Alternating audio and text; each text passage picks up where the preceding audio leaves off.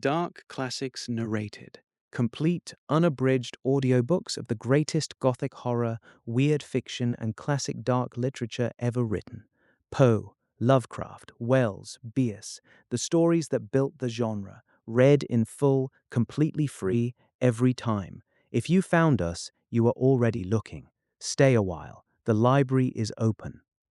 Published in 1907, William Hope Hodgson's The Boats of the Glen Carrig drifts through the fog-bound silence of the open ocean, where waves stretch endlessly beneath a bruised sky. The narrative lingers in the salt-heavy air and creaking wood of small craft adrift, evoking an atmosphere of profound isolation and creeping unease. Distant horizons and the slow rhythm of the sea hint at mysteries that lie beyond the reach of charts. Chapter 1. The Land of Lonesomeness. Being an account of their adventures in the strange places of the earth after the foundering of the good ship Glen Carrig through striking upon a hidden rock in the unknown seas to the southward, as told by John Winterstraw, Gent, to his son James Winterstraw in the year 1757, and by him committed very properly and legibly to manuscript. 1907, Madre Mia. People may say thou art no longer young, and yet to me thy youth was yesterday, a yesterday that seems still mingled with my dreams. Ah, how the years have o'er thee flung their soft mantilla, grey, and e'en to them thou art not over old. How couldst thou be? Thy hair has scarcely lost its deep old glorious dark, thy face is scarcely lined, no mark destroys its calm serenity, like gold of evening light, when winds scarce stir, the sole light of thy face is pure as prayer. Now we had been 5 days in the boats, and in all this time made no discovering of land. Then, upon the morning of the 6th day, came there a cry from the boatswain, who had the command of the lifeboat, that there was something which might be land afar upon our larboard bow, but it was very low lying, and none could tell whether it was land or but a morning cloud. Yet, because there was the beginning of hope within our hearts, we pulled wearily towards it, and thus, in about an hour, discovered it to be indeed the coast of some flat country. Then, it might be a little after the hour of midday, we had come so close to it that we could distinguish with ease what manner of land lay beyond the shore, and thus we found it to be of an abominable flatness, desolate beyond all that I could have imagined. Here and there it appeared to be covered with clumps of queer vegetation, though whether they were small trees or great bushes I had no means of telling, but this I know, that they were like unto nothing which ever I had set eyes upon before. So much as this I gathered as we pulled slowly along the coast, seeking an opening whereby we could pass inward to the land, but a weary time passed or ere we came upon that which we sought. Yet, in the end, we found it, a slimy banked creek, which proved to be the estuary of a great river, though we spoke of it always as a creek. Into this we entered, and proceeded at no great pace upwards along its winding course, and as we made forward, we scanned the low banks upon each side. Perchance there might be some spot where we could make to land, but we found none, the banks being composed of a vile mud, which gave us no encouragement to venture rashly upon them. Now, having taken the boat something over a mile up the great creek, we came upon the first of that vegetation which I had chanced to notice from the sea, and here, being within some score yards of it, we were the better able to study it. Thus I found that it was indeed composed largely of a sort of tree, very low and stunted, and having what might be described as an unwholesome look about it.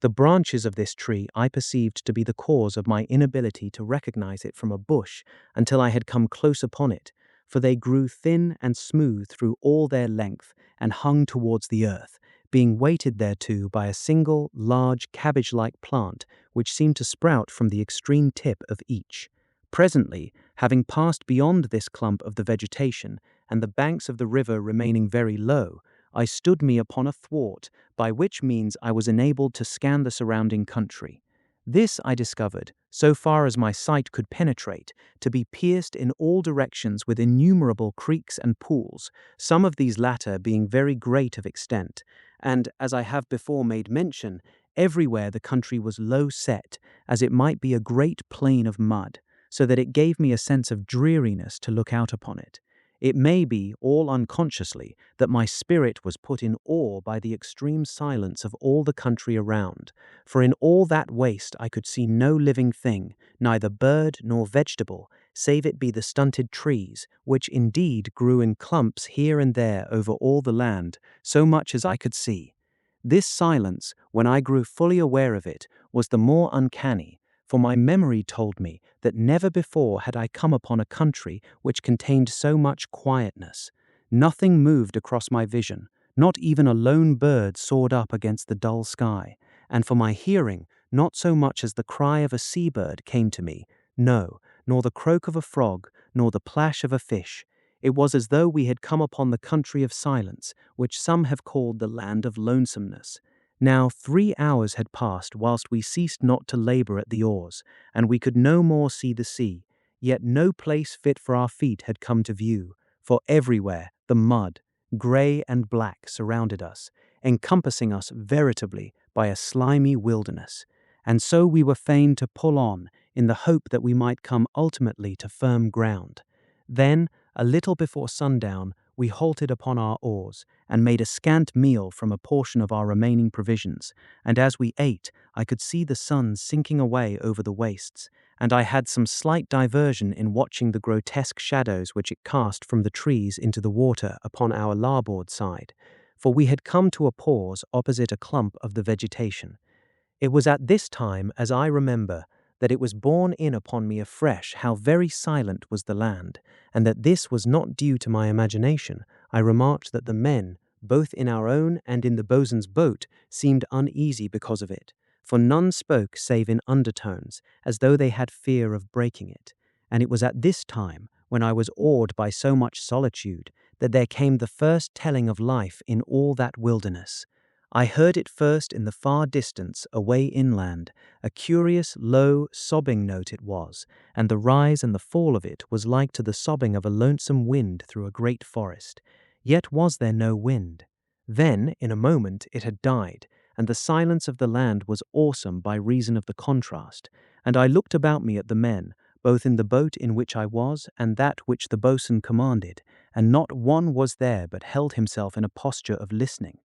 In this wise a minute of quietness passed, and then one of the men gave out a laugh, born of the nervousness which had taken him. The boatswain muttered to him to hush, and in the same moment there came again the plaint of that wild sobbing, and abruptly it sounded away on our right, and immediately was caught up, as it were, and echoed back from some place beyond us, afar up the creek. At that I got me upon a thwart, intending to take another look over the country about us, but the banks of the creek had become higher. Moreover, the vegetation acted as a screen, even had my stature and elevation enabled me to overlook the banks. And so, after a little while, the crying died away, and there was another silence. Then, as we sat each one harking for what might next befall, George, the youngest prentice boy, who had his seat beside me, plucked me by the sleeve, inquiring in a troubled voice whether I had any knowledge of that which the crying might portend. But I shook my head, telling him that I had no knowing beyond his own, though, for his comfort, I said that it might be the wind. Yet at that he shook his head, for indeed it was plain that it could not be by such agency, for there was a stark calm. Now I had scarce made an end of my remark, when again the sad crying was upon us. It appeared to come from far up the creek, and from far down the creek, and from inland and the land between us and the sea. It filled the evening air with its doleful wailing, and I remarked that there was in it a curious sobbing, most human in its despairful crying, and so awesome was the thing that no man of us spoke, for it seemed that we harked to the weeping of lost souls. And then, as we waited fearfully, the sun sank below the edge of the world, and the dusk was upon us. And now a more extraordinary thing happened, for as the night fell with swift gloom, the strange wailing and crying was hushed, and another sound stole out upon the land, a far, sullen growling. At the first, like the crying, it came from far inland, but was caught up speedily on all sides of us, and presently the dark was full of it, and it increased in volume, and strange trumpetings flared across it. Then, though with slowness, it fell away to a low, continuous growling, and in it there was that which I can only describe as an insistent, hungry snarl. Aye, no other word of which I have knowledge so well describes it as that. A note of hunger, most awesome to the ear. And this, more than all the rest of those incredible voicings, brought terror into my heart. Now, as I sat listening, George gripped me suddenly by the arm, declaring in a shrill whisper that something had come among the clump of trees upon the left-hand bank. Of the truth of this, I had immediately a proof, for I caught the sound of a continuous rustling among them, and then a nearer note of growling, as though a wild beast purred at my elbow.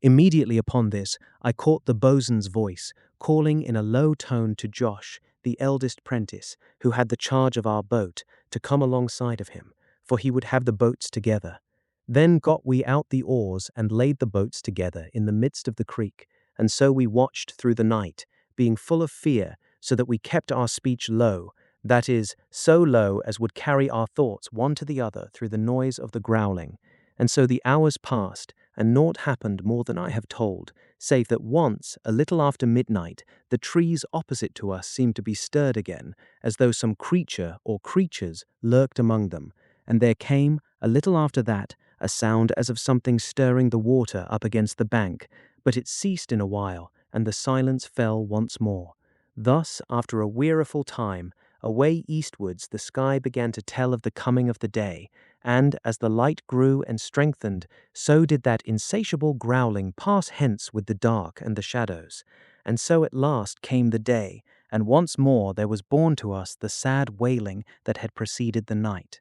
For a certain while it lasted, rising and falling most mournfully over the vastness of the surrounding wastes, until the sun was risen some degrees above the horizon, after which it began to fail, dying away in lingering echoes, most solemn to our ears. And so it passed, and there came again the silence that had been with us in all the daylight hours. Now, it being day, the boatswain bade us make such sparse breakfast as our provender allowed, after which, having first scanned the banks to discern if any fearful thing were visible, we took again to our oars, and proceeded on our upward journey, for we hoped presently to come upon a country where life had not become extinct, and where we could put foot to honest earth. Yet, as I have made mention earlier, the vegetation, where it grew, did flourish most luxuriantly, so that I am scarce correct when I speak of life as being extinct in that land. For indeed, now I think of it, I can remember that the very mud from which it sprang seemed veritably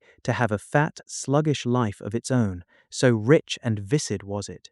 Presently it was midday, yet was there but little change in the nature of the surrounding wastes, though it may be that the vegetation was something thicker and more continuous along the banks. But the banks were still of the same thick, clinging mud, so that nowhere could we effect a landing, though had we, the rest of the country beyond the banks seemed no better. And all the while, as we pulled, we glanced continuously from bank to bank, and those who worked not at the oars were fain to rest a hand by their sheath knives, for the happenings of the past night were continually in our minds, and we were in great fear, so that we had turned back to the sea, but that we had come so nigh to the end of our provisions.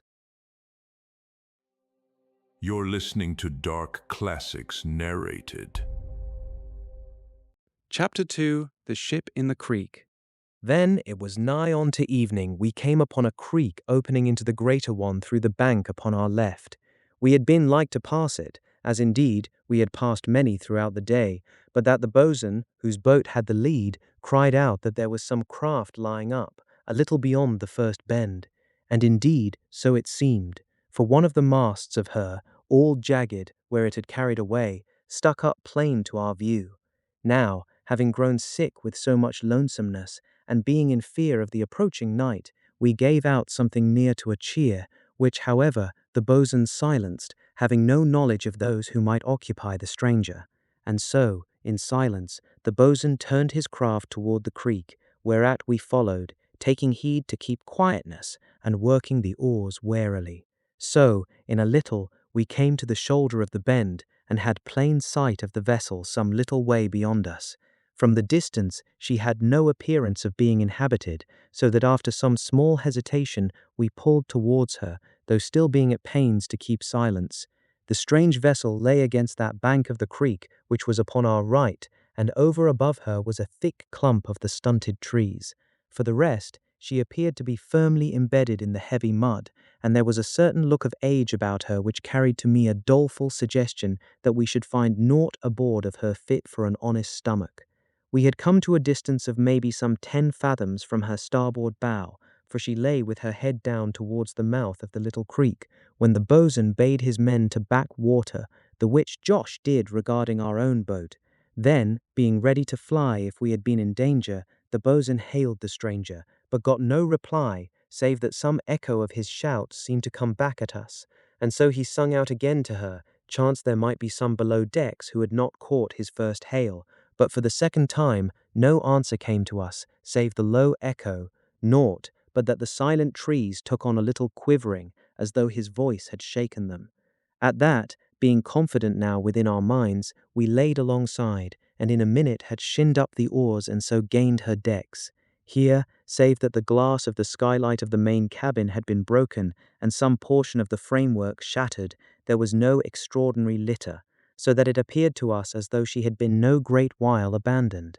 So soon as the boatswain had made his way up from the boat, he turned aft toward the scuttle, the rest of us following. We found the leaf of the scuttle pulled forward to within an inch of closing, and so much effort did it require of us to push it back that we had immediate evidence of a considerable time since any had gone down that way. However, it was no great while before we were below, and here we found the main cabin to be empty, save for the bare furnishings. From it there opened off 2 staterooms at the forward end and the captain's cabin in the after part, and in all of these we found matters of clothing and sundries such as proved that the vessel had been deserted, apparently in haste. In further proof of this we found in a drawer in the captain's room a considerable quantity of loose gold, the which it was not to be supposed would have been left by the free will of the owner.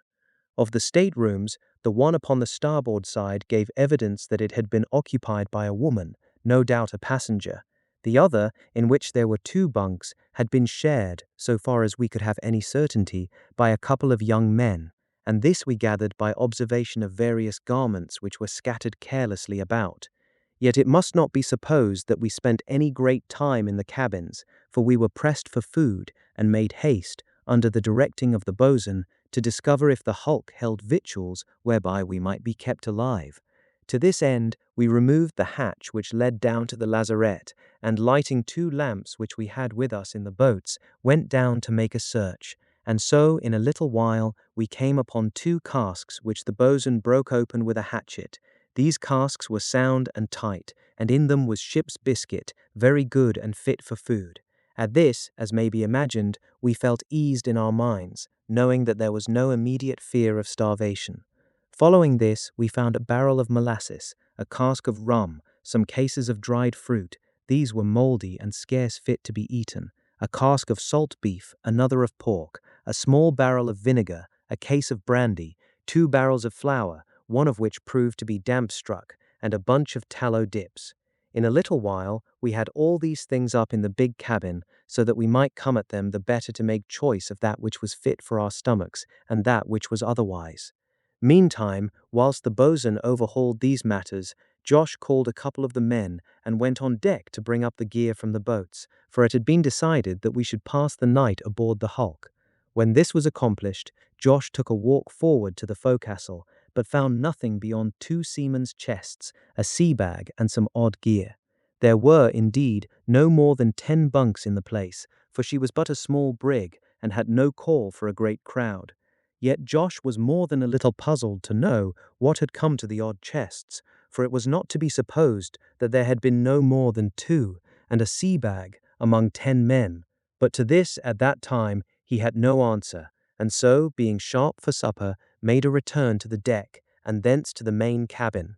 Now, while he had been gone, the boatswain had set the men to clearing out the main cabin, after which he had served out 2 biscuits apiece all round, and a tot of rum. To Josh, when he appeared, he gave the same, and in a little we called a sort of council, being sufficiently stayed by the food to talk. Yet, before we came to speech, we made shift to light our pipes, for the boatswain had discovered a case of tobacco in the captain's cabin, and after this we came to the consideration of our position. We had provender, so the boatswain calculated, to last us for the better part of 2 months, and this without any great stint, but we had yet to prove if the brig held water in her casks, for that in the creek was brackish, even so far as we had penetrated from the sea, else we had not been in need. To the charge of this, the boatswain set Josh along with 2 of the men. Another he told to take charge of the galley, so long as we were in the hulk. But for that night, he said we had no need to do aught, for we had sufficient of water in the boat's breakers to last us till the morrow. And so, in a little, the dusk began to fill the cabin, but we talked on, being greatly content with our present ease and the good tobacco which we enjoyed.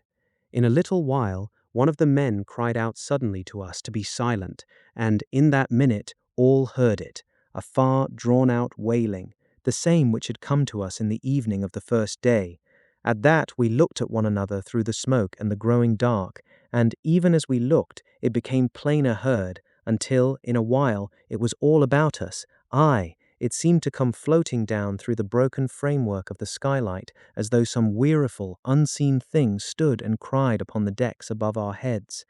Now through all that crying, none moved. None, that is, save Josh and the boatswain, and they went up into the scuttle to see whether anything was in sight, but they found nothing, and so came down to us, for there was no wisdom in exposing ourselves, unarmed as we were, save for our sheath knives. And so, in a little, the night crept down upon the world, and still we sat within the dark cabin, none speaking, and knowing of the rest only by the glows of their pipes. All at once there came a low, muttered growl, stealing across the land, and immediately the crying was quenched in its sullen thunder. It died away, and there was a full minute of silence. Then, once more it came, and it was nearer and more plain to the ear.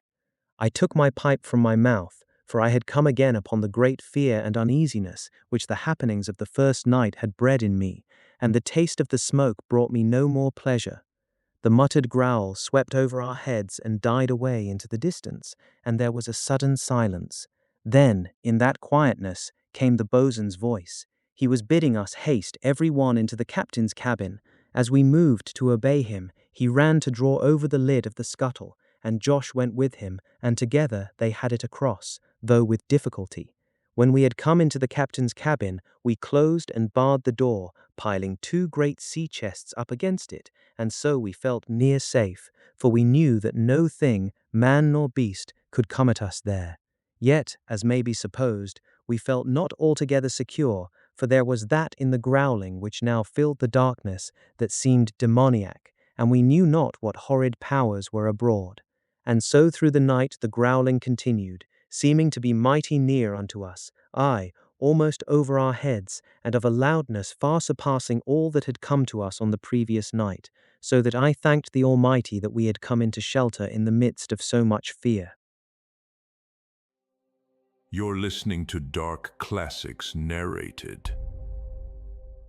Chapter 3. The Thing That Made Search Now. At times I fell upon sleep, as did most of the others, but for the most part I lay half sleeping and half waking, being unable to attain to true sleep by reason of the everlasting growling above us in the night and the fear which it bred in me. Thus it chanced that just after midnight I caught a sound in the main cabin beyond the door, and immediately I was fully waked. I sat me up and listened, and so became aware that something was fumbling about the deck of the main cabin. At that, I got to my feet and made my way to where the boatswain lay, meaning to waken him if he slept, but he caught me by the ankle as I stooped to shake him, and whispered to me to keep silence, for he too had been aware of that strange noise of something fumbling beyond in the big cabin. In a little, we crept both of us so close to the door as the chests would allow, and there we crouched, listening, but could not tell what manner of thing it might be which produced so strange a noise, for it was neither shuffling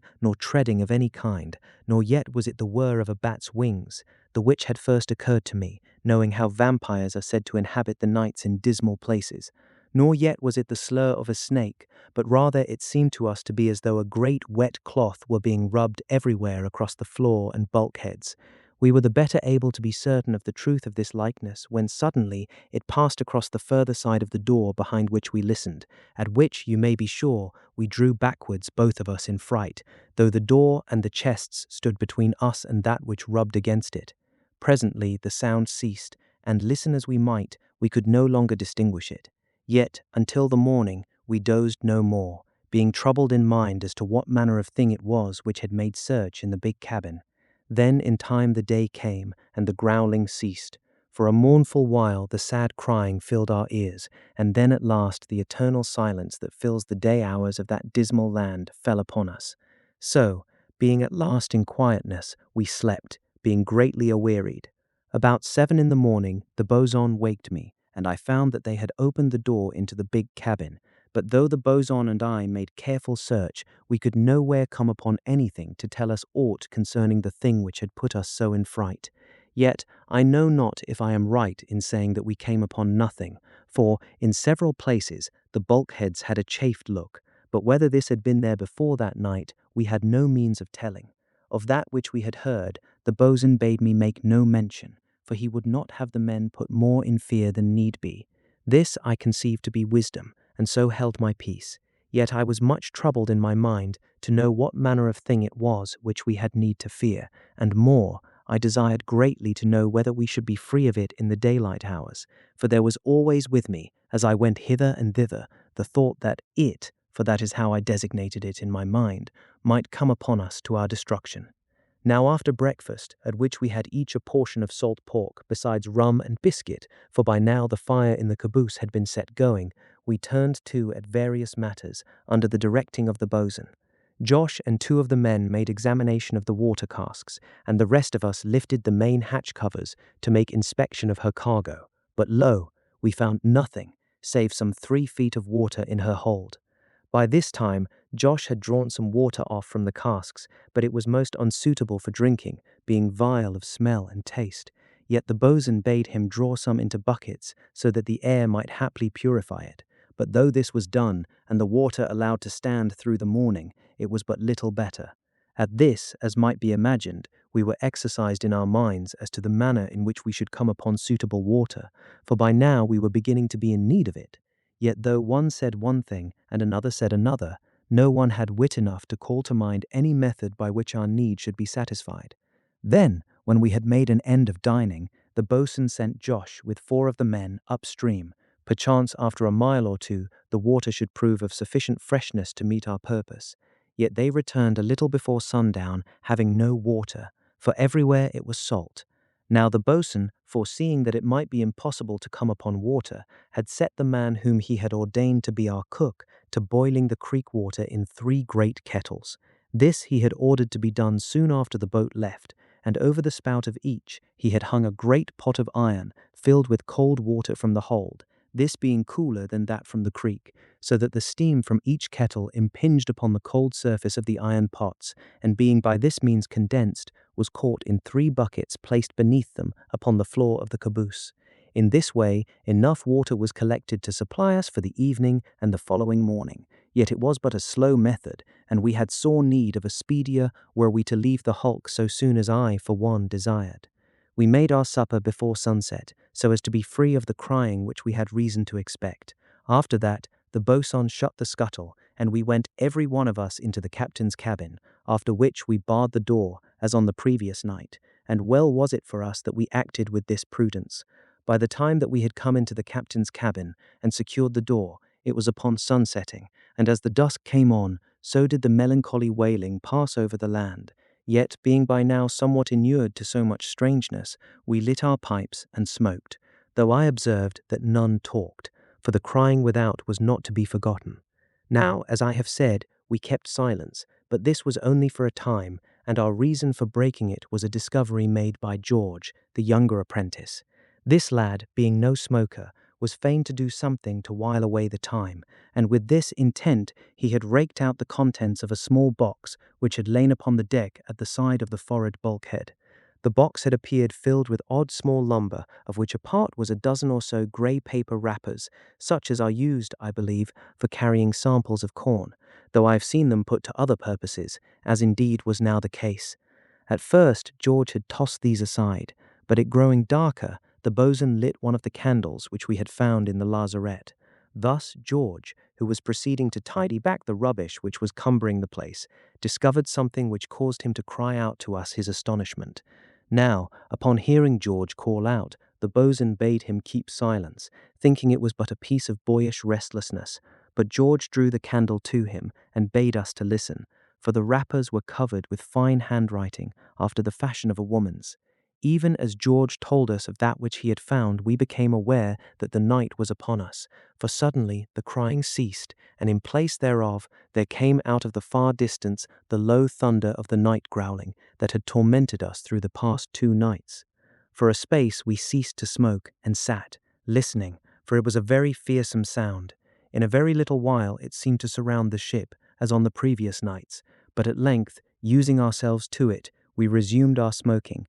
and bade George to read out to us from the writing upon the paper wrappers. Then George, though shaking somewhat in his voice, began to decipher that which was upon the wrappers, and a strange and awesome story it was, and bearing much upon our own concerns.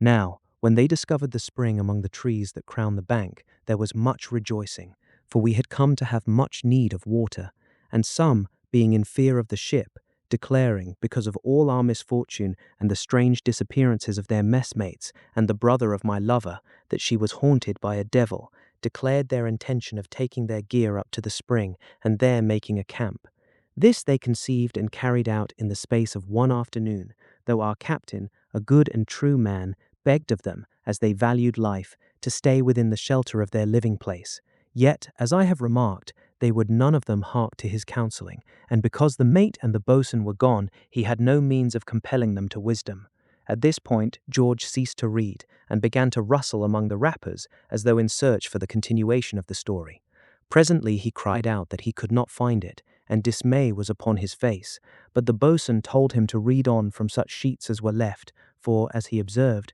we had no knowledge if more existed, and we were fain to know further of that spring, which, from the story, appeared to be over the bank near to the vessel. George, being thus adjured, picked up the topmost sheet, for they were, as I heard him explain to the boatswain, all oddly numbered, and having but little reference one to the other. Yet we were mightily keen to know even so much as such odd scraps might tell unto us, whereupon George read from the next wrapper, which ran thus: Now suddenly I heard the captain cry out that there was something in the main cabin, and immediately my lover's voice calling to me to lock my door, and on no condition to open it. Then the door of the captain's cabin slammed, and there came a silence, and the silence was broken by a sound. Now this was the first time that I had heard the thing make search through the big cabin, but afterwards my lover told me it had happened aforetime, and they had told me naught, fearing to frighten me needlessly, though now I understood why my lover had bidden me never to leave my stateroom door unbolted in the night time.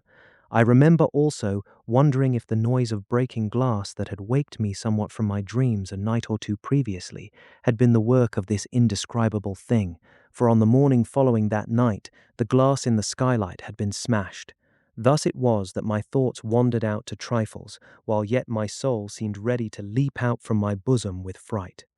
I had, by reason of usage, come to ability to sleep despite of the fearsome growling, for I had conceived its cause to be the mutter of spirits in the night, and had not allowed myself to be unnecessarily frightened with doleful thoughts, for my lover had assured me of our safety, and that we should yet come to our home. And now, beyond my door, I could hear that fearsome sound of the thing searching.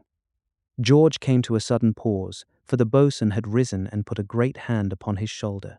The lad made to speak, but the boatswain beckoned to him to say no word, and at that we, who had grown to nervousness through the happenings in the story, began every one to listen. Thus we heard a sound which had escaped us in the noise of the growling without the vessel and the interest of the reading.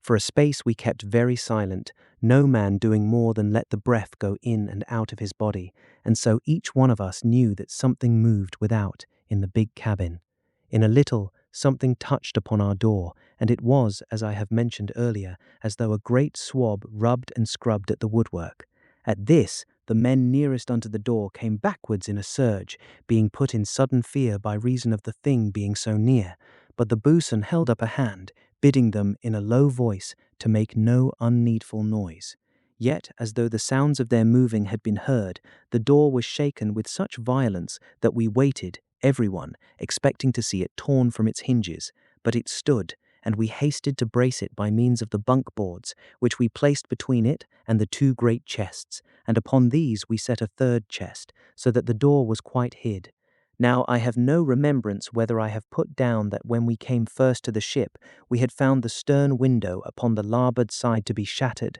but so it was, and the boatswain had closed it by means of a teak wood cover, which was made to go over it in stormy weather, with stout battens across, which were set tight with wedges. This he had done upon the first night, having fear that some evil thing might come upon us through the opening, and very prudent was this same action of his, as shall be seen. Then George cried out that something was at the cover of the larboard window, and we stood back, growing ever more fearful because that some evil creature was so eager to come at us. But the boatswain, who was a very courageous man and calm withal, walked over to the closed window and saw to it that the battens were secure, for he had knowledge sufficient to be sure, if this were so, that no creature with strength less than that of a whale could break it down, and in such case its bulk would assure us from being molested. Then, even as he made sure of the fastenings, there came a cry of fear from some of the men, for there had come at the glass of the unbroken window a reddish mass, which plunged up against it, sucking upon it, as it were. Then Josh, who was nearest to the table, caught up the candle and held it towards the thing. Thus I saw that it had the appearance of a many-flapped thing, shaped as it might be out of raw beef, but it was alive. At this we stared, everyone being too bemused with terror to do aught to protect ourselves, even had we been possessed of weapons. And as we remained thus an instant, like silly sheep awaiting the butcher, I heard the framework creak and crack, and there ran splits all across the glass. In another moment the whole thing would have been torn away, and the cabin undefended, but that the boatswain, with a great curse at us for our landlubberly lack of use, seized the other cover and clapped it over the window. At that, there was more help than could be made to avail, and the battens and wedges were in place in a trice. That this was no sooner accomplished than need be, we had immediate proof, for there came a rending of wood and a splintering of glass, and after that a strange yowling out in the dark, and the yowling rose above and drowned the continuous growling that filled the night. In a little it died away, and in the brief silence that seemed to ensue, we heard a slobby fumbling at the teak cover, but it was well secured, and we had no immediate cause for fear. You're listening to Dark Classics Narrated. Chapter 4. The two faces of the remainder of that night. I have but a confused memory. At times we heard the door shaken behind the great chests, but no harm came to it, and odd whiles there was a soft thudding and rubbing upon the decks over our heads, and once, as I recollect, the thing made a final try at the teak covers across the windows. But the day came at last, and found me sleeping. Indeed, we had slept beyond the noon, but that the boatswain, mindful of our needs, waked us, and we removed the chests. Yet, for perhaps the space of a minute, none durst open the door, until the boatswain bid us stand to one side. We faced about at him then, and saw that he held a great cutlass in his right hand. He called to us that there were 4 more of the weapons, and made a backward motion with his left hand towards an open locker. At that, as might be supposed, we made some haste to the place to which he pointed, and found that, among some other gear, there were 3 more weapons such as he held, but the 4th was a straight cut and thrust, and this I had the good fortune to secure. Being now armed, we ran to join the boatswain, for by this he had the door open and was scanning the main cabin. I would remark here how a good weapon doth seem to put heart into a man, for I, who but a few short hours since had feared for my life, was now right full of lustiness and fight, which, mayhap, was no matter for regret. From the main cabin, the boatswain led up onto the deck, and I remember some surprise at finding the lid of the scuttle even as we had left it the previous night, but then I recollected that the skylight was broken and there was access to the big cabin that way. Yet I questioned within myself as to what manner of thing it could be which ignored the convenience of the scuttle and descended by way of the broken skylight. We made a search of the decks and forecastle, but found nothing, and after that the boatswain stationed 2 of us on guard, whilst the rest went about such duties as were needful. In a little we came to breakfast, and after that we prepared to test the story upon the sample wrappers and see perchance whether there was indeed a spring of fresh water among the trees. Now between the vessel and the trees lay a slope of the thick mud against which the vessel rested. To have scrambled up this bank had been next to impossible by reason of its fat richness, for indeed it looked fit to crawl, but that Josh called out to the boatswain that he had come upon a ladder lashed across the fark's head. This was brought, also several hatch covers. The latter were placed first upon the mud, and the ladder laid upon them, by which means we were enabled to pass up to the top of the bank without contact with the mud. Here we entered at once among the trees, for they grew right up to the edge, but we had no trouble in making a way, for they were nowhere close together, but standing rather each one in a little open space by itself. We had gone a little way among the trees when suddenly one who was with us cried out that he could see something away on our right, and we clutched every one his weapon the more determinedly and went towards it. Yet it proved to be but a seaman's chest, and a space further off we discovered another. And so, after a little walking, we found the camp, but there was small semblance of a camp about it, for the sail of which the tent had been formed was all torn and stained, and lay muddy upon the ground. Yet the spring was all we had wished, clear and sweet, and so we knew we might dream of deliverance. Now, upon our discovery of the spring, it might be thought that we should set up a shout to those upon the vessel, but this was not so, for there was something in the air of the place which cast a gloom upon our spirits, and we had no disinclination to return unto the vessel. Upon coming to the brig, the boatswain called to 4 of the men to go down into the boats and pass up the breakers. Also, he collected all the buckets belonging to the brig, and forthwith each of us was set to our work. Some, those with the weapons, entered into the wood and gave down the water to those stationed upon the bank, and these, in turn, passed it to those in the vessel. To the man in the galley, the boatswain gave command to fill a boiler with some of the most select pieces of the pork and beef from the casks, and get them cooked so soon as might be. And so we were kept at it, for it had been determined, now that we had come upon water, that we should stay not an hour longer in that monster-ridden craft, and we were all agog to get the boats revictualled and put back to the sea, from which we had too gladly escaped. So we worked through all that remainder of the morning, and right on into the afternoon, for we were in mortal fear of the coming dark. Towards 4 o'clock, the boatswain sent the man, who had been set to do our cooking, up to us with slices of salt meat upon biscuits, and we ate as we worked, washing our throats with water from the spring, and so, before the evening, we had filled our breakers, and near every vessel which was convenient for us to take in the boats. More, some of us snatched the chance to wash our bodies, for we were sore with brine, having dipped in the sea to keep down thirst as much as might be. Now, though it had not taken us so great a while to make a finish of our water carrying if matters had been more convenient, yet because of the softness of the ground under our feet, and the care with which we had to pick our steps, and some little distance between us and the brig, it had grown later than we desired before we had made an end. Therefore, when the boatswain sent word that we should come aboard and bring our gear, we made all haste. Thus, as it chanced, I found that I had left my sword beside the spring, having placed it there to have 2 hands for the carrying of one of the breakers. At my remarking my loss, George, who stood near, cried out that he would run for it, and was gone in a moment, being greatly curious to see the spring.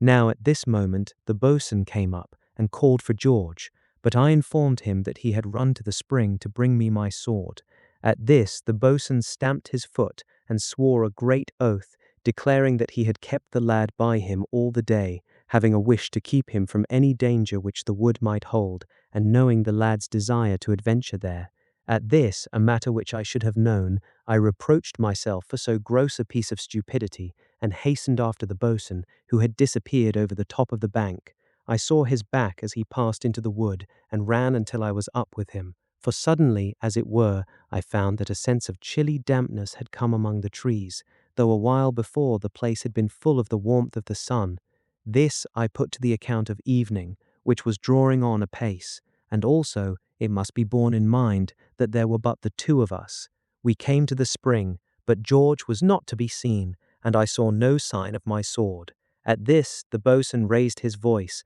and cried out the lad's name. Once he called, and again. Then at the second shout, we heard the boy's shrill halloo from some distance ahead among the trees. At that, we ran towards the sound, plunging heavily across the ground, which was everywhere covered with a thick scum that clogged the feet in walking. As we ran, we hallooed, and so came upon the boy, and I saw that he had my sword. The boatswain ran towards him and caught him by the arm, speaking with anger and commanding him to return with us immediately to the vessel. But the lad, for reply, pointed with my sword, and we saw that he pointed at what appeared to be a bird against the trunk of one of the trees. This, as I moved closer, I perceived to be a part of the tree and no bird, but it had a very wondrous likeness to a bird, so much so that I went up to it to see if my eyes had deceived me. Yet it seemed no more than a freak of nature, though most wondrous in its fidelity, being but an excrescence upon the trunk. With a sudden thought that it would make me a curio, I reached up to see whether I could break it away from the tree, but it was above my reach, so that I had to leave it. Yet one thing I discovered, for in stretching towards the protuberance, I had placed a hand upon the tree, and its trunk was soft as pulp under my fingers, much after the fashion of a mushroom.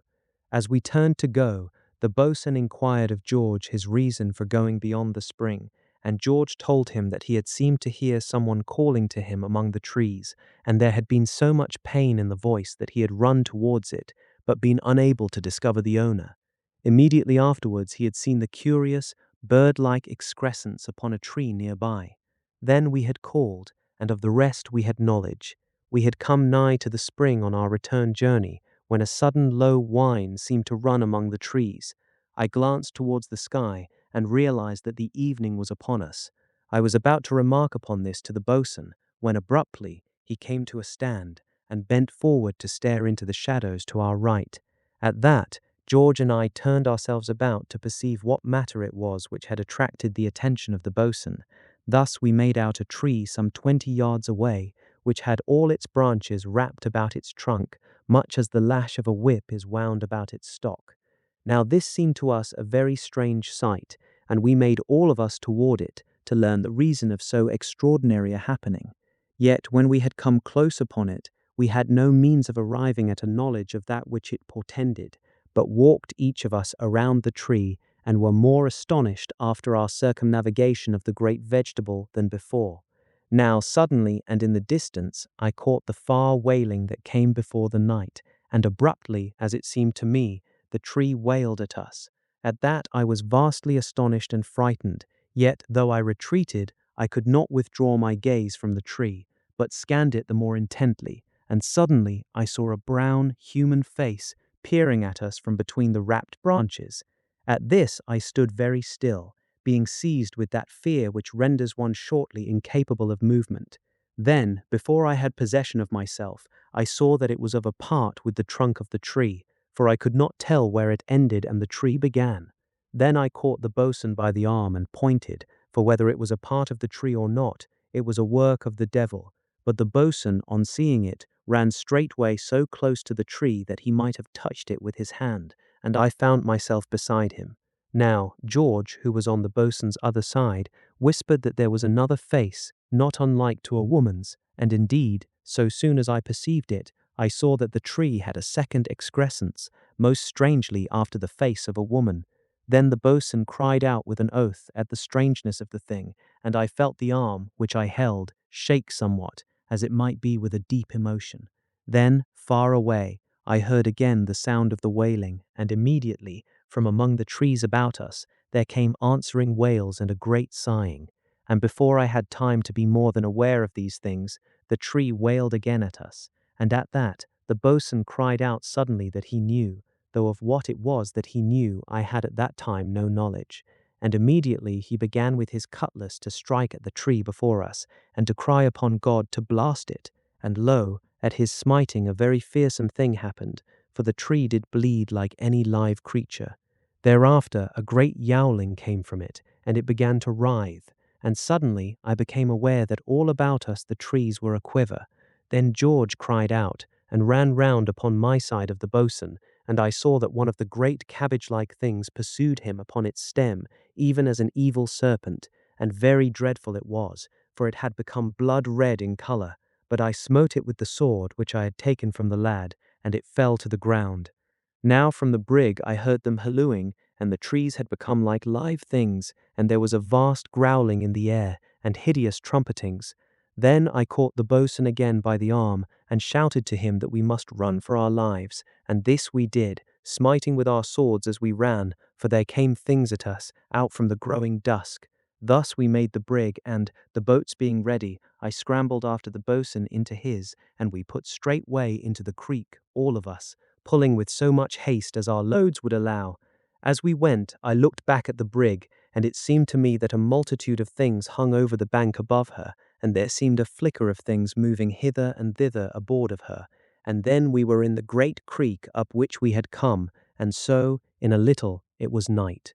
All that night we rowed, keeping very strictly to the centre of the big creek, and all about us bellowed the vast growling, being more fearsome than ever I had heard it, until it seemed to me that we had waked all that land of terror to a knowledge of our presence. But when the morning came, so good a speed had we made, what with our fear and the current being with us, that we were nigh upon the open sea, whereat each one of us raised a shout, feeling like freed prisoners. And so, full of thankfulness to the Almighty, we rowed outward to the sea.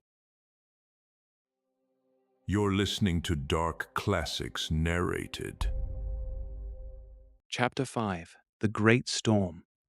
Now, as I have said, we came at last in safety to the open sea, and so for a time had some degree of peace, though it was long ere we threw off all of the terror which the land of lonesomeness had cast over our hearts. And one more matter there is regarding that land, which my memory recalls. It will be remembered that George found certain wrappers upon which there was writing. Now, in the haste of our leaving, he had given no thought to take them with him, yet a portion of one he found within the side pocket of his jacket, and it ran somewhat thus: "But I hear my lover's voice wailing in the night, and I go to find him, for my loneliness is not to be borne. May God have mercy upon me." And that was all. For a day and a night we stood out from the land towards the north, having a steady breeze to which we set our lug sails, and so made very good way, the sea being quiet, though with a slow, lumbering swell from the southward. It was on the morning of the second day of our escape that we met with the beginnings of our adventure into the silent sea, the which I am about to make as clear as I am able.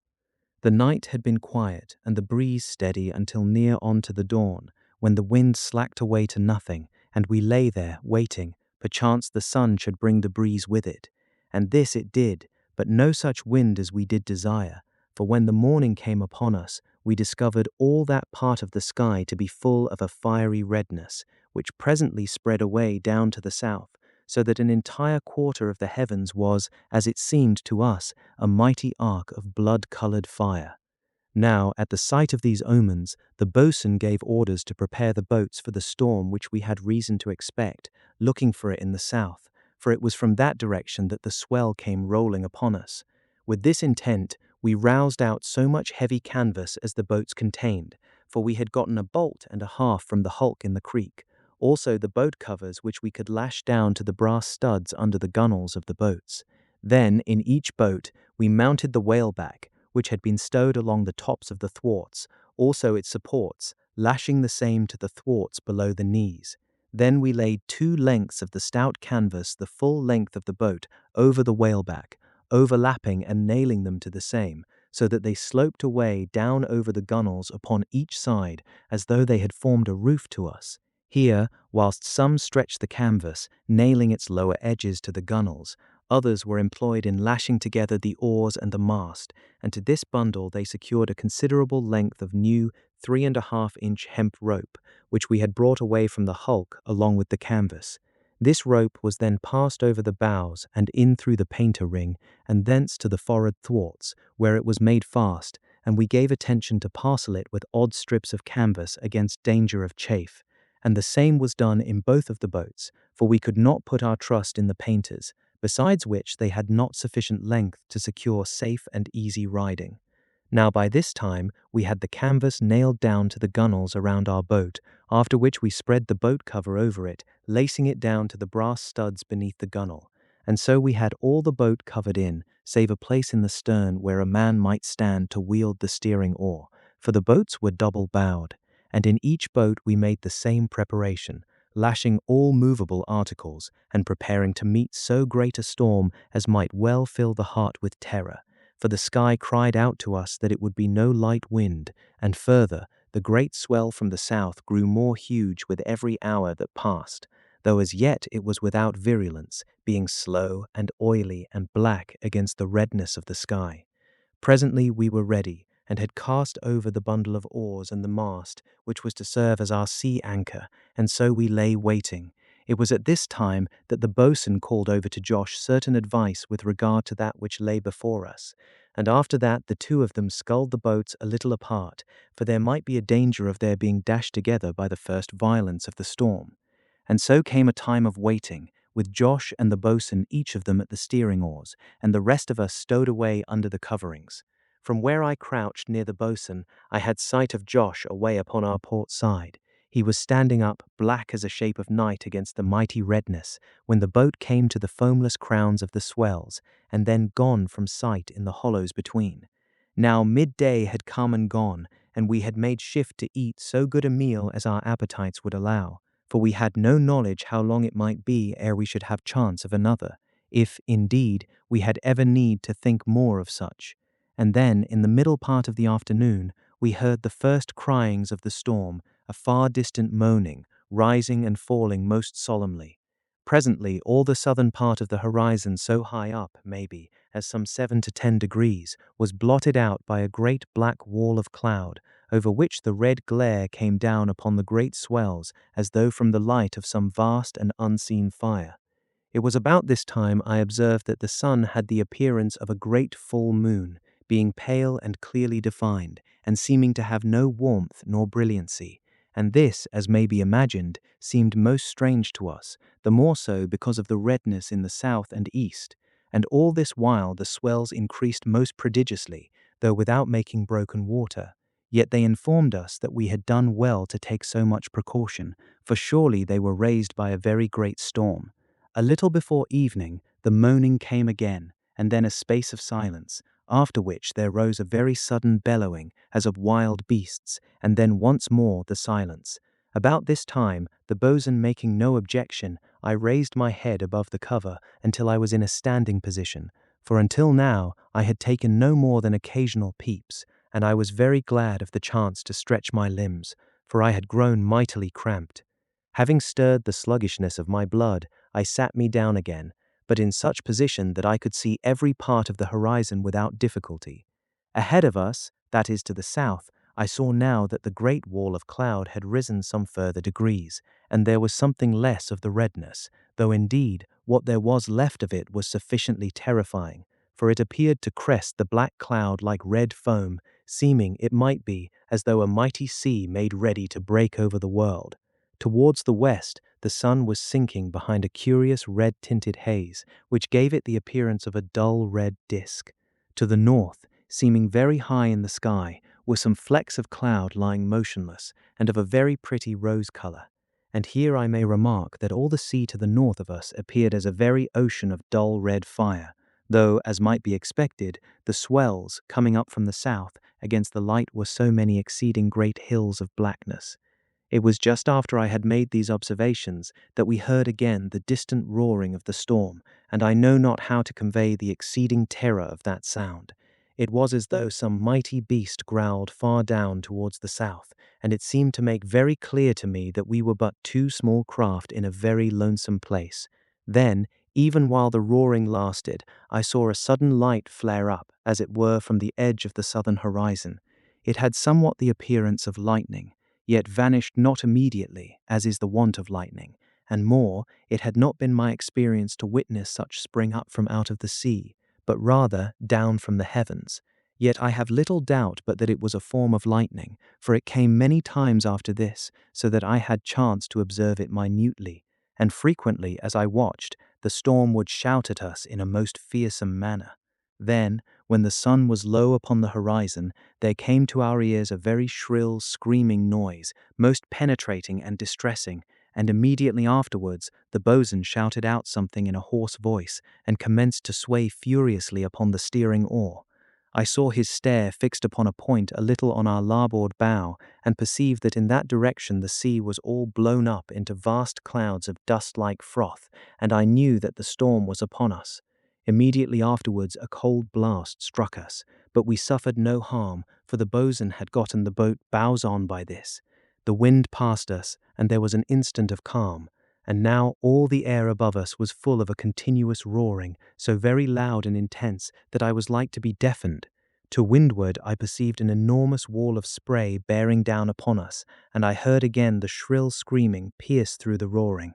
Then the boatswain whipped in his oar under the cover, and reaching forward, drew the canvas aft, so that it covered the entire boat, and he held it down against the gunwale upon the starboard side, shouting in my ear to do likewise upon the larboard. Now had it not been for this forethought on the part of the boatswain, we had been all dead men. And this may be the better believed when I explain that we felt the water falling upon the stout canvas overhead, tons and tons, though so beaten to froth as to lack solidity to sink or crush us. I have said felt, for I would make it so clear as may be, here once and for all, that so intense was the roaring and screaming of the elements, there could no sound have penetrated to us, no, not the pealing of mighty thunders. And so for the space of maybe a full minute the boat quivered and shook most vilely, so that she seemed like to have been shaken in pieces, and from a dozen places between the gunwale and the covering canvas the water spurted in upon us. And here one other thing I would make mention of.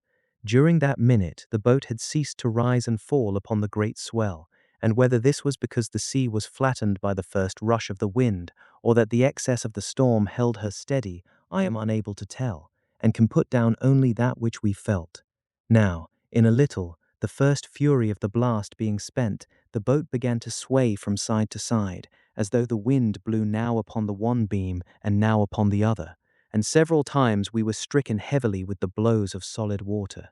But presently this ceased, and we returned once again to the rise and fall of the swell, only that now we received a cruel jerk every time that the boat came upon the top of a sea, and so a while passed. Towards midnight, as I should judge, there came some mighty flames of lightning, so bright that they lit up the boat through the double covering of canvas, yet no man of us heard aught of the thunder, for the roaring of the storm made all else a silence, and so to the dawn, after which, finding that we were still, by the mercy of God, possessed of our lives, we made shift to eat and drink, after which we slept.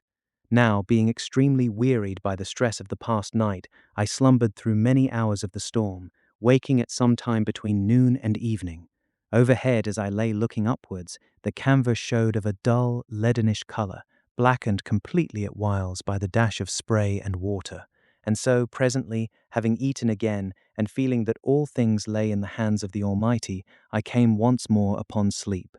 Twice through the following night was I wakened by the boat being hurled upon her beam ends by the blows of the seas, but she righted easily, and took scarce any water, the canvas proving a very roof of safety. And so the morning came again. Being now rested, I crawled after to where the boatswain lay, and the noise of the storm lulling odd instants, shouted in his ear to know whether the wind was easing at whiles. To this he nodded, whereat I felt a most joyful sense of hope pulse through me, and ate such food as could be gotten with a very good relish. In the afternoon the sun broke out suddenly, lighting up the boat most gloomily through the wet canvas, yet a very welcome light it was, and bred in us a hope that the storm was near to breaking. In a little the sun disappeared, but presently it coming again, the boatswain beckoned to me to assist him, and we removed such temporary nails as we had used to fasten down the after part of the canvas, and pushed back the covering a space sufficient to allow our heads to go through into the daylight. On looking out, I discovered the air to be full of spray, beaten as fine as dust, and then, before I could note aught else, a little gout of water took me in the face with such force as to deprive me of breath, so that I had to descend beneath the canvas for a little while. So soon as I was recovered, I thrust forth my head again, and now I had some sight of the terrors around us. As each huge sea came towards us, the boat shot up to meet it, right up to its very crest, and there, for the space of some instants, we would seem to be swamped in a very ocean of foam, boiling up on each side of the boat to the height of many feet. Then, the sea passing from under us, we would go swooping dizzily down the great black froth-splotched back of the wave,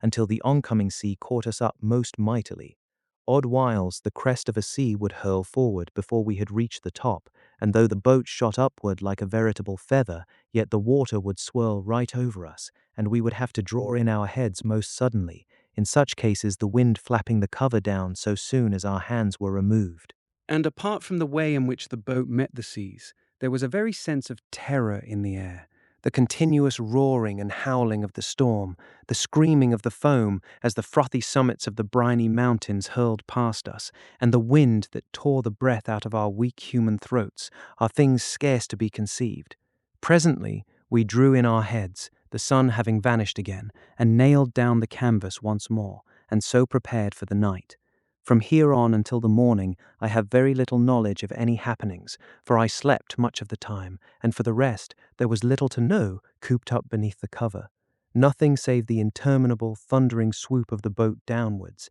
and then the halt and upward hurl, and the occasional plunges and surges to larboard or starboard, occasioned, I can only suppose, by the indiscriminate might of the seas. I would make mention here how that I had little thought all this while for the peril of the other boat, and indeed I was so very full of our own that it is no matter at which to wonder. However, as it proved, and as this is a most suitable place in which to tell it, the boat that held Josh and the rest of the crew came through the storm with safety, though it was not until many years afterwards that I had the good fortune to hear from Josh himself how that after the storm they were picked up by a homeward-bound vessel and landed in the port of London. And now, to our own happenings. You're listening to Dark Classics Narrated. Chapter 6. The Weed-Choked Sea. It was some little while before midday that we grew conscious that the sea had become very much less violent, and this despite the wind roaring with scarce abated noise, and presently everything about the boat, saving the wind, having grown indubitably calmer, and no great water breaking over the canvas, the boatswain beckoned me again to assist him lift the after part of the cover. This we did, and put forth our heads to inquire the reason of the unexpected quietness of the sea, not knowing but that we had come suddenly under the lee of some unknown land. Yet, for a space, we could see nothing beyond the surrounding billows, for the sea was still very furious, though no matter to cause us concern after that through which we had come. Presently, however, the boatswain, raising himself, saw something, and bending cried in my ear that there was a low bank which broke the force of the sea, but he was full of wonder to know how that we had passed it without shipwreck, and whilst he was still pondering the matter, I raised myself and took a look on all sides of us, and so I discovered that there lay another great bank upon our larboard side, and this I pointed out to him. Immediately afterwards, we came upon a great mass of seaweed swung up on the crest of a sea, and presently another. And so we drifted on, and the seas grew less with astonishing rapidity, so that, in a little, we stripped off the cover so far as the midship thwart, for the rest of the men were sorely in need of the fresh air after so long a time below the canvas covering. It was after we had eaten that one of them made out that there was another low bank astern upon which we were drifting. At that, the boatswain stood up and made an examination of it, being much exercised in his mind to know how we might come clear of it with safety. Presently, however, we had come so near to it that we discovered it to be composed of seaweed, and so we let the boat drive upon it, making no doubt but that the other banks which we had seen were of a similar nature. In a little, we had driven in among the weed, yet, though our speed was greatly slowed, we made some progress, and so in time came out upon the other side. And now we found the sea to be near quiet, so that we hauled in our sea anchor, which had collected a great mass of weed about it, and removed the whaleback and canvas coverings, after which we stepped the mast and set a tiny storm foresail upon the boat, for we wished to have her under control, and could set no more than this because of the violence of the breeze. Thus we drove on before the wind, the boatswain steering and avoiding all such banks as showed ahead, and ever the sea grew calmer. Then, when it was near on to evening, we discovered a huge stretch of the weed that seemed to block all the sea ahead, and at that, we hauled down the foresail and took to our oars and began to pull, broadside onto it, towards the west. Yet so strong was the breeze that we were being driven down rapidly upon it. And then, just before sunset, we opened out the end of it and drew in our oars, very thankful to set the little foresail and run off again before the wind. And so, presently, the night came down upon us, and the boatswain made us take turn and turn about to keep a lookout, for the boat was going some knots through the water, and we were among strange seas. But he took no sleep all that night, keeping always to the steering oar. I have memory, during my time of watching, of passing odd floating masses, which I make no doubt were weed, and once we drove right atop of one, but drew clear without much trouble. And all the while, through the dark to starboard, I could make out the dim outline of that enormous weed extent lying low upon the sea, and seeming without end. And so, presently, my time to watch being at an end, I returned to my slumber, and when next I waked it was morning. Now, the morning discovered to me that there was no end to the weed upon our starboard side, for it stretched away into the distance ahead of us so far as we could see, while all about us the sea was full of floating masses of the stuff. And then, suddenly, one of the men cried out that there was a vessel in among the weed. At that, as may be imagined, we were very greatly excited, and stood upon the thwarts that we might get better view of her. Thus I saw her a great way in from the edge of the weed, and I noted that her foremast was gone near to the deck, and she had no main topmast, though strangely enough her mizzen stood unharmed. And beyond this I could make out but little because of the distance, though the sun, which was upon our larboard side, gave me some sight of her hull, but not much, because of the weed in which she was deeply embedded. Yet it seemed to me that her sides were very weather-worn, and in one place some glistening brown object, which may have been a fungus, caught the rays of the sun, sending off a wet sheen. There we stood, all of us, upon the thwarts, staring and exchanging opinions, and were like to have overset the boat, but that the boatswain ordered us down. And after this we made our breakfast, and had much discussion regarding the stranger as we ate. Later, towards midday, we were able to set our mizzen, for the storm had greatly mollified, and so presently we hauled away to the west to escape a great bank of the weed which ran out from the main body. Upon rounding this, we let the boat off again and set the main lug, and thus made very good speed before the wind. Yet though we ran all that afternoon parallel with the weed to starboard, we came not to its end, and 3 separate times we saw the hulks of rotting vessels, some of them having the appearance of a previous age, so ancient did they seem. Now, towards evening, the wind dropped to a very little breeze, so that we made but slow way, and thus we had better chance to study the weed.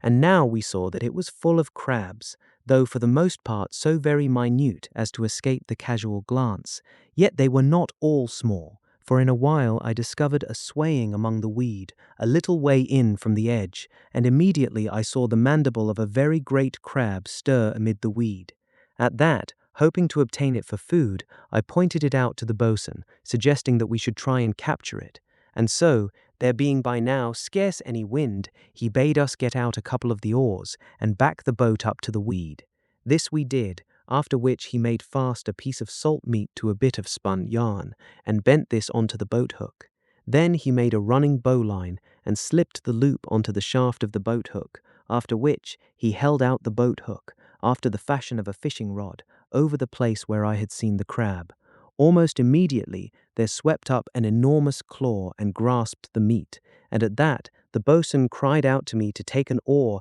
and slide the bowline along the boat hook so that it should fall over the claw, and this I did, and immediately some of us hauled upon the line, tautening it about the great claw. Then the boatswain sung out to us to haul the crab aboard, that we had it most securely. Yet on the instant we had reason to wish that we had been less successful, for the creature, feeling the tug of our pull upon it, tossed the weed in all directions, and thus we had full sight of it, and discovered it to be so great a crab as is scarce conceivable, a very monster. And further, it was apparent to us that the brute had no fear of us, nor intention to escape, but rather made to come at us, whereat the boatswain, perceiving our danger, cut the line, and bade us put weight upon the oars, and so in a moment we were in safety, and very determined to have no more meddlings with such creatures. Presently the night came upon us, and, the wind remaining low, there was everywhere about us a great stillness, most solemn after the continuous roaring of the storm which had beset us in the previous days. Yet now and again a little wind would rise and blow across the sea, and where it met the weed there would come a low, damp rustling, so that I could hear the passage of it for no little time after the calm had come once more all about us. Now, it is a strange thing that I, who had slept amid the noise of the past days, should find sleeplessness amid so much calm. Yet so it was, and presently I took the steering oar, proposing that the rest should sleep, and to this the boatswain agreed, first warning me, however, most particularly to have care that I kept the boat off the weed, for we had still a little way on us, and further, to call him should anything unforeseen occur. And after that, almost immediately he fell asleep, as indeed did the most of the men. From the time that I relieved the boatswain until midnight, I sat upon the gunwale of the boat, with the steering oar under my arm, and watched and listened, most full of a sense of the strangeness of the seas into which we had come. It is true that I had heard tell of seas choked up with weed, seas that were full of stagnation, having no tides, but I had not thought to come upon such an one in my wanderings, having indeed set down such tales as being bred of imagination, and without reality in fact. Then, a little before the dawn, and when the sea was yet full of darkness, I was greatly startled to hear a prodigious splash amid the weed, mayhaps at a distance of some 100 yards from the boat. Then, as I stood full of alertness, and knowing not what the next moment might bring forth, there came to me across the immense waste of weed a long, mournful cry, and then again the silence. Yet, though I kept very quiet, there came no further sound, and I was about to reseat myself, when, afar off in that strange wilderness, there flashed out a sudden flame of fire. Now, upon seeing fire in the midst of so much lonesomeness, I was as one amazed, and could do naught but stare. Then, my judgment returning to me, I stooped and waked the boatswain, for it seemed to me that this was a matter for his attention. He, after staring at it a while, declared that he could see the shape of a vessel's hull beyond the flame, but immediately he was in doubt, as indeed I had been all the while. And then, even as we peered, the light vanished, and though we waited for the space of some minutes, watching steadfastly, there came no further sight of that strange illumination. From now until the dawn, the boatswain remained awake with me, and we talked much upon that which we had seen, yet could come to no satisfactory conclusion, for it seemed impossible to us that a place of so much desolation could contain any living being. And then, just as the dawn was upon us, there loomed up a fresh wonder, the hull of a great vessel, maybe a couple or 30 fathoms in from the edge of the weed. Now the wind was still very light, being no more than an occasional breath, so that we went past her at a drift. Thus the dawn had strengthened sufficiently to give to us a clear sight of the stranger, before we had gone more than a little past her. And now I perceived that she lay full broadside onto us, and that her 3 masts were gone close down to the deck. Her side was streaked in places with rust, and in others a green scum overspread her. But it was no more than a glance that I gave at any of those matters, for I had spied something which drew all my attention. Great leathery arms splayed all across her side, some of them crooked inboard over the rail, and then, low down, seen just above the weed, the huge, brown, glistening bulk of so great a monster as ever I had conceived. The boatswain saw it in the same instant, and cried out in a hoarse whisper that it was a mighty devilfish, and then, even as he spoke, 2 of the arms flickered up into the cold light of the dawn, as though the creature had been asleep, and we had waked it. At that, the boatswain seized an oar, and I did likewise, and so swiftly as we dared, for fear of making any unneedful noise, we pulled the boat to a safer distance. From there, and until the vessel had become indistinct by reason of the space we put between us, we watched that great creature clutched to the old hull, as it might be a limpet to a rock. Presently, when it was broad day, some of the men began to rouse up, and in a little we broke our fast, which was not displeasing to me, who had spent the night watching. And so through the day we sailed with a very light wind upon our larboard quarter, and all the while we kept the great waste of weed upon our starboard side, and apart from the mainland of the weed, as it were, there were scattered about an uncountable number of weed islets and banks, and there were thin patches of it that appeared scarce above the water, and through these later we let the boats sail, for they had not sufficient density to impede our progress more than a little. And then, when the day was far spent, we came in sight of another wreck amid the weeds. She lay in from the edge perhaps so much as the half of a mile, and she had all three of her lower masts in and her lower yards squared. But what took our eyes more than aught else was a great superstructure which had been built upward from her rails, almost halfway to her main tops, and this, as we were able to perceive, was supported by ropes let down from the yards. But of what material the superstructure was composed, I have no knowledge, for it was so overgrown with some form of green stuff, as was so much of the hull as showed above the weed, as to defy our guesses. And because of this growth, it was borne upon us that the ship must have been lost to the world a very great age ago. At this suggestion, I grew full of solemn thought, for it seemed to me that we had come upon the cemetery of the oceans. Now, in a little while after we had passed this ancient craft, the night came down upon us, and we prepared for sleep. And because the boat was making some little way through the water, the boatswain gave out that each of us should stand our turn at the steering oar, and that he was to be called should any fresh matter transpire. And so we settled down for the night, and owing to my previous sleeplessness, I was full weary, so that I knew nothing until the one whom I was to relieve shook me into wakefulness. So soon as I was fully waked, I perceived that a low moon hung above the horizon and shed a very ghostly light across the great weed world to starboard. For the rest, the night was exceeding quiet, so that no sound came to me in all that ocean, save the rippling of the water upon our bends as the boat forged slowly along. And so I settled down to pass the time ere I should be allowed to sleep. But first I asked the man whom I had relieved how long a time had passed since moonrise, to which he replied that it was no more than the half of an hour, and after that I questioned whether he had seen aught strange amid the weed during his time at the oar. But he had seen nothing, except that once he had fancied a light had shone in the midst of the waste, yet it could have been naught save a humour of the imagination. Though apart from this, he had heard a strange crying a little after midnight, and twice there had been great splashes among the weed, and after that he fell asleep, being impatient at my questioning.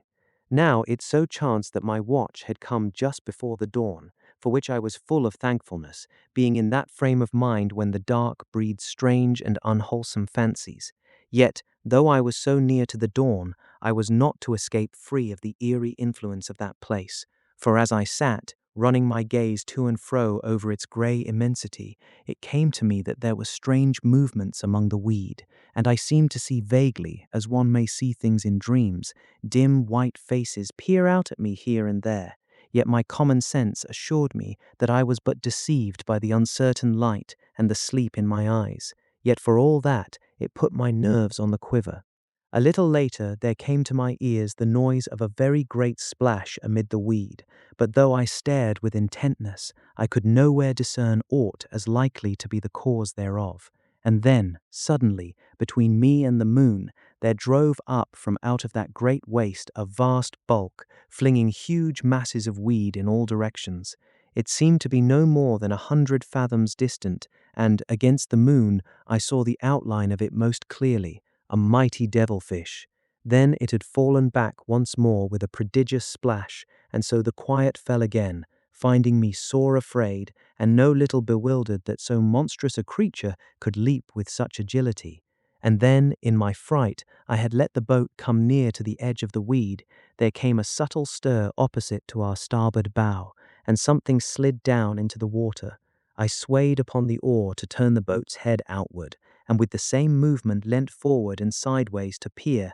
bringing my face near to the boat's rail. In the same instant, I found myself looking down into a white, demoniac face, human, save that the mouth and nose had greatly the appearance of a beak. The thing was gripping at the side of the boat with two flickering hands, gripping the bare, smooth outer surface in a way that woke in my mind a sudden memory of the great devilfish which had clung to the side of the wreck we had passed in the previous dawn. I saw the face come up towards me, and one misshapen hand fluttered almost to my throat, and there came a sudden, hateful reek in my nostrils, foul and abominable. Then I came into possession of my faculties, and drew back with great haste and a wild cry of fear. And then I had the steering oar by the middle, and was smiting downward with the loom over the side of the boat, but the thing was gone from my sight. I remember shouting out to the boatswain and to the men to awake, and then the boatswain had me by the shoulder, was calling in my ear to know what dire thing had come about. At that I cried out that I did not know, and presently, being somewhat calmer, I told them of the thing that I had seen. But even as I told of it, there seemed to be no truth in it, so that they were all at a loss to know whether I had fallen asleep, or that I had indeed seen a devil. And presently the dawn was upon us. You're listening to Dark Classics Narrated. Chapter 7. The Island in the Weed. It was as we were all discussing the matter of the devil face that had peered up at me out of the water, that Job, the ordinary seaman, discovered the island in the light of the growing dawn, and seeing it, sprang to his feet with so loud a cry that we were like for the moment to have thought he had seen a second demon. Yet when we made discovery of that which he had already perceived, we checked our blame at his sudden shout, for the sight of land after so much desolation made us very warm in our hearts. Now at first the island seemed but a very small matter, for we did not know at that time that we viewed it from its end. Yet despite this, we took to our oars and rowed with all haste towards it, and so, coming nearer, were able to see that it had a greater size than we had imagined. Presently, having cleared the end of it, and keeping to that side which was further from the great mass of the weed continent, we opened out a bay that curved inward to a sandy beach, most seductive to our tired eyes. Here, for the space of a minute, we paused to survey the prospect, and I saw that the island was of a very strange shape, having a great hump of black rock at either end, and dipping down into a steep valley between them. In this valley there seemed to be a deal of a strange vegetation that had the appearance of mighty toadstools, and down nearer the beach there was a thick grove of a kind of very tall reed, and these we discovered afterwards to be exceeding tough and light, having something of the qualities of the bamboo. Regarding the beach, it might have been most reasonably supposed that it would be very thick with the driftweed, but this was not so, at least not at that time, though a projecting horn of the black rock which ran out into the sea from the upper end of the island was thick with it. And now, the boatswain having assured himself that there was no appearance of any danger, we bent to our oars, and presently had the boat aground upon the beach, and here, finding it convenient, we made our breakfast. During this meal, the boatswain discussed with us the most proper thing to do, and it was decided to push the boat off from the shore, leaving Job in her, whilst the remainder of us made some exploration of the island. And so, having made an end of eating, we proceeded as we had determined, leaving Job in the boat, ready to scull ashore for us if we were pursued by any savage creature, while the rest of us made our way towards the nearer hump, from which, as it stood some 100 feet above the sea, we hoped to get a very good idea of the remainder of the island.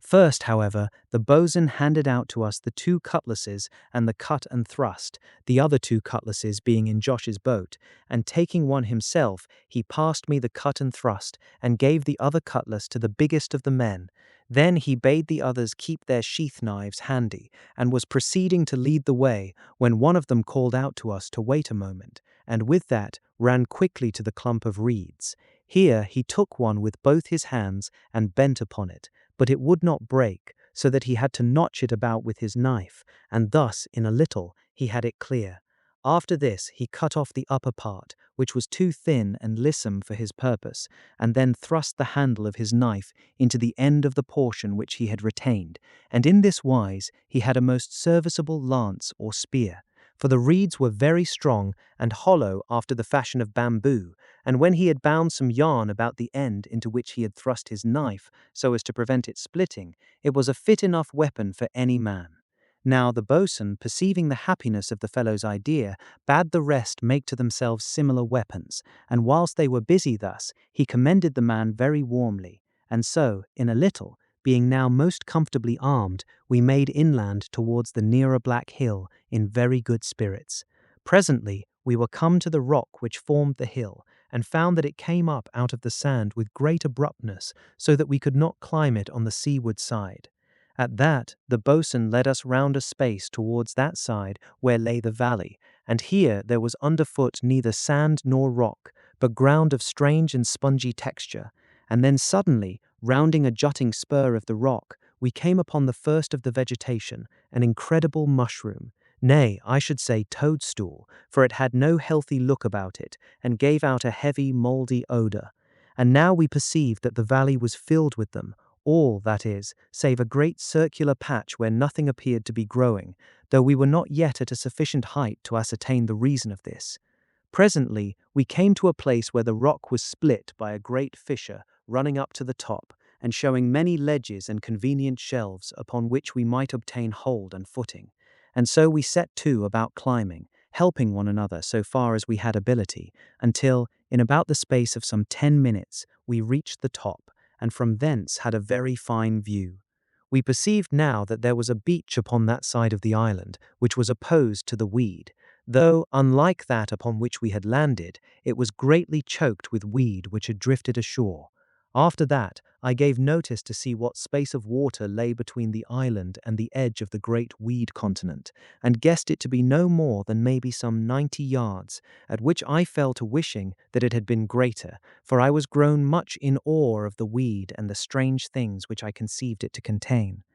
Abruptly, the boatswain clapped me upon the shoulder and pointed to some object that lay out in the weed at a distance of not much less than the half of a mile from where we stood. Now, at first, I could not conceive what manner of thing it was at which I stared, until the boatswain, remarking my bewilderment, informed me that it was a vessel all covered in, no doubt as a protection against the devilfish and other strange creatures in the weed. And now I began to trace the hull of her amid all that hideous growth, but of her masts I could discern nothing, and I doubted not but that they had been carried away by some storm ere she was caught by the weed. And then the thought came to me of the end of those who had built up that protection against the horrors which the weed world held hidden amid its slime. Presently, I turned my gaze once more upon the island, which was very plain to see from where we stood. I conceived, now that I could see so much of it, that its length would be near to half a mile, though its breadth was something under 400 yards. Thus it was very long in proportion to its width. In the middle part it had less breadth than at the ends, being perhaps 300 yards at its narrowest and 100 yards wider at its broadest. Upon both sides of the island, as I have made already a mention, there was a beach, though this extended no great distance along the shore, the remainder being composed of the black rock of which the hills were formed. And now, having a closer regard to the beach upon the weed side of the island, I discovered amid the wrack that had been cast ashore a portion of the lower mast and topmast of some great ship, with rigging attached, but the yards were all gone. This find I pointed out to the boatswain, remarking that it might prove of use for firing, but he smiled at me, telling me that the dried weed would make a very abundant fire, and this without going to the labour of cutting the mast into suitable logs. And now he, in turn, called my attention to the place where the huge fungi had come to a stop in their growing, and I saw that in the centre of the valley there was a great circular opening in the earth, like to the mouth of a prodigious pit, and it appeared to be filled to within a few feet of the mouth with water, over which spread a brown and horrid scum. Now, as may be supposed, I stared with some intentness at this, for it had the look of having been made with labour, being very symmetrical, yet I could not conceive but that I was deluded by the distance, and that it would have a rougher appearance when viewed from a nearer standpoint. From contemplating this, I looked down upon the little bay in which our boat floated. Job was sitting in the stern, sculling gently with the steering oar and watching us. At that I waved my hand to him in friendly fashion, and he waved back. And then, even as I looked, I saw something in the water under the boat, something dark-coloured that was all of a move. The boat appeared to be floating over it as over a mass of sunk weed, and then I saw that whatever it was rising to the surface. At this a sudden horror came over me, and I clutched the boatswain by the arm and pointed, crying out that there was something under the boat. Now the boatswain, so soon as he saw the thing, ran forward to the brow of the hill, and placing his hands to his mouth after the fashion of a trumpet, sang out to the boy to bring the boat to the shore and make fast the painter to a large piece of rock. At the boatswain's hail, the lad called out, "Aye, aye," and standing up, gave a sweep with his oar that brought the boat's head round towards the beach. Fortunately for him, he was no more than some 30 yards from the shore at this time, else he had never come to it in this life, for the next moment the moving brown mass beneath the boat shot out a great tentacle, and the oar was torn out of Job's hands with such power as to throw him right over onto the starboard gunwale of the boat. The oar itself was drawn down out of sight, and for the minute the boat was left untouched. Now the boatswain cried out to the boy to take another oar and get ashore while still he had chance, and at that we all called out various things, one advising one thing and another recommending some other. Yet our advice was vain, for the boy moved not, at which some cried out that he was stunned. I looked now to where the brown thing had been, for the boat had moved a few fathoms from the spot, having got some way upon her before the oar was snatched, and thus I discovered that the monster had disappeared, having, I conceived, sunk again into the depths from which it had risen. Yet it might reappear at any moment, and in that case the boy would be taken before our eyes. At this juncture the boatswain called to us to follow him, and led the way to the great fissure up which we had climbed, and so in a minute we were, each of us, scrambling down with what haste we could make towards the valley. And all the while as I dropped from ledge to ledge, I was full of torment to know whether the monster had returned. The boatswain was the first man to reach the bottom of the cleft, and he set off immediately round the base of the rock to the beach, the rest of us following him as we made safe our footing in the valley. I was the third man down, but being light and fleet of foot, I passed the second man and caught up with the boatswain just as he came upon the sand. Here I found that the boat was within some 5 fathoms of the beach, and I could see Job still lying insensible, but of the monster there was no sign. And so matters were, the boat nearly a dozen yards from the shore, and Job lying insensible in her, with somewhere near under her keel, for all that we knew, a great monster, and we helpless upon the beach. Now I could not imagine how to save the lad, and indeed I fear he had been left to destruction, for I had deemed it madness to try to reach the boat by swimming, but for the extraordinary bravery of the boatswain, who without hesitating dashed into the water and swam boldly out to the boat, which by the grace of God he reached without mishap, and climbed in over the bows. Immediately he took the painter and hove it to us, bidding us tail on to it and bring the boat to shore without delay, and by this method of gaining the beach he showed wisdom, for in this wise he escaped attracting the attention of the monster by unneedful stirring of the water, as he would surely have done had he made use of an oar. Yet despite his care, we had not finished with the creature, for just as the boat grounded, I saw the lost steering oar shoot up half its length out of the sea, and immediately there was a mighty splather in the water astern, and the next instant the air seemed full of huge whirling arms. At that, the boatswain gave one look behind, and seeing the thing upon him, snatched the boy into his arms, and sprang over the bows onto the sand. Now, at sight of the devilfish, we had all made for the back of the beach at a run, none troubling even to retain the painter, and because of this we were like to have lost the boat, for the great cuttlefish had its arms all splayed about it,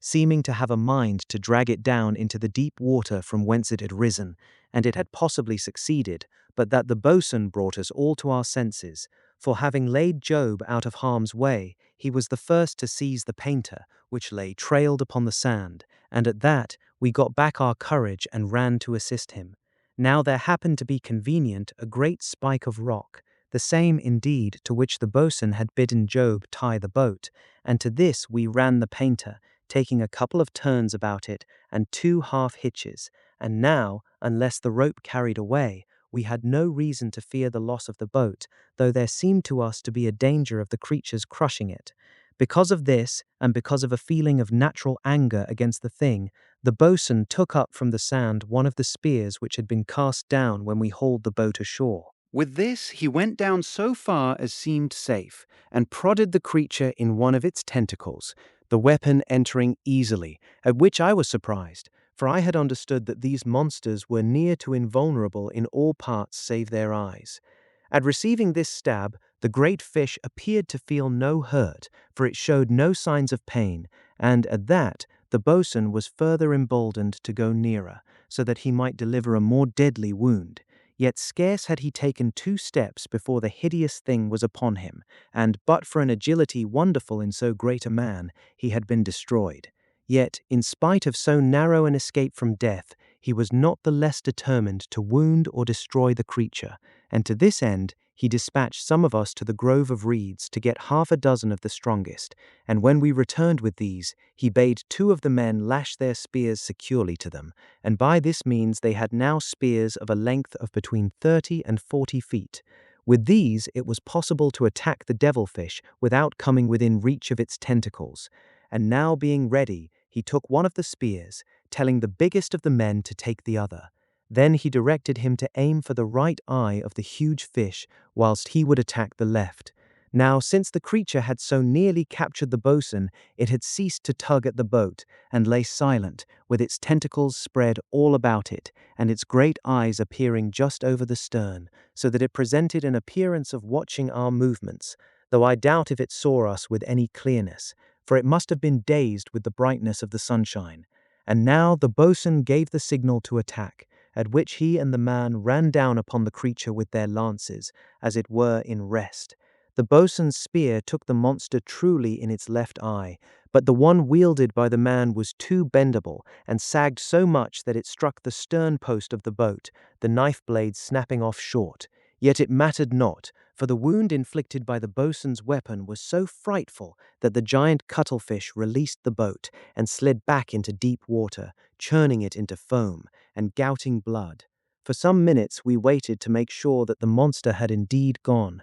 and after that we hastened to the boat and drew her up so far as we were able, after which we unloaded the heaviest of her contents and so were able to get her right clear of the water. And for an hour afterwards the sea all about the little beach was stained black and in places red.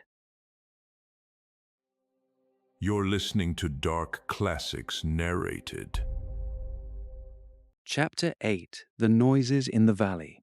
Now, so soon as we had gotten the boat into safety, the which we did with a most feverish haste, the boatswain gave his attention to Job, for the boy had not yet recovered from the blow which the loom of the oar had dealt him beneath the chin when the monster snatched at it. For a while his attentions produced no effect, but presently, having bathed the lad's face with water from the sea, and rubbed rum into his chest over the heart, the youth began to show signs of life, and soon opened his eyes, whereupon the boatswain gave him a stiff jorum of the rum, after which he asked him how he seemed in himself. To this Job replied in a weak voice that he was dizzy and his head and neck ached badly, on hearing which the boatswain bade him keep lying until he had come more to himself, and so we left him in quietness under a little shade of canvas and reeds, for the air was warm and the sand dry, and he was not like to come to any harm there. At a little distance, under the directing of the boatswain, we made to prepare dinner, for we were now very hungry, it seeming a great while since we had broken our fast. To this end, the boatswain sent 2 of the men across the island to gather some of the dry seaweed, for we intended to cook some of the salt meat, this being the first cooked meal since ending the meat which we had boiled before leaving the ship in the creek.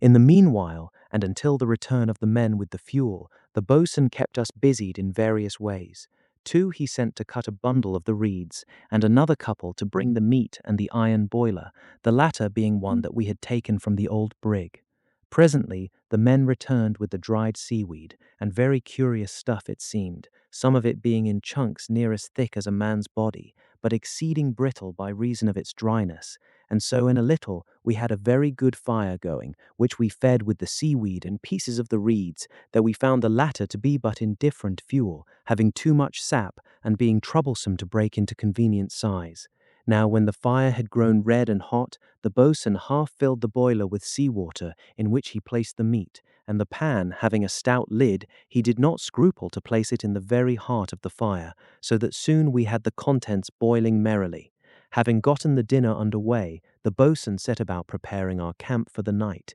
which we did by making a rough framework with the reeds, over which we spread the boat's sails and the cover, pegging the canvas down with tough splinters of the reed. When this was completed, we set to and carried there all our stores, after which the boatswain took us over to the other side of the island to gather fuel for the night, which we did, each man bearing a great double armful. Now by the time that we had brought over, each of us, 2 loads of the fuel, we found the meat to be cooked, and so, without more to do, set ourselves down and made a very good meal of it and some biscuits, after which we had each of us a sound tot of the rum. Having made an end of eating and drinking, the boatswain went over to where Job lay to inquire how he felt, and found him lying very quiet, though his breathing had a heavy touch about it. However, we could conceive of nothing by which he might be bettered, and so left him, being more hopeful that nature would bring him to health than any skill of which we were possessed. By this time it was late afternoon,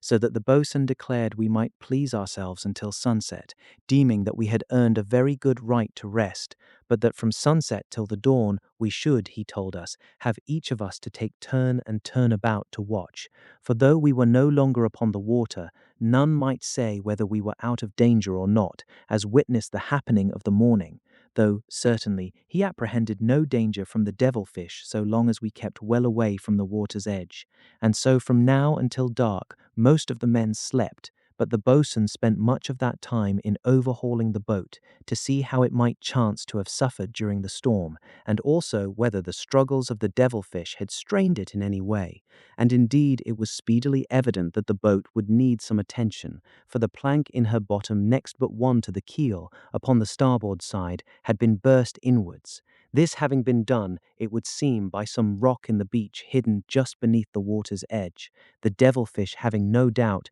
ground the boat down upon it. Happily the damage was not great, though it would most certainly have to be carefully repaired before the boat would be again seaworthy. For the rest, there seemed to be no other part needing attention. Now, I had not felt any call to sleep, and so had followed the boatswain to the boat, giving him a hand to remove the bottom boards, and finally to slew her bottom a little upwards, so that he might examine the leak more closely. When he had made an end with the boat, he went over to the stores and looked closely into their condition, and also to see how they were lasting, and after that he sounded all the water breakers, having done which, he remarked that it would be well for us if we could discover any fresh water upon the island. By this time it was getting on towards evening, and the boatswain went across to look at Job, finding him much as he had been when we visited him after dinner. At that, the boatswain asked me to bring across one of the longer of the bottom boards, which I did, and we made use of it as a stretcher to carry the lad into the tent,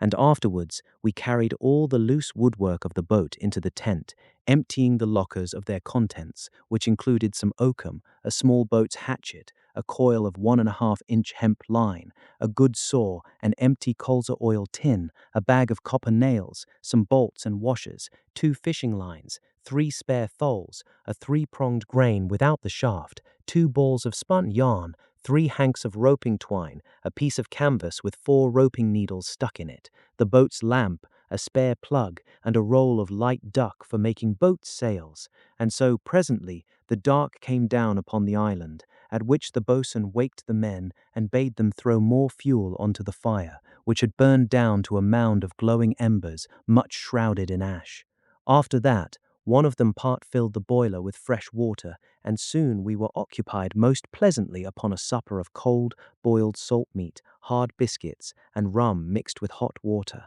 During supper, the boatswain made clear to the men regarding the watches, arranging how they should follow, so that I found I was set down to take my turn from midnight until 1 of the clock. Then he explained to them about the burst plank in the bottom of the boat, and how that it would have to be put right before we could hope to leave the island, and that after that night we should have to go most strictly with the victuals, for there seemed to be nothing upon the island that we had up till then discovered fit to satisfy our bellies. More than this, if we could find no fresh water, he should have to distill some to make up for that which we had drunk, and this must be done before leaving the island.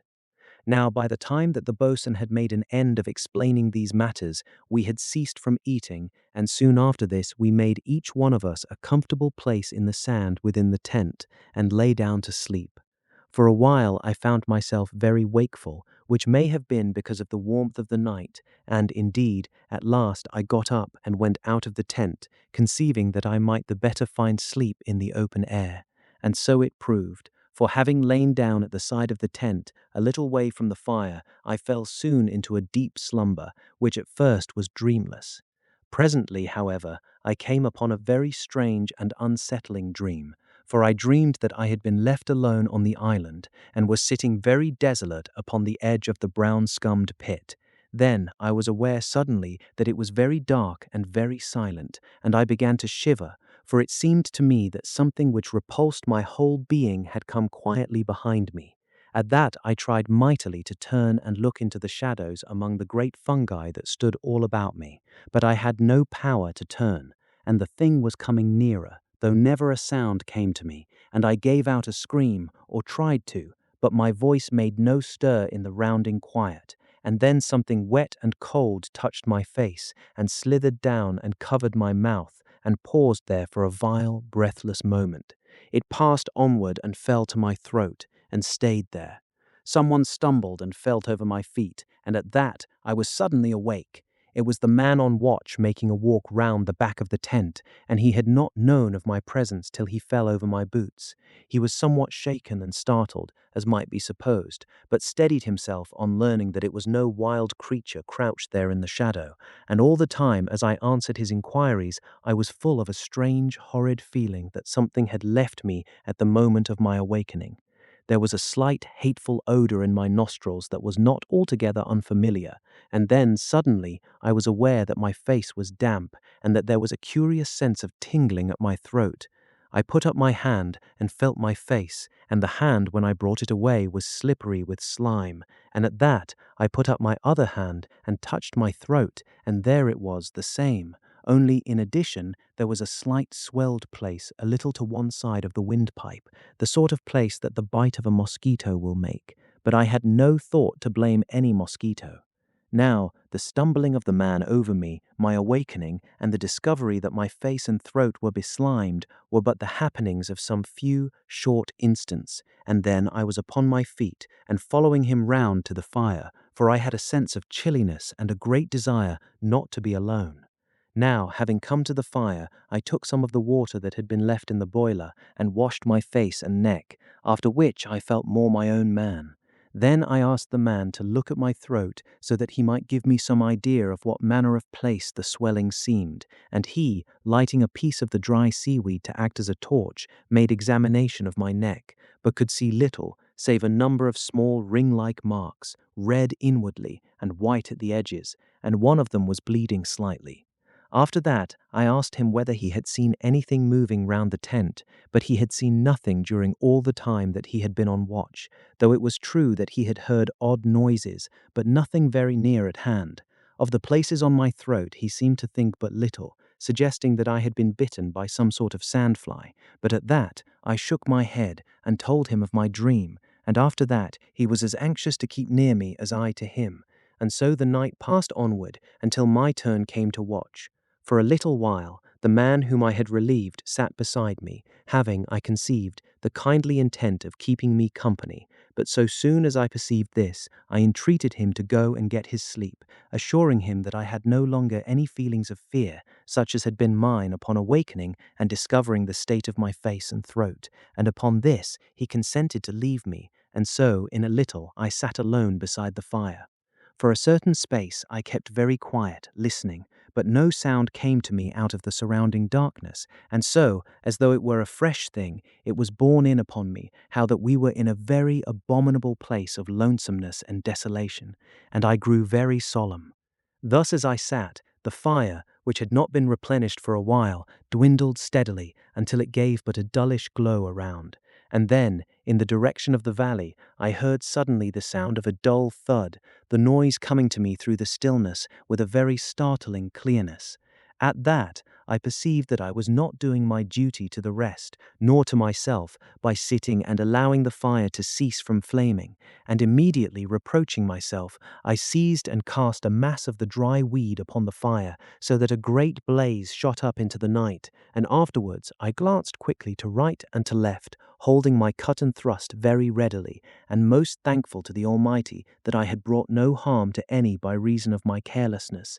which I incline me to believe was that strange inertia which is bred by fear. And then, even as I looked about me, there came to me across the silence of the beach a fresh noise, a continual soft slithering to and fro in the bottom of the valley, as though a multitude of creatures moved stealthily. At this, I threw yet more fuel upon the fire, and after that I fixed my gaze in the direction of the valley. Thus, in the following instant, it seemed to me that I saw a certain thing, as it might be a shadow, move on the outer borders of the firelight. Now the man who had kept watch before me had left his spear stuck upright in the sand, convenient to my grasp, and, seeing something moving, I seized the weapon and hurled it with all my strength in its direction, but there came no answering cry to tell that I had struck anything living, and immediately afterwards there fell once more a great silence upon the island, being broken only by a far splash out upon the weed. It may be conceived with truth that the above happenings had put a very considerable strain upon my nerves,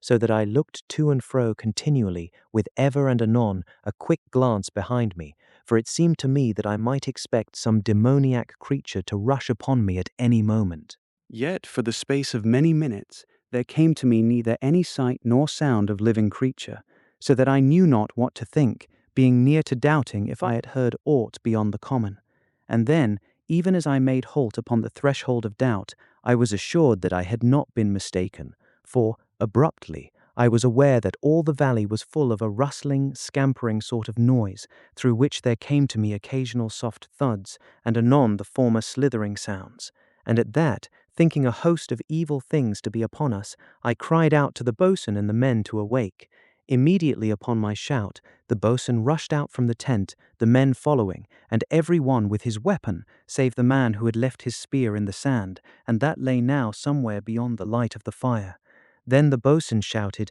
to know what thing had caused me to cry out, but I replied nothing, only held up my hand for quietness. Yet when this was granted, the noises in the valley had ceased, so that the boatswain turned to me, being in need of some explanation, but I begged him to hark a little longer, which he did, and, the sounds recommencing almost immediately, he heard sufficient to know that I had not waked them all without due cause. And then, as we stood each one of us staring into the darkness where lay the valley, I seemed to see again some shadowy thing upon the boundary of the firelight, and in the same instant one of the men cried out and cast his spear into the darkness. But the boatswain turned upon him with a very great anger, for in throwing his weapon the man had left himself without, and thus brought danger to the whole. Yet, as will be remembered, I had done likewise but a little since.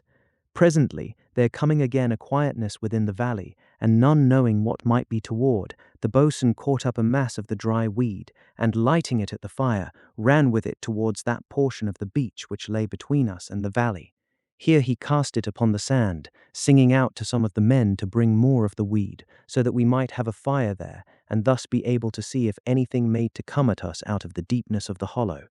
Presently, we had a very good fire, and by the light of this the two spears were discovered, both of them stuck in the sand, and no more than a yard one from the other, which seemed to me a very strange thing. Now, for a while after the lighting of the second fire, there came no further sounds from the direction of the valley, nothing indeed to break the quietness of the island, save the occasional lonely splashes that sounded from time to time out in the vastness of the weed continent.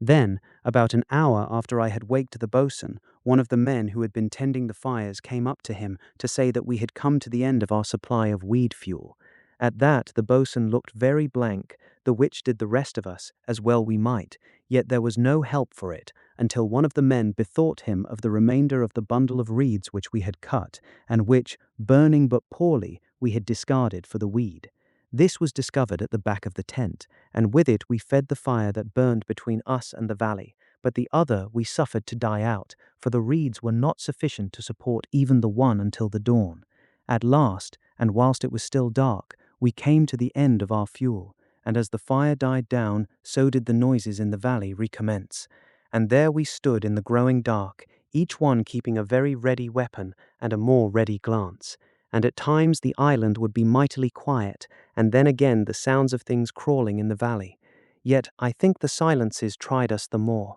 and so at last came the dawn. You're listening to Dark Classics Narrated. Chapter 9: What Happened in the Dusk. Now, with the coming of the dawn, a lasting silence stole across the island and into the valley, and, conceiving that we had nothing more to fear, the boatswain bade us get some rest, whilst he kept watch. And so, I got at last a very substantial little spell of sleep, which made me fit enough for the day's work.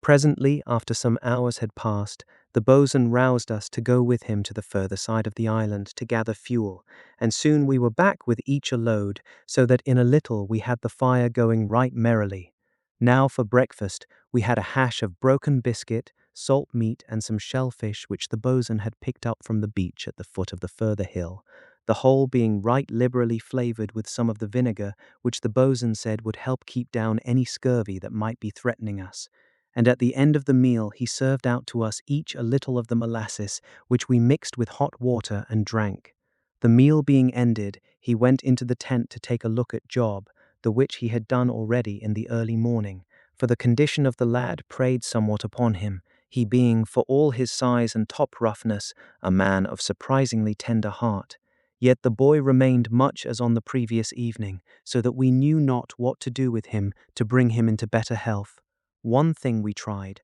knowing that no food had passed his lips since the previous morning, and that was to get some little quantity of hot water, rum, and molasses down his throat, for it seemed to us he might die from very lack of food. But though we worked with him for more than the half of an hour, we could not get him to come to sufficiently to take anything, and without that we had fear of suffocating him, and so, presently, we had perforce to leave him within the tent and go about our business, for there was very much to be done. Yet, before we did aught else, the boatswain led us all into the valley, being determined to make a very thorough exploration of it. Perchance there might be any lurking beast or devil thing waiting to rush out and destroy us as we worked, and more, he would make search that he might discover what manner of creatures had disturbed our night.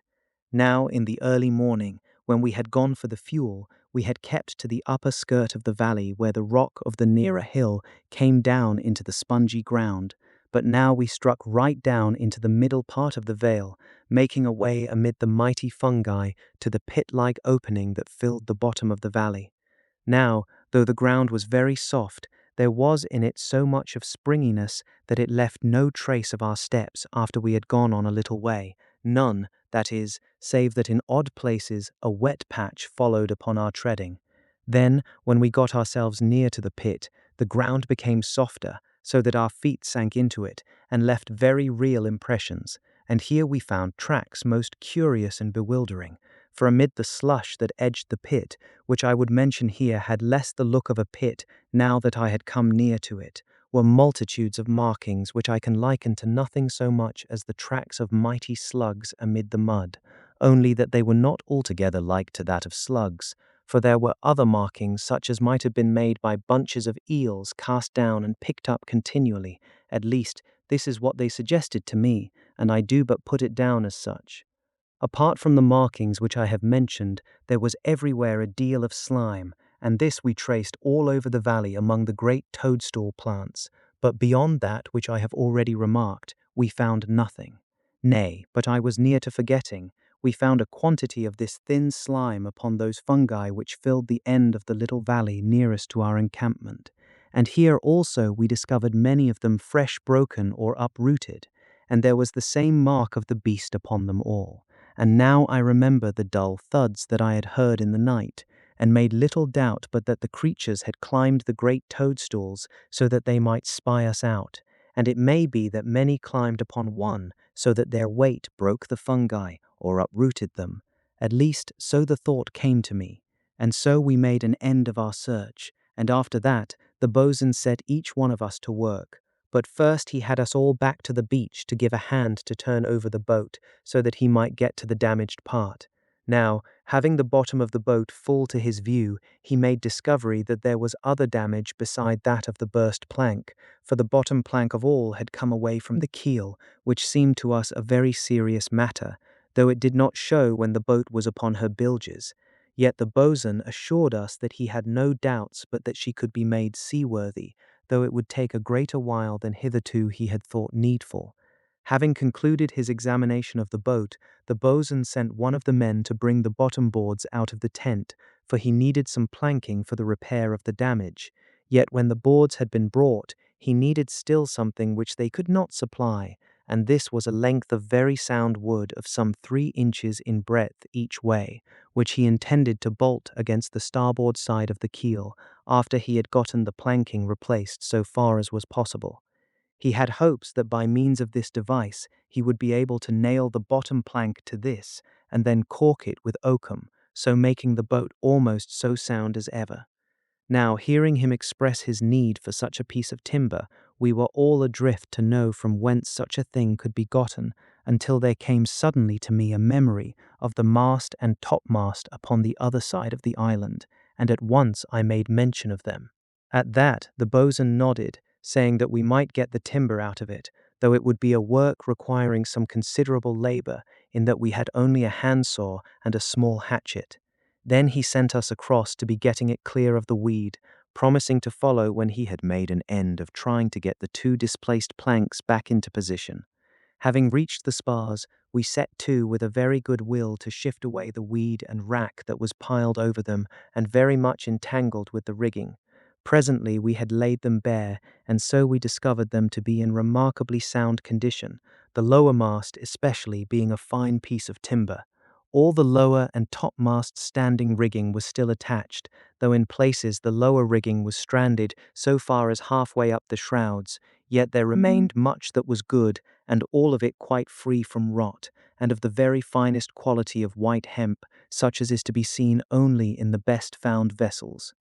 About the time that we had finished clearing the weed, the boatswain came over to us, bringing with him the saw and the hatchet. Under his directions, we cut the lanyards of the topmast rigging, and after that sawed through the topmast just above the cap. Now this was a very tough piece of work, and employed us a great part of the morning, even though we took turn and turn at the saw, and when it was done, we were mightily glad that the boatswain bade one of the men go over with some weed and make up the fire for dinner, after which he was to put on a piece of the salt meat to boil.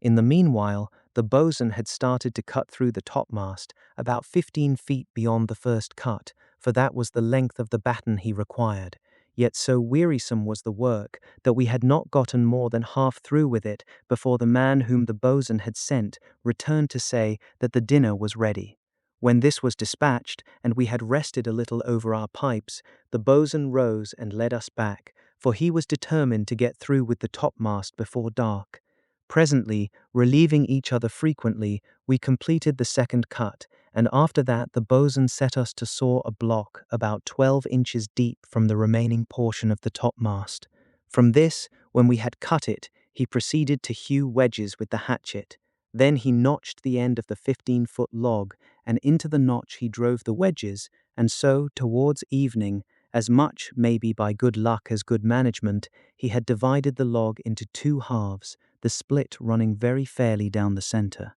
Now, perceiving how that it drew near to sundown, he bade the men haste and gather weed and carry it across to our camp, but one he sent along the shore to make a search for shellfish among the weed. Yet he himself ceased not to work at the divided log, and kept me with him as helper. Thus, within the next hour, we had a length, maybe some 4 inches in diameter, split off the whole length of one of the halves, and with this he was very well content, though it seemed but a very little result for so much labour.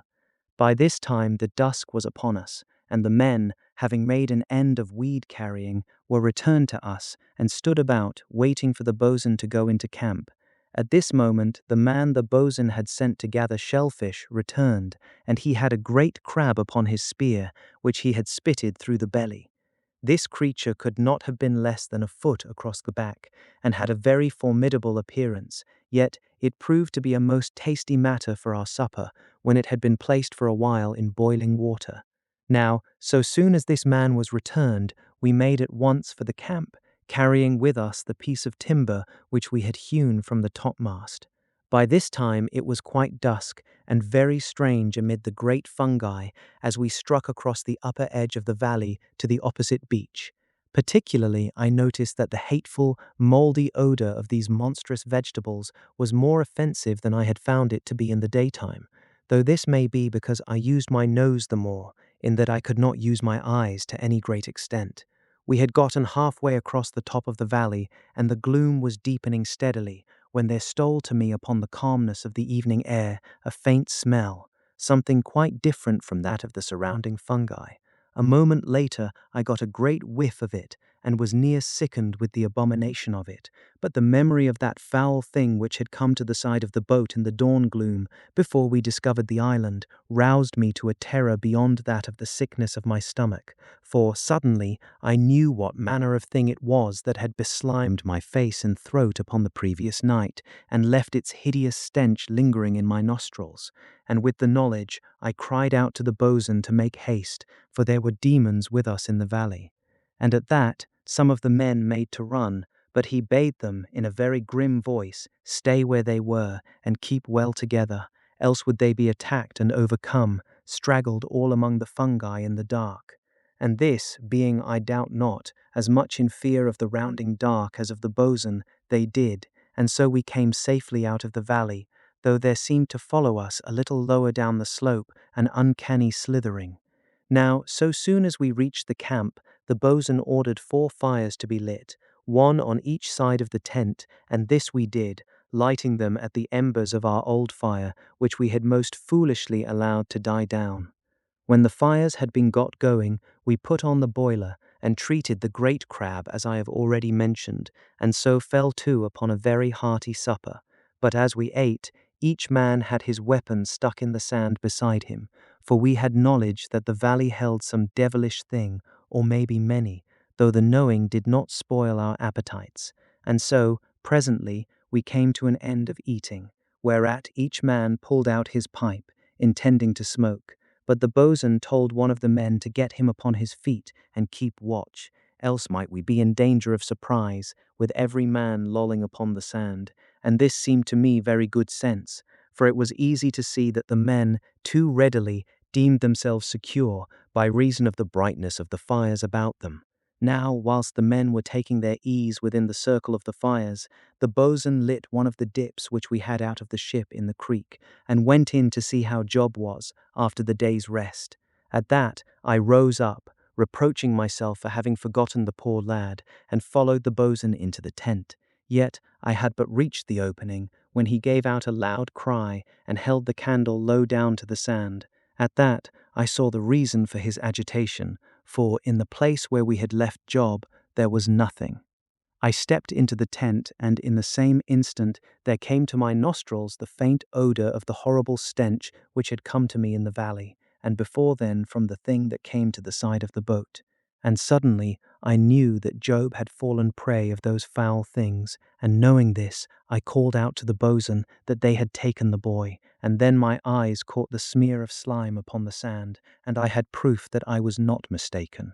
Now, so soon as the boatswain knew all that was in my mind, though indeed it did but corroborate that which had come to his own, he came swiftly out from the tent, bidding the men to stand back, for they had come all about the entrance, being very much discomposed at that which the boatswain had discovered. Then the boatswain took from a bundle of the reeds which they had cut at the time when he had bidden them gather fuel, several of the thickest, and to one of these he bound a great mass of the dry weed, whereupon the men, divining his intention, did likewise with the others, and so we had each of us the wherewithal for a mighty torch. So soon as we had completed our preparations, we took each man his weapon, and plunging our torches into the fires, set off along the track which had been made by the devil things and the body of poor Job. For now that we had suspicion that harm had come to him, the marks in the sand and the slime were very plain to be seen, so that it was a wonder that we had not discovered them earlier.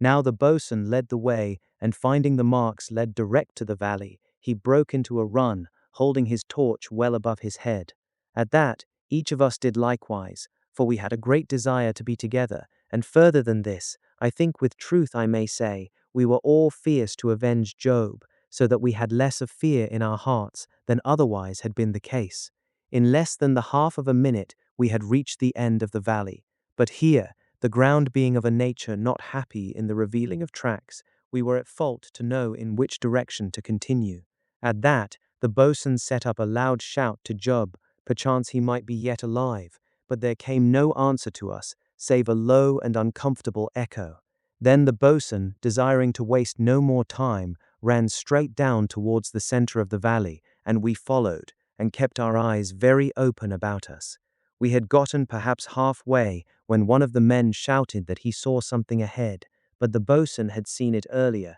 for he was running straight down upon it, holding his torch high and swinging his great cutlass. Then, instead of smiting, he fell upon his knees beside it, and the following instant we were up with him, and in that same moment it seemed to me that I saw a number of white shapes melt swiftly into the shadows further ahead. But I had no thought for these when I perceived that by which the boatswain knelt, for it was the stark body of Job, and no inch of it but was covered with the little ringed marks that I had discovered upon my throat, and from every place there ran a trickle of blood, so that he was a most horrid and fearsome sight. At the sight of Job so mangled and bebled, there came over us the sudden quiet of a mortal terror, and in that space of silence, the boatswain placed his hand over the poor lad's heart, but there was no movement, though the body was still warm. Immediately upon that he rose to his feet, a look of vast wrath upon his great face. He plucked his torch from the ground, into which he had plunged the haft,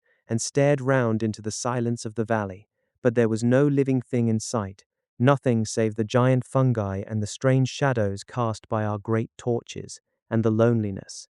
At this moment, one of the men's torches, having burned near out, fell all to pieces, so that he held nothing but the charred support, and immediately two more came to a like end. Upon this, we became afraid that they would not last us back to the camp, and we looked to the boatswain to know his wish. But the man was very silent, and peering everywhere into the shadows. Then a fourth torch fell to the ground in a shower of embers, and I turned to look. In the same instant there came a great flare of light behind me, accompanied by the dull thud of a dry matter set suddenly alight. I glanced swiftly back to the boatswain, and he was staring up at one of the giant toadstools, which was in flames all along its nearer edge, and burning with an incredible fury, sending out spirits of flame, and anon giving out sharp reports, and at each report a fine powder was belched in thin streams, which, getting into our throats and nostrils, set us sneezing and coughing most lamentably, so that I am convinced, had any enemy come upon us at that moment,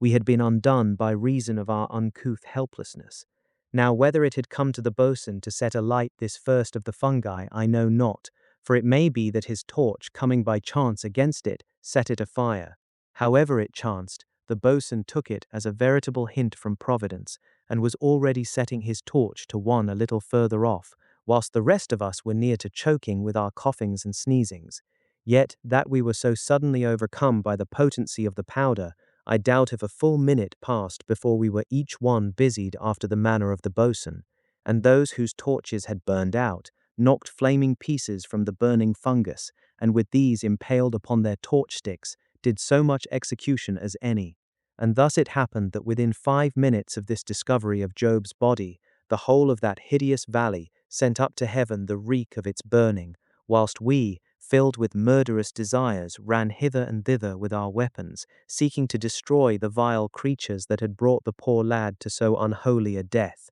Yet nowhere could we discover any brute or creature upon which to ease our vengeance, and so, presently, the valley becoming impassable by reason of the heat, the flying sparks, and the abundance of the acrid dust, we made back to the body of the boy, and bore him thence to the shore. And during all that night no man of us slept, and the burning of the fungi sent up a mighty pillar of flame out of the valley, as out of the mouth of a monstrous pit, and when the morning came it still burned. Then, when it was daylight, some of us slept, being greatly awearied, but some kept watch, and when we waked there was a great wind and rain upon the island.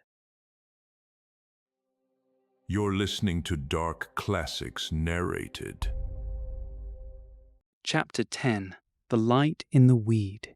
Now the wind was very violent from the sea, and threatened to blow down our tent, the which, indeed, it achieved at last, as we made an end of a cheerless breakfast. Yet the boatswain bade us not trouble to put it up again, but spread it out with the edges raised upon props made from the reeds, so that we might catch some of the rainwater, for it was become imperative that we should renew our supply before putting out again to sea. And whilst some of us were busied about this, he took the others and set up a small tent made of the spare canvas, and under this he sheltered all of our matters like to be harmed by the rain. In a little, the rain continuing very violent, we had near a breaker full of water collected in the canvas, and were about to run it off into one of the breakers, when the boatswain cried out to us to hold, and first taste the water before we mixed it with that which we had already. At that, we put down our hands and scooped up some of the water to taste, and thus we discovered it to be brackish and quite undrinkable,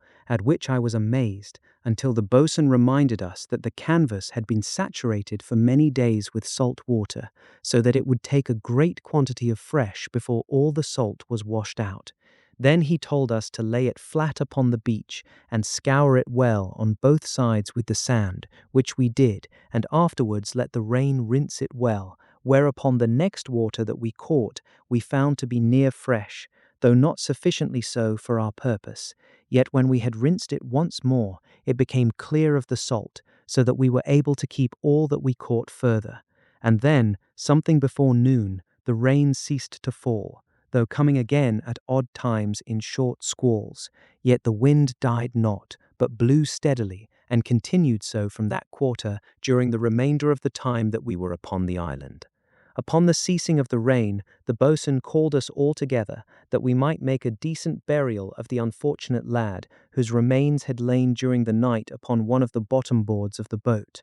After a little discussion, it was decided to bury him in the beach, for the only part where there was soft earth was in the valley, and none of us had a stomach for that place. Moreover, the sand was soft and easy to dig, and as we had no proper tools, this was a great consideration. Presently, using the bottom boards and the oars and the hatchet, we had a place large and deep enough to hold the boy, and into this we placed him. We made no prayer over him, but stood about the grave for a little space in silence. Then the boatswain signed to us to fill in the sand, and therewith we covered up the poor lad and left him to his sleep. And presently we made our dinner, after which the boatswain served out to each one of us a very sound tot of the rum, for he was minded to bring us back again to a cheerful state of mind. After we had sat a while smoking, the boatswain divided us into two parties to make a search through the island among the rocks. Perchance we should find water,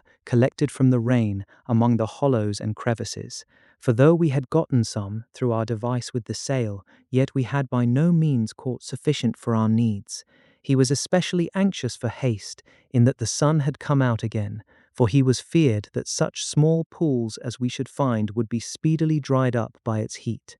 Now the boatswain headed one party, and set the big seaman over the other, bidding all to keep their weapons very handy. Then he set out to the rocks about the base of the nearer hill, sending the others to the farther and greater one, and in each party we carried an empty breaker slung from a couple of the stout reeds, so that we might put all such driblets as we should find straight away into it, before they had time to vanish into the hot air. And for the purpose of bailing up the water, we had brought with us our tin pannikins and one of the boat's bailers. In a while, and after much scrambling amid the rocks, we came upon a little pool of water that was remarkably sweet and fresh, and from this we removed near 3 gallons before it became dry. And after that we came across maybe 5 or 6 others, but not one of them near so big as the first. Yet we were not displeased, for we had near 3 parts filled the breaker, and so we made back to the camp, having some wonder as to the luck of the other party.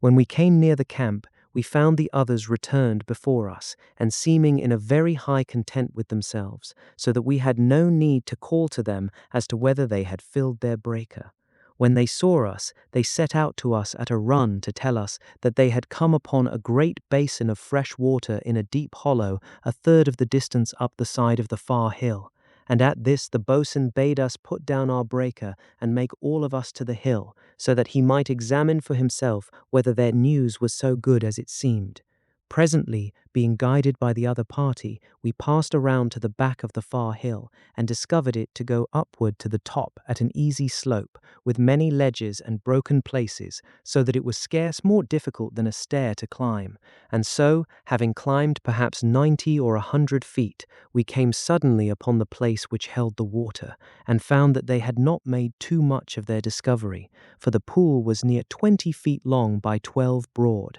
and so clear as though it had come from a fountain, yet it had considerable depth, as we discovered by thrusting a spear shaft down into it. Now the boatswain, having seen for himself how good a supply of water there was for our needs, seemed very much relieved in his mind, and declared that within 3 days at the most we might leave the island, at which we felt none of us any regret. Indeed, had the boat escaped harm, we had been able to leave that same day, but this could not be, for there was much to be done before we had her seaworthy again. Having waited until the boatswain had made complete his examination, we turned to descend, thinking that this would be the boatswain's intention, but he called to us to stay, and looking back, we saw that he made to finish the ascent of the hill. At that, we hastened to follow him, though we had no notion of his reason for going higher.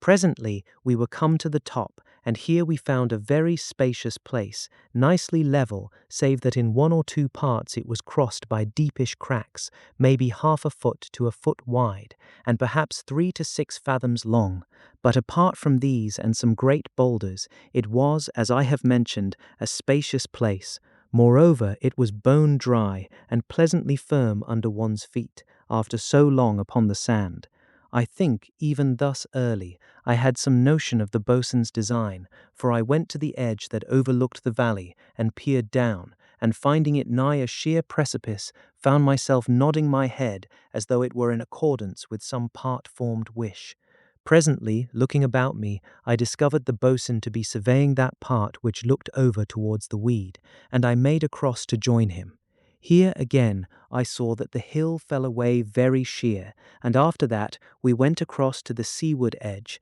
and there it was near as abrupt as on the weed side. Then, having by this time thought a little upon the matter, I put it straight to the boatswain that here would make indeed a very secure camping place, with nothing to come at us upon our sides or back, and our front, where was the slope, could be watched with ease. And this I put to him with great warmth, for I was mortally in dread of the coming night.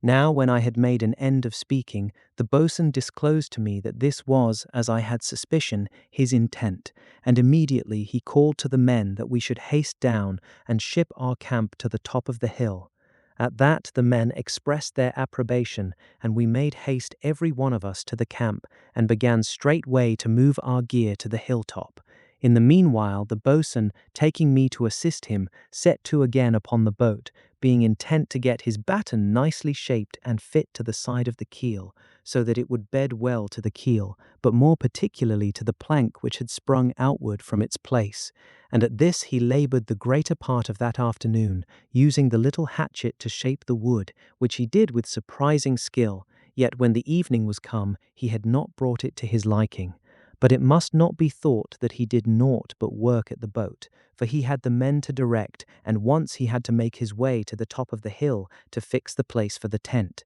And after the tent was up, he set them to carry the dry weed to the new camp, and at this he kept them until near dusk, for he had vowed never again to be without a sufficiency of fuel. But 2 of the men he sent to collect shellfish, putting 2 of them to the task, because he would not have one alone upon the island, not knowing but that there might be danger, even though it were bright day. And a most happy ruling it proved, for a little past the middle of the afternoon we heard them shouting at the other end of the valley, and not knowing but that they were in need of assistance, we ran with all haste to discover the reason of their calling, passing along the right-hand side of the blackened and sodden vale. Upon reaching the further beach, we saw a most incredible sight, for the two men were running towards us through the thick masses of the weed, while no more than 4 or 5 fathoms behind, they were pursued by an enormous crab. Now, I had thought the crab we had tried to capture before coming to the island a prodigy unsurpassed,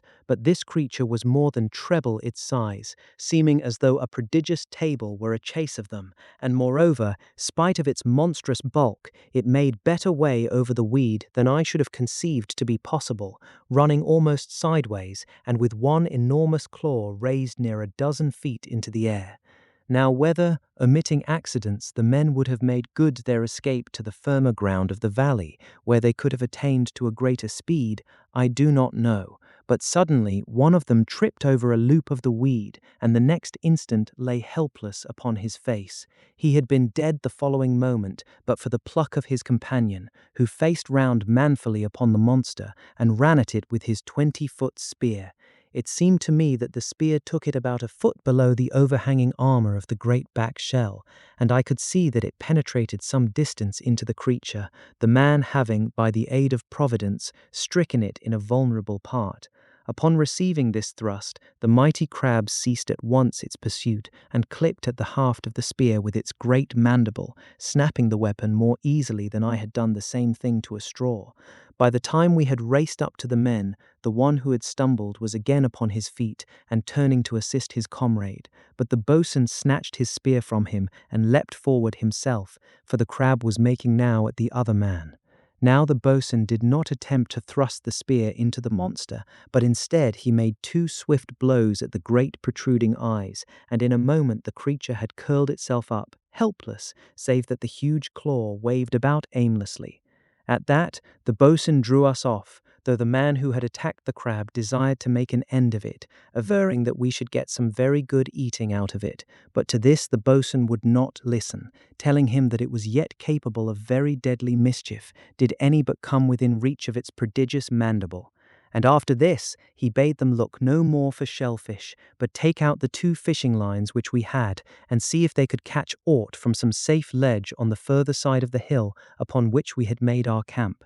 Then he returned to his mending of the boat. It was a little before the evening came down upon the island that the boatswain ceased work, and after that he called to the men, who, having made an end of their fuel carrying, were standing near, to place the full breakers, which we had not thought needful to carry to the new camp on account of their weight, under the upturned boat, some holding up the gunwale, whilst the others pushed them under. Then the boatswain laid the unfinished batten along with them, and we lowered the boat again over all, trusting to its weight to prevent any creature from meddling with aught.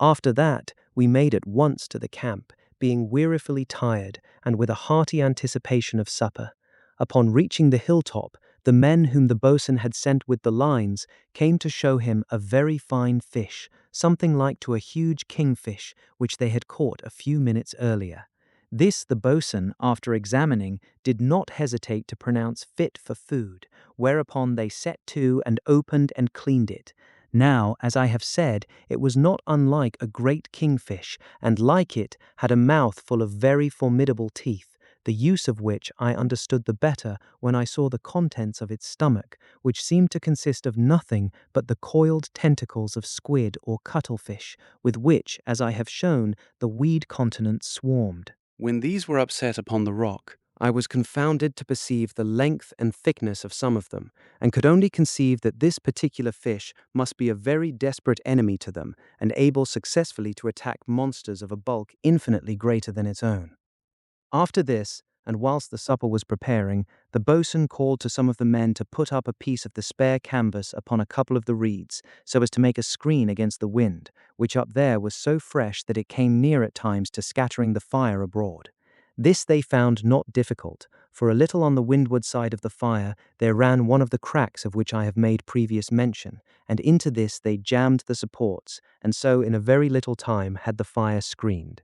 Presently the supper was ready, and I found the fish to be very fair eating, though somewhat coarse, but this was no great matter for concern, with so empty a stomach as I contained. And here I would remark that we made our fishing save our provisions through all our stay on the island. Then, after we had come to an end of our eating, we lay down to a most comfortable smoke, for we had no fear of attack at that height, and with precipices upon all sides save that which lay in front. Yet so soon as we had rested and smoked a while, the boatswain set the watches, for he would run no risk through carelessness. By this time the night was drawing on apace, yet it was not so dark but that one could perceive matters at a very reasonable distance. Presently, being in a mood that tended to thoughtfulness, and feeling a desire to be alone for a little, I strolled away from the fire to the leeward edge of the hilltop. Here I paced up and down a while, smoking and meditating. Anon, I would stare out across the immensity of the vast continent of weed and slime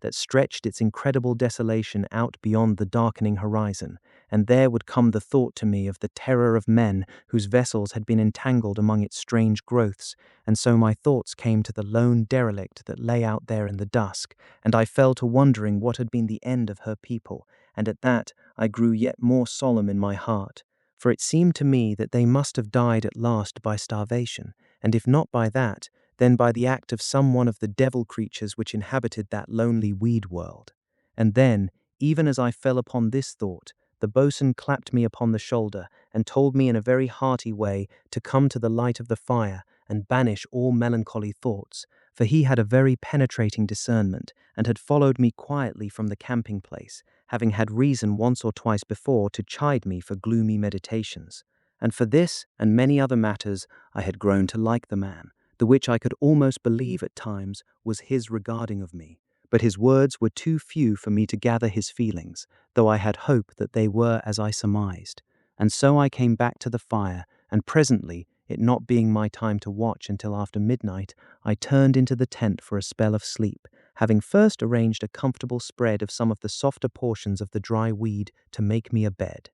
Now I was very full of sleep, so that I slept heavily, and in this wise heard not the man on watch call the boatswain, yet the rousing of the others waked me, and so I came to myself and found the tent empty, at which I ran very hurriedly to the doorway, and so discovered that there was a clear moon in the sky, the which, by reason of the cloudiness that had prevailed, we had been without for the past 2 nights. Moreover, the sultriness had gone, the wind having blown it away with the clouds. Yet though, maybe, I appreciated this, it was but in a half-conscious manner, for I was put about to discover the whereabouts of the men and the reason of their leaving the tent. With this purpose, I stepped out from the entrance, and the following instant discovered them all in a clump beside the leeward edge of the hilltop. At that, I held my tongue, for I knew not but that silence might be their desire. But I ran hastily over to them, and inquired of the boatswain what manner of thing it was which called them from their sleep,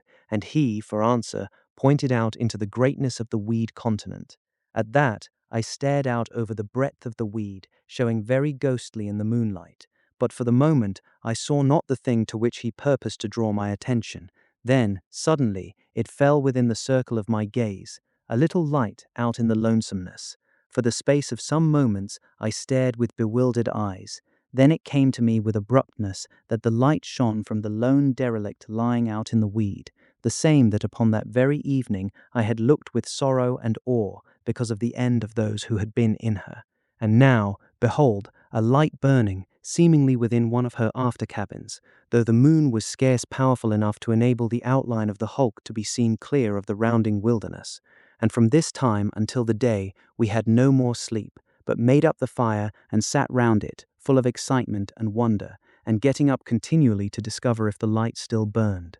This it ceased to do about an hour after I had first seen it, but it was the more proof that some of our kind were no more than the half of a mile from our camp. And at last the day came. You're listening to Dark Classics Narrated. Chapter 11. The Signals from the Ship. Now, so soon as it was clearly light, we went all of us to the leeward brow of the hill to stare upon the derelict, which now we had cause to believe no derelict, but an inhabited vessel. Yet though we watched her for upwards of 2 hours, we could discover no sign of any living creature, the which, indeed, had we been in cooler minds, we had not thought strange, seeing that she was all so shut in by the great superstructure, but we were hot to see a fellow creature after so much lonesomeness and terror in strange lands and seas, and so could not by any means contain ourselves in patience until those aboard the hulk should choose to discover themselves to us. And so, at last, being wearied with watching, we made it up together to shout when the boatswain should give us the signal, by this means making a good volume of sound, which we conceived the wind might carry down to the vessel. Yet though we raised many shouts, making as it seemed to us a very great noise, there came no response from the ship, and at last we were fain to cease from our calling, and ponder some other way of bringing ourselves to the notice of those within the hulk. For a while we talked, some proposing one thing and some another, but none of them seeming like to achieve our purpose. And after that we fell to marveling that the fire which we had lit in the valley had not awakened them to the fact that some of their fellow creatures were upon the island, for, had it, we could not suppose but that they would have kept a perpetual watch upon the island until such time as they should have been able to attract our notice. Nay, more than this, it was scarce credible that they should not have made an answering fire, or set some of their bunting above the superstructure, so that our gaze should be arrested upon the instant we chanced to glance towards the hulk.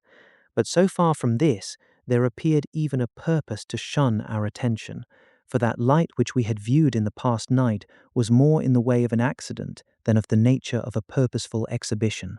And so, presently, we went to breakfast, eating heartily, our night of wakefulness having given us mighty appetites. But for all that, we were so engrossed by the mystery of the lonesome craft that I doubt if any of us knew what manner of food it was with which we filled our bellies. For first one view of the matter would be raised, and when this had been combated, another would be broached, and in this wise it came up finally that some of the men were falling in doubt whether the ship was inhabited by anything human, saying rather that it might be held by some demoniac creature of the great weed continent.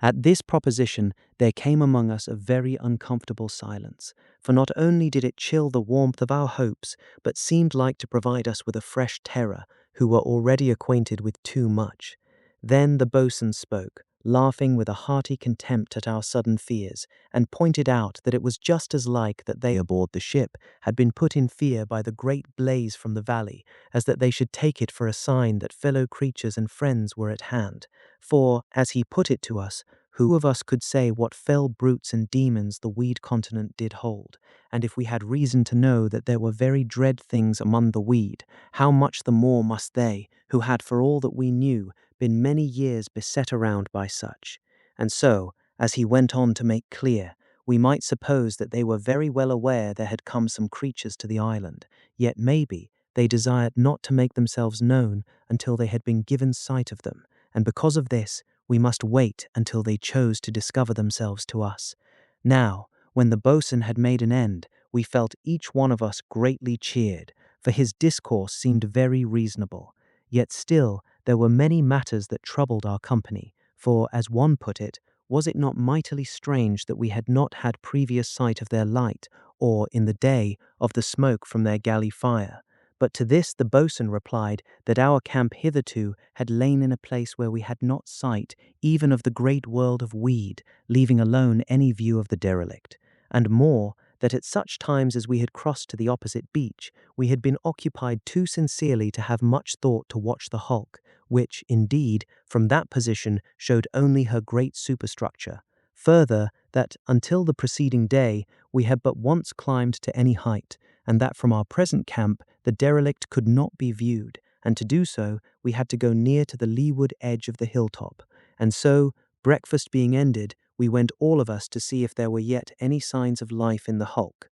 but when an hour had gone, we were no wiser. Therefore, it being folly to waste further time, the boatswain left one man to watch from the brow of the hill, charging him very strictly to keep in such position that he could be seen by any aboard the silent craft, and so took the rest down to assist him in the repairing of the boat. And from thence on, during the day, he gave the men a turn each at watching, telling them to wave to him should there come any sign from the hulk. Yet, excepting the watch, he kept every man so busy as might be, some bringing weed to keep up a fire which he had lit near the boat, one to help him turn and hold the batten upon which he labored, and two he sent across to the wreck of the mast to detach one of the futtock shrouds, which, as is most rare, were made of iron rods. This, when they brought it, he bade me heat in the fire, and afterwards beat out straight at one end, and when this was done, he set me to burn holes with it through the keel of the boat, at such places as he had marked,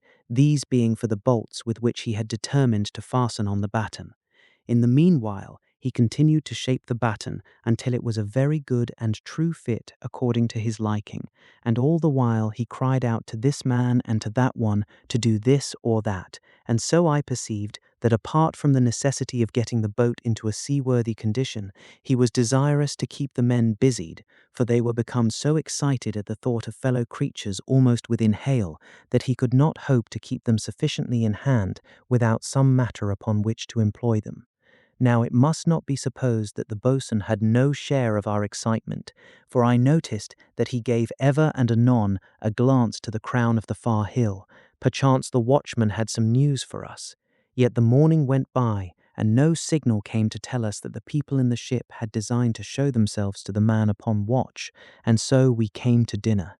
At this meal, as might be supposed, we had a second discussion upon the strangeness of the behavior of those aboard the hulk, yet none could give any more reasonable explanation than the boatswain had given in the morning, and so we left it at that. Presently, when we had smoked and rested very comfortably, for the boatswain was no tyrant, we rose at his bidding to descend once more to the beach. But at this moment, one of the men having run to the edge of the hill to take a short look at the hulk, cried out that a part of the great superstructure over the quarter had been removed or pushed back, and that there was a figure there, seeming, so far as his unaided sight could tell, to be looking through a spyglass at the island.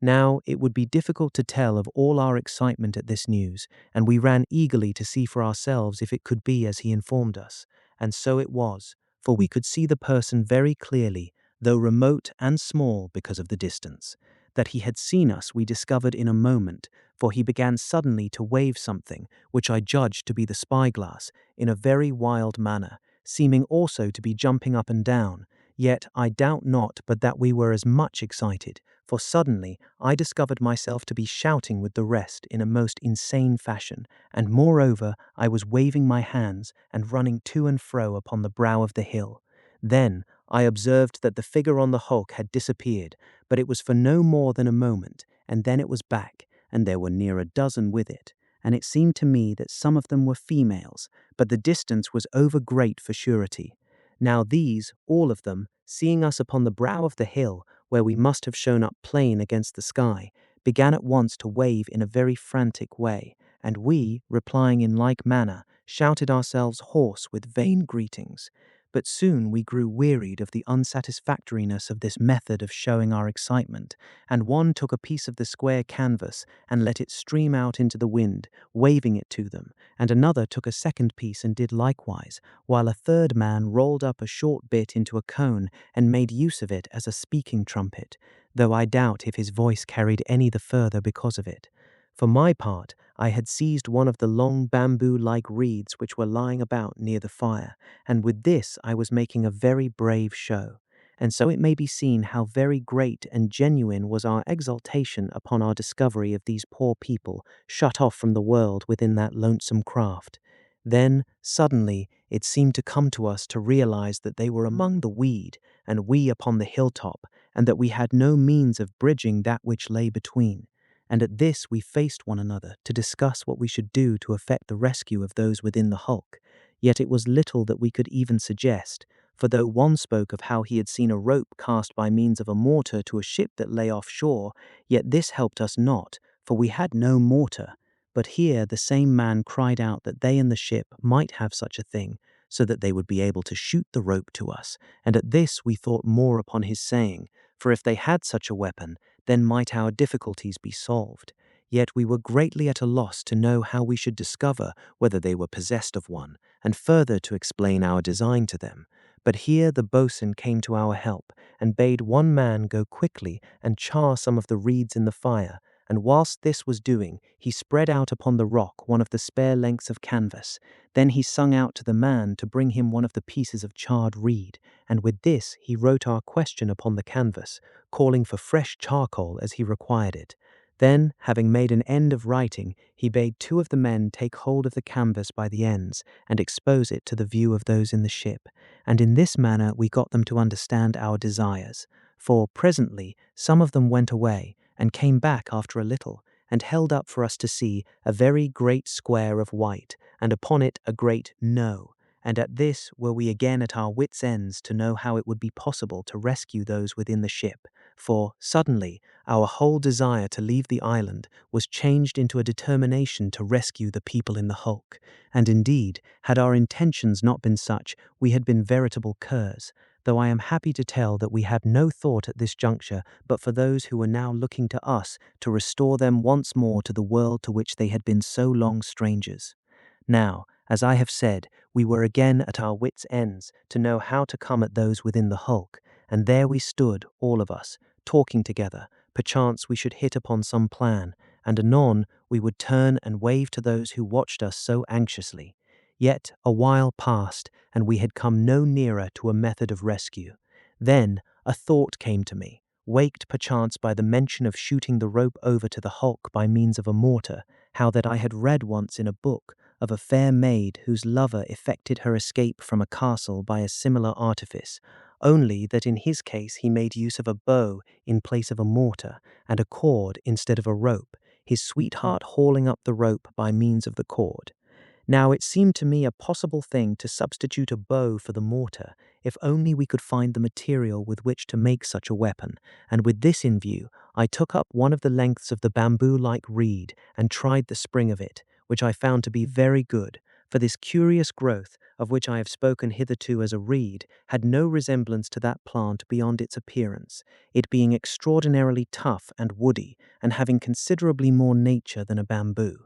Now, having tried the spring of it, I went over to the tent and cut a piece of Samson line which I found among the gear, and with this and the reed I contrived a rough bow.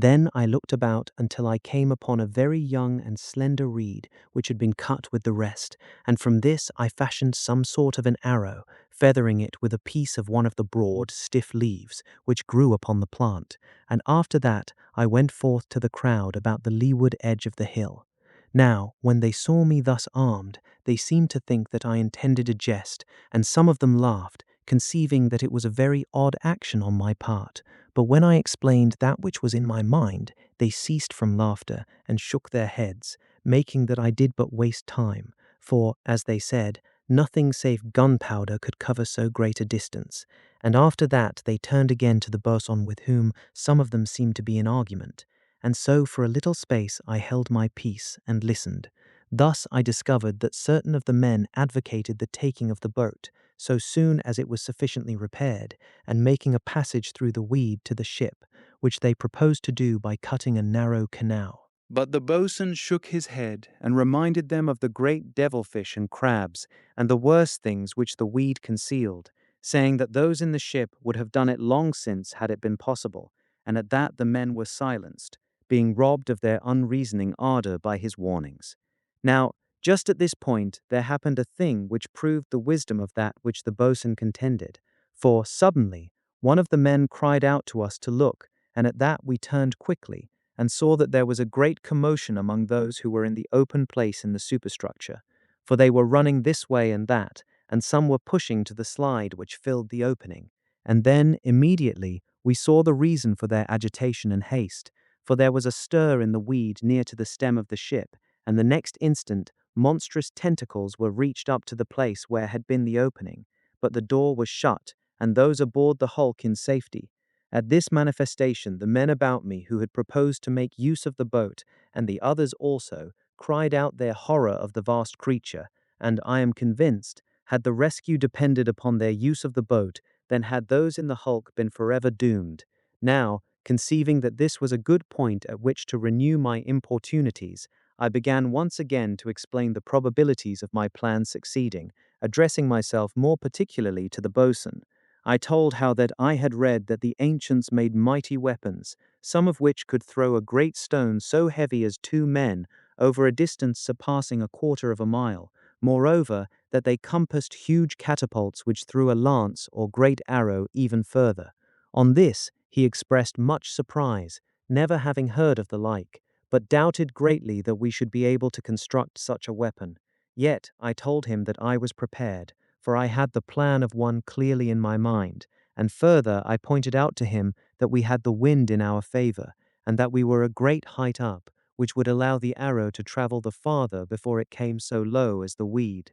Then I stepped to the edge of the hill, and bidding him watch, fitted my arrow to the string, and having bent the bow, loosed it. Whereupon, being aided by the wind and the height on which I stood, the arrow plunged into the weed at a distance of near 200 yards from where we stood, that being about 1/4 of the distance on the road to the derelict. At that, the boatswain was won over to my idea, though, as he remarked, the arrow had fallen nearer had it been drawing a length of yarn after it, and to this I assented, but pointed out that my bow and arrow was but a rough affair, and more, that I was no archer. Yet I promised him, with the bow that I should make, to cast a shaft clean over the hulk, did he but give me his assistance and bid the men to help. Now, as I have come to regard it in the light of greater knowledge, my promise was exceeding rash, but I had faith in my conception and was very eager to put it to the test, the which, after much discussion at supper, it was decided I should be allowed to do. You're listening to Dark Classics Narrated. Chapter 12. The Making of the Great Bow. The 4th night upon the island was the first to pass without incident. It is true that a light showed from the hulk out in the weed, but now that we had made some acquaintance with her inmates, it was no longer a cause for excitement, so much as contemplation. As for the valley where the vile things had made an end of job, it was very silent and desolate under the moonlight, for I made a point to go and view it during my time on watch. Yet, for all that it lay empty, it was very eerie and a place to conjure up uncomfortable thoughts, so that I spent no great time pondering it. This was the 2nd night on which we had been free from the terror of the devil things, and it seemed to me that the great fire had put them in fear of us and driven them away, but of the truth or error of this idea I was to learn later.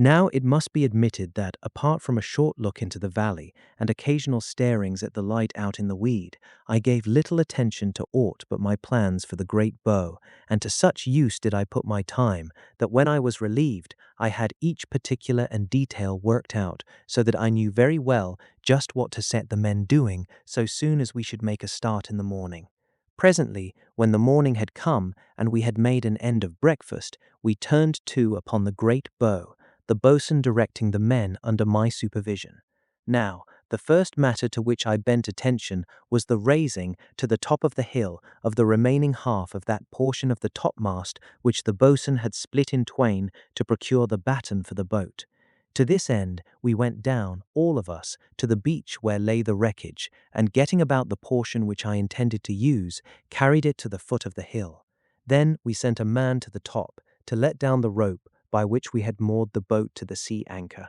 and when we had bent this on securely to the piece of timber, we returned to the hilltop and tailed on to the rope, and so presently, after much weariful pulling, had it up. The next thing I desired was that the split face of the timber should be rubbed straight, and this the boatswain understood to do, and whilst he was about it, I went with some of the men to the grove of reeds, and here, with great care, I made a selection of some of the finest, these being for the bow, and after that I cut some which were very clean and straight, intending them for the great arrows. With these we returned once more to the camp, and there I set to and trimmed them of their leaves, keeping these latter, for I had a use for them. Then I took a dozen reeds and cut them each to a length of 25 feet, and afterwards notched them for the strings. In the meanwhile, I had sent 2 men down to the wreckage of the masts to cut away a couple of the hempen shrouds and bring them to the camp, and they, appearing about this time, I set to work to unlay the shrouds,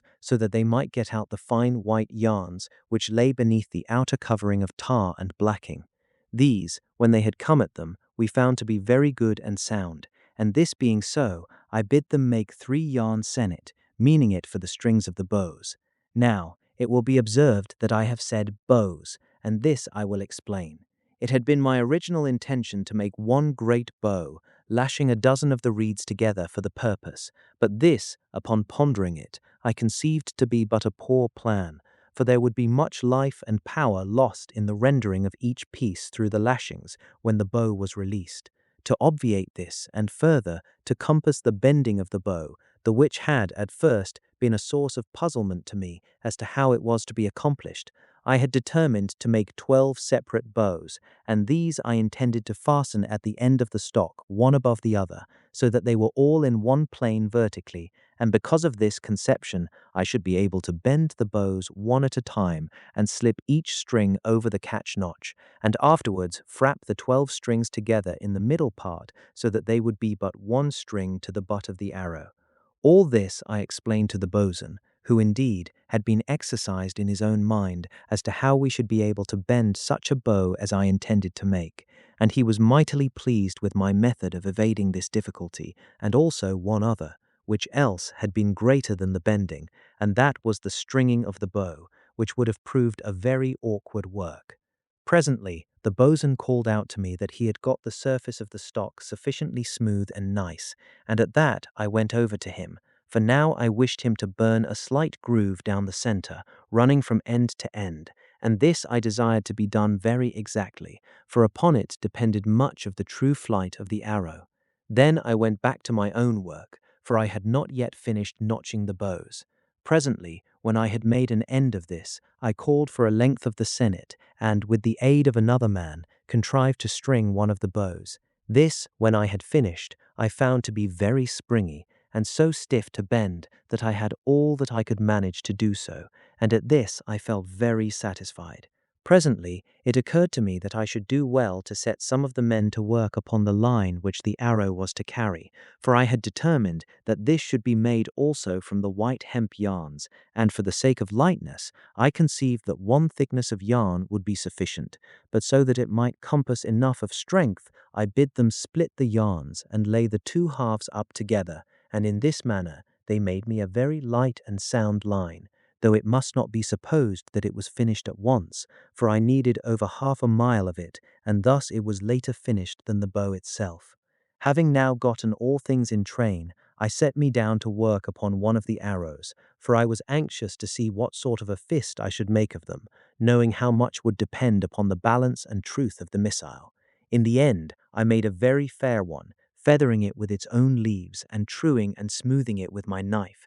after which I inserted a small bolt in the forward end to act as a head, and as I conceived, give it balance, though whether I was right in this latter, I am unable to say. Yet before I had finished my arrow, the bosun had made the groove and called me over to him, that I might admire it, the which I did, for it was done with a wonderful neatness. Now I have been so busy with my description of how we made the great bow, that I have omitted to tell of the flight of time, and how we had eaten our dinner this long while since, and how that the people in the hulk had waved to us, and we had returned their signals, and then written upon a length of the canvas the one word, wait. And besides all this, some had gathered our fuel for the coming night, and so, presently, the evening came upon us, but we ceased not to work, for the bosun bade the men to light a second great fire beside our former one, and by the light of this we worked another long spell, though it seemed short enough by reason of the interest of the work.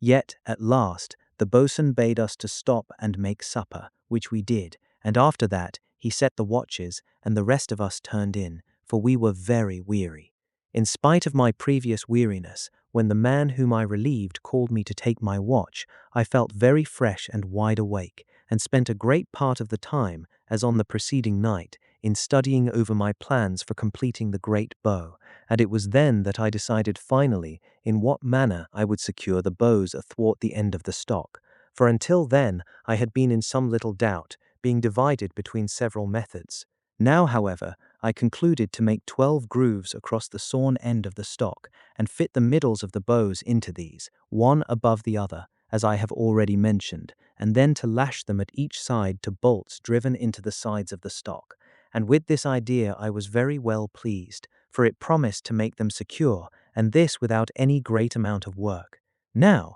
though I spent much of my watch in thinking over the details of my prodigious weapon, yet it must not be supposed that I neglected to perform my duty as watchman, for I walked continually about the top of the hill, keeping my cut and thrust ready for any sudden emergency. Yet my time passed off quietly enough, though it is true that I witnessed one thing which brought me a short spell of disquiet thought. It was in this wise. I had come to that part of the hilltop which overhung the valley, and it came to me, abruptly, to go near to the edge and look over. Thus, the moon being very bright and the desolation of the valley reasonably clear to the eye, it appeared to me, as I looked, that I saw a movement among certain of the fungi which had not burnt, but stood up shriveled and blackened in the valley. Yet by no means could I be sure that it was not a sudden fancy, born of the eeriness of that desolate-looking vale, the more so as I was like to be deceived because of the uncertainty which the light of the moon gives.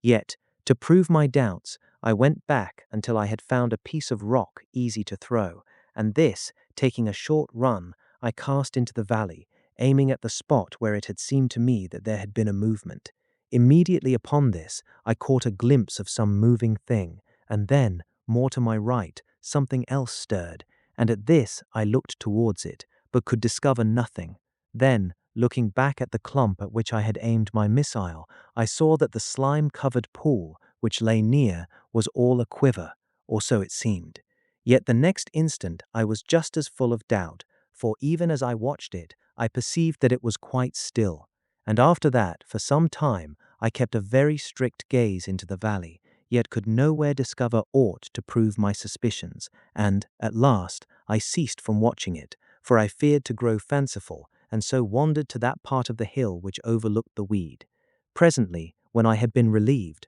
I returned to sleep, and so till the morning. Then, when we had made each of us a hasty breakfast, for all were grown mightily keen to see the great bow completed, we set to upon it, each at our appointed task. Thus, the boatswain and I made it our work to make the 12 grooves athwart the flat end of the stock, into which I proposed to fit and lash the bows, and this we accomplished by means of the iron futtock shroud, which we heated in its middle part, and then, each taking an end, protecting our hands with canvas, we went one on each side and applied the iron until at length we had the grooves burnt out very nicely and accurately. This work occupied us all the morning, for the grooves had to be deeply burnt, and in the meantime the men had completed near enough sennet for the stringing of the bows. Yet those who were at work on the line which the arrow was to carry had scarce made more than half, so that I called off one man from the sennet to turn to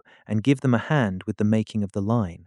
When dinner was ended, the boatswain and I set to about fitting the bows into their places, which we did, and lashed them to 24 bolts, 12 aside, driven into the timber of the stock, about 12 inches in from the end. After this, we bent and strung the bows, taking very great care to have each bent exactly as the one below it, for we started at the bottom, and so, before sunset, we had that part of our work ended. Now, because the 2 fires which we had lit on the previous night had exhausted our fuel, the boatswain deemed it prudent to cease work, and go down all of us to bring up a fresh supply of the dry seaweed and some bundles of the reeds. This we did, making an end of our journeyings just as the dusk came over the island. Then, having made a second fire, as on the preceding night, we had first our supper, and after that another spell of work, all the men turning to upon the line which the arrow was to carry, whilst the boatswain and I set to,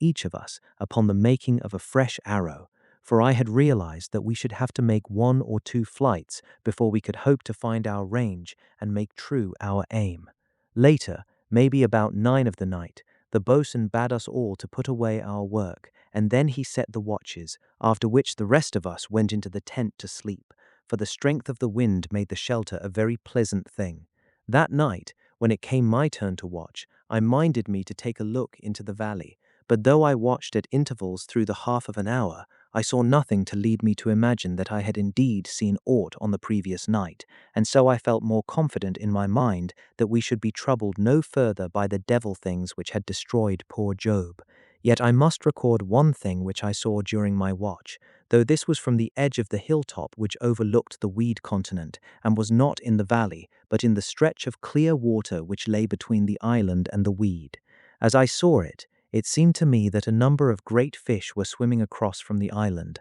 diagonally towards the great continent of weed. They were swimming in one wake and keeping a very regular line, but not breaking the water after the manner of porpoises or black fish. Yet, though I have mentioned this, it must not be supposed that I saw any very strange thing in such a sight. And indeed, I thought nothing more of it than to wonder what sort of fish they might be, for as I saw them indistinctly in the moonlight, they made a queer appearance, seeming each of them to be possessed of two tails, and further, I could have thought I perceived a flicker as of tentacles just beneath the surface, but of this I was by no means sure. Upon the following morning, having hurried our breakfast, each of us set to again upon our tasks, for we were in hopes to have the great bow at work before dinner. Soon the boatswain had finished his arrow, and mine was completed very shortly after, so that there lacked nothing now to the completion of our work, save the finishing of the line and the getting of the bow into position. This latter, assisted by the men, we proceeded now to effect, making a level bed of rocks near the edge of the hill which overlooked the weed. Upon this we placed the great bow, and then, having sent the men back to their work at the line, we proceeded to the aiming of the huge weapon. Now, when we had gotten the instrument pointed, as we conceived, straight over the hulk, the which we accomplished by squinting along the groove which the boatswain had burnt down the center of the stock, we turned to upon the arranging of the notch and trigger, the notch being to hold the strings when the weapon was set, and the trigger, a board bolted on loosely at the side just below the notch, to push them upwards out of this place when we desired to discharge the bow. This part of the work took up no great portion of our time, and soon we had all ready for our first flight. Then we commenced to set the bows, bending the bottom one first, and then those above in turn, until all were set. And after that, we laid the arrow very carefully in the groove. Then I took 2 pieces of spun yarn and frapped the strings together at each end of the notch, and by this means I was assured that all the strings would act in unison when striking the butt of the arrow. And so we had all things ready for the discharge, whereupon I placed my foot upon the trigger, and bidding the boatswain watch carefully the flight of the arrow, pushed downwards. The next instant, with a mighty twang and a quiver that made the great stock stir on its bed of rocks, the bow sprang to its lesser tension, hurling the arrow outwards and upwards in a vast arc. Now it may be conceived with what mortal interest we watched its flight, and so in a minute discovered that we had aimed too much to the right, for the arrow struck the weed ahead of the hulk, but beyond it. At that I was filled near to bursting with pride and joy, and the men who had come forward to witness the trial shouted to acclaim my success, whilst the boatswain clapped me twice upon the shoulder to signify his regard, and shouted as loud as any. And now it seemed to me that we had but to get the true aim, and the rescue of those in the hulk would be but a matter of another day or two. For having once gotten a line to the hulk, we should haul across a thin rope by its means, and with this a thicker one. After which we should set this up so taut as possible, and then bring the people in the hulk to the island by means of a seat and block, which we should haul to and fro along the supporting line. Now, having realized that the bow would indeed carry so far as the wreck, we made haste to try our second arrow, and at the same time we bade the men go back to their work upon the line, for we should have need of it in a very little while. Presently, having pointed the bow more to the left, I took the frappings off the strings, so that we could bend the bows singly, and after that we set the great weapon again. Then, seeing that the arrow was straight in the groove, I replaced the frappings and immediately discharged it. This time, to my very great pleasure and pride, the arrow went with a wonderful straightness towards the ship, and clearing the superstructure, passed out of our sight as it fell behind it. At this I was all impatience to try to get the line to the hulk before we made our dinner, but the men had not yet laid up sufficient, there being then only 450 fathoms, which the boatswain measured off by stretching it along his arms and across his chest. This being so, we went to dinner, and made very great haste through it, and after that every one of us worked at the line, and so in about an hour we had sufficient, for I had estimated that it would not be wise to make the attempt with a less length than 500 fathoms. Having now completed a sufficiency of the line, the boatswain set one of the men to flake it down very carefully upon the rock beside the bow, whilst he himself tested it at all such parts as he thought in any way doubtful, and so, presently, all was ready. Then I bent it onto the arrow, and having set the bow whilst the men were flaking down the line, I was prepared immediately to discharge the weapon. Now, all the morning a man upon the hulk had observed us through a spyglass, from a position that brought his head just above the edge of the superstructure, and being aware of our intentions, having watched the previous flights, he understood the boatswain when he beckoned to him that we had made ready for a third shot, and so, with an answering wave of his spyglass, he disappeared from our sight. At that, having first turned to see that all were clear of the line, I pressed down the trigger, my heart beating very fast and thick, and so in a moment the arrow was sped. But now, doubtless because of the weight of the line, it made nowhere near so good a flight as on the previous occasion, the arrow striking the weed some 200 yards short of the hulk, and at this I could near have wept with vexation and disappointment. Immediately upon the failure of my shot, the boatswain called to the men to haul in the line very carefully so that it should not be parted through the arrow catching in the weed. Then he came over to me and proposed that we should set to at once to make a heavier arrow, suggesting that it had been lack of weight in the missile which had caused it to fall short. At that, I felt once more hopeful and turned to at once to prepare a new arrow, the boatswain doing likewise, though in his case he intended to make a lighter one than that which had failed, for, as he put it, though the heavier one fell short, yet might the lighter succeed, and if neither, then we could only suppose that the bow lacked power to carry the line, and in that case we should have to try some other method. Now, in about 2 hours I had made my arrow, the boatswain having finished his a little earlier, and so, the men having hauled in all the line and flaked it down ready, we prepared to make another attempt to cast it over the hulk. Yet a second time we failed, and by so much that it seemed hopeless to think of success. But for all that it appeared useless, the boatswain insisted on making a last try with the light arrow, and presently, when we had gotten the line ready again, we loosed upon the wreck. But in this case so lamentable was our failure that I cried out to the boatswain to set the useless thing upon the fire and burn it, for I was sorely irked by its failure, and could scarce abide to speak civilly of it. Now the boatswain, perceiving how I felt, sung out that we would cease troubling about the hulk for the present, and go down all of us to gather reeds and weed for the fire, for it was drawing nigh to evening, and this we did, though all in a disconsolate condition of mind, for we had seemed so near to success, and now it appeared to be further than ever from us, and so, in a while, having brought up a sufficiency of fuel, the boatswain sent 2 of the men down to one of the ledges which overhung the sea, and bade them see whether they could not secure a fish for our supper. Then, taking our places about the fire, we fell to upon a discussion as to how we should come at the people in the hulk. Now, for a while, there came no suggestion worthy of notice, until at last there occurred to me a notable idea, and I called out suddenly that we should make a small fire balloon and float off the line to them by such means. At that, the men about the fire were silent a moment, for the idea was new to them, and moreover, they needed to comprehend just what I meant. Then, when they had come fully at it, the one who had proposed that they should make spears of their knives cried out to know why a kite would not do, and at that I was confounded, in that so simple an expedient had not occurred to any before, for surely it would be but a little matter to float a line to them by means of a kite, and further, such a thing would take no great making, and so, after a space of talk, it was decided that upon the morrow we should build some sort of kite, and with it fly a line over the hulk, the which should be a task of no great difficulty with so good a breeze as we had continually with us. And presently, having made our supper off a very fine fish, which the 2 fishermen had caught whilst we talked, the boatswain set the watches and the rest turned in. You're listening to Dark Classics Narrated.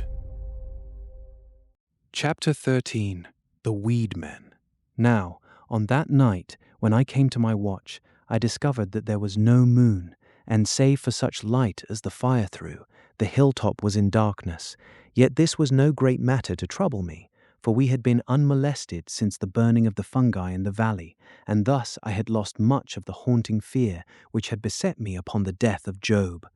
Yet, though I was not so much afraid as I had been, I took all precautions that suggested themselves to me, and built up the fire to a goodly height, after which I took my cut and thrust and made the round of the camping place. At the edges of the cliffs which protected us on 3 sides, I made some pause, staring down into the darkness and listening, though this latter was of but small use because of the strength of the wind which roared continually in my ears. Yet though I neither saw nor heard anything, I was presently possessed of a strange uneasiness, which made me return twice or thrice to the edge of the cliffs, but always without seeing or hearing anything to justify my superstitions. And so, presently, being determined to give way to no fancifulness, I avoided the boundary of cliffs and kept more to that part which commanded the slope, up and down which we made our journeys to and from the island below. Then, it would be near halfway through my time of watching, there came to me out of the immensity of weed that lay to leeward a far distant sound that grew upon my ear, rising and rising into a fearsome screaming and shrieking, and then dying away into the distance in queer sobs, and so at last to a note below that of the winds. At this, as might be supposed, I was somewhat shaken in myself to hear so dread a noise coming out of all that desolation, and then, suddenly, the thought came to me that the screaming was from the ship to leeward of us, and I ran immediately to the edge of the cliff overlooking the weed, and stared into the darkness. But now I perceived, by a light which burned in the hulk, that the screaming had come from some place a great distance to the right of her, and more, as my sense assured me, it could by no means have been possible for those in her to have sent their voices to me against such a breeze as blew at that time. And so, for a space, I stood nervously pondering and peering away into the blackness of the night. Thus, in a little, I perceived a dull glow upon the horizon, and presently there rose into view the upper edge of the moon, and a very welcome sight it was to me, for I had been upon the point of calling the boatswain to inform him regarding the sound which I had heard, but I had hesitated, being afraid to seem foolish if nothing should befall. Then, even as I stood watching the moon rise into view, there came again to me the beginning of that screaming, somewhat like to the sound of a woman sobbing with a giant's voice, and it grew and strengthened until it pierced through the roar of the wind with an amazing clearness, and then slowly, and seeming to echo and echo, it sank away into the distance, and there was again in my ears no sound beyond that of the wind. At this, having looked fixedly in the direction from which the sound had proceeded, I ran straightway to the tent and roused the boatswain, for I had no knowledge of what the noise might portend, and this second cry had shaken from me all my bashfulness. Now the boatswain was upon his feet almost before I had made an end of shaking him, and catching up his great cutlass which he kept always by his side, he followed me swiftly out onto the hilltop. Here I explained to him that I had heard a very fearsome sound which had appeared to proceed out of the vastness of the weed continent, and that upon a repetition of the noise I had decided to call him, for I knew not but that it might signal to us of some coming danger.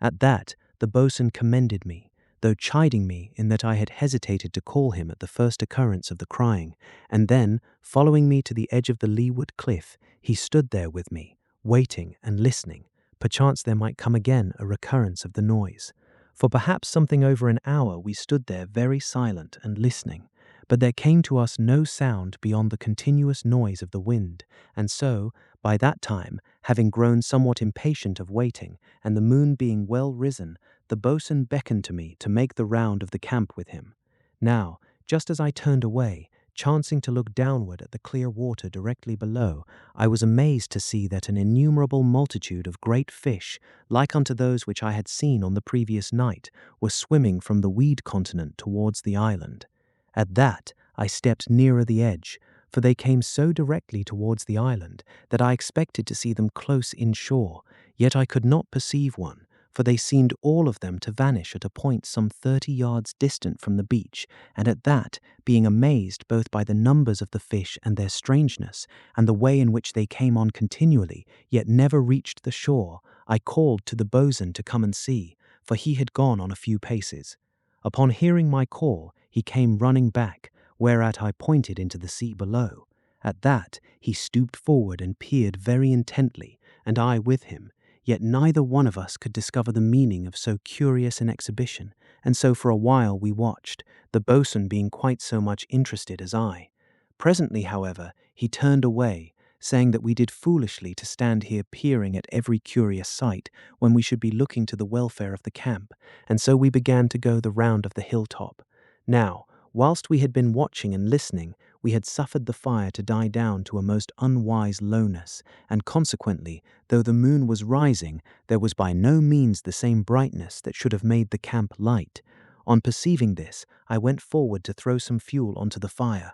and then, even as I moved, it seemed to me that I saw something stir in the shadow of the tent, and at that I ran towards the place, uttering a shout and waving my cut and thrust. Yet I found nothing, and so, feeling somewhat foolish, I turned to make up the fire, as had been my intention, and whilst I was thus busied, the boatswain came running over to me to know what I had seen, and in the same instant there ran 3 of the men out of the tent, all of them waked by my sudden cry. But I had naught to tell them, save that my fancy had played me a trick, and had shown me something where my eyes could find nothing, and at that 2 of the men went back to resume their sleep, but the third, the big fellow to whom the boatswain had given the other cutlass, came with us, bringing his weapon, and though he kept silent, it seemed to me that he had gathered something of our uneasiness, and for my part, I was not sorry to have his company. Presently, we came to that portion of the hill which overhung the valley,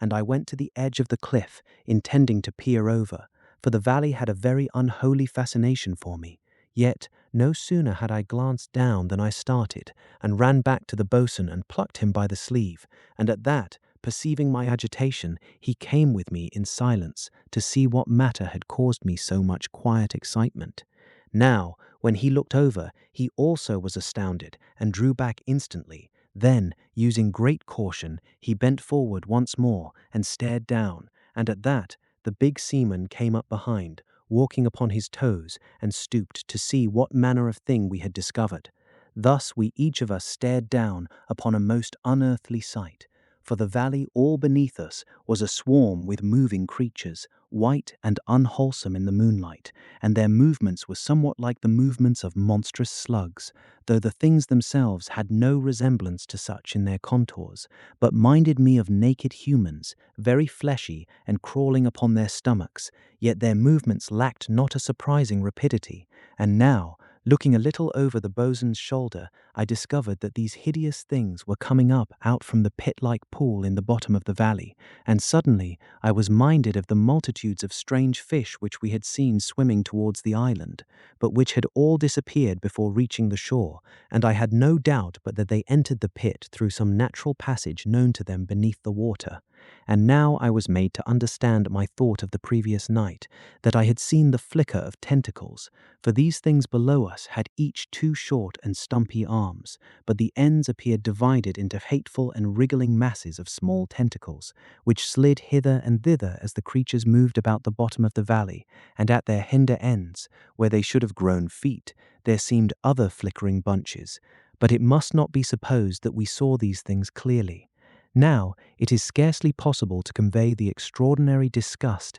which the sight of these human slugs bred in me, nor could I, do I think I would, for were I successful, then would others be like to retch even as I did, the spasm coming on without premonition and born of very horror. And then suddenly, even as I stared, sick with loathing and apprehension, there came into view, not a fathom below my feet, a face like to the face which had peered up into my own on that night, as we drifted beside the weed continent. At that, I could have screamed had I been in less terror, for the great eyes, so big as crown pieces, the bill like to an inverted parrot's, and the slug-like undulating of its white and slimy body, bred in me the dumbness of one mortally stricken. And even as I stayed there, my helpless body bent and rigid, the boatswain spat a mighty curse into my ear, and leaning forward, smote at the thing with his cutlass, for in the instant that I had seen it, it had advanced upward by so much as a yard. Now, at this action of the boatswain's, I came suddenly into possession of myself, and thrust downward with so much vigour that I was like to have followed the brute's carcass, for I overbalanced and danced giddily for a moment upon the edge of eternity, and then the boatswain had me by the waistband, and I was back in safety. But in that instant through which I had struggled for my balance, I had discovered that the face of the cliff was near hid with the number of the things which were making up to us, and I turned to the boatswain, crying out to him that there were thousands of them swarming up to us. Yet he was gone already from me, running towards the fire, and shouting to the men in the tent to haste to our help for their very lives. And then he came racing back with a great armful of the weed, and after him came the big seaman, carrying a burning tuft from the campfire. And so in a few moments we had a blaze, and the men were bringing more weed, for we had a very good stock upon the hilltop, for which the Almighty be thanked. Now, scarce had we lit one fire, when the boatswain cried out to the big seamen to make another, further along the edge of the cliff, and in the same instant I shouted and ran over to that part of the hill which lay towards the open sea, for I had seen a number of moving things about the edge of the seaward cliff. Now here there was a deal of shadow, for there were scattered certain large masses of rock about this part of the hill, and these held off both the light of the moon and that from the fires. Here I came abruptly upon three great shapes moving with stealthiness towards the camp, and behind these I saw dimly that there were others. Then, with a loud cry for help, I made at the three, and as I charged, they rose up on end at me, and I found that they overtopped me, and their vile tentacles were reached out at me. Then I was smiting and gasping, sick with a sudden stench, the stench of the creatures which I had come already to know. And then something clutched at me, something slimy and vile, and great mandibles champed in my face, but I stabbed upward, and the thing fell from me, leaving me dazed and sick, and smiting weakly. Then there came a rush of feet behind, and a sudden blaze, and the boatswain crying out encouragement, and directly he and the big seaman thrust themselves in front of me, hurling from them great masses of burning weed, which they had borne, each of them up a long reed. And immediately the things were gone, slithering hastily down over the cliff edge, and so, presently, I was more my own man, and made to wipe from my throat the slime left by the clutch of the monster. And afterwards I ran from fire to fire with weed, feeding them, and so a space passed, during which we had safety, for by that time we had fires all about the top of the hill, and the monsters were in mortal dread of fire, else had we been dead, all of us, that night. Now, a while before the dawn, we discovered, for the second time since we had been upon the island, that our fuel could not last us the night at the rate at which we were compelled to burn it, and so the boatswain told the men to let out every second fire, and thus we staved off for a while the time when we should have to face a spell of darkness, and the things which, at present, the fires held off from us. And so, at last, we came to the end of the weed and the reeds, and the boatswain called out to us to watch the cliff edges very carefully, and smite on the instant that anything showed, but that, should he call, all were to gather by the central fire for a last stand. And after that, he blasted the moon which had passed behind a great bank of cloud, and thus matters were, and the gloom deepened as the fires sank lower and lower. Then I heard a man curse on that part of the hill which lay towards the weed continent, his cry coming up to me against the wind, and the boatswain shouted to us to all have a care, and directly afterwards I smote at something that rose silently above the edge of the cliff opposite to where I watched.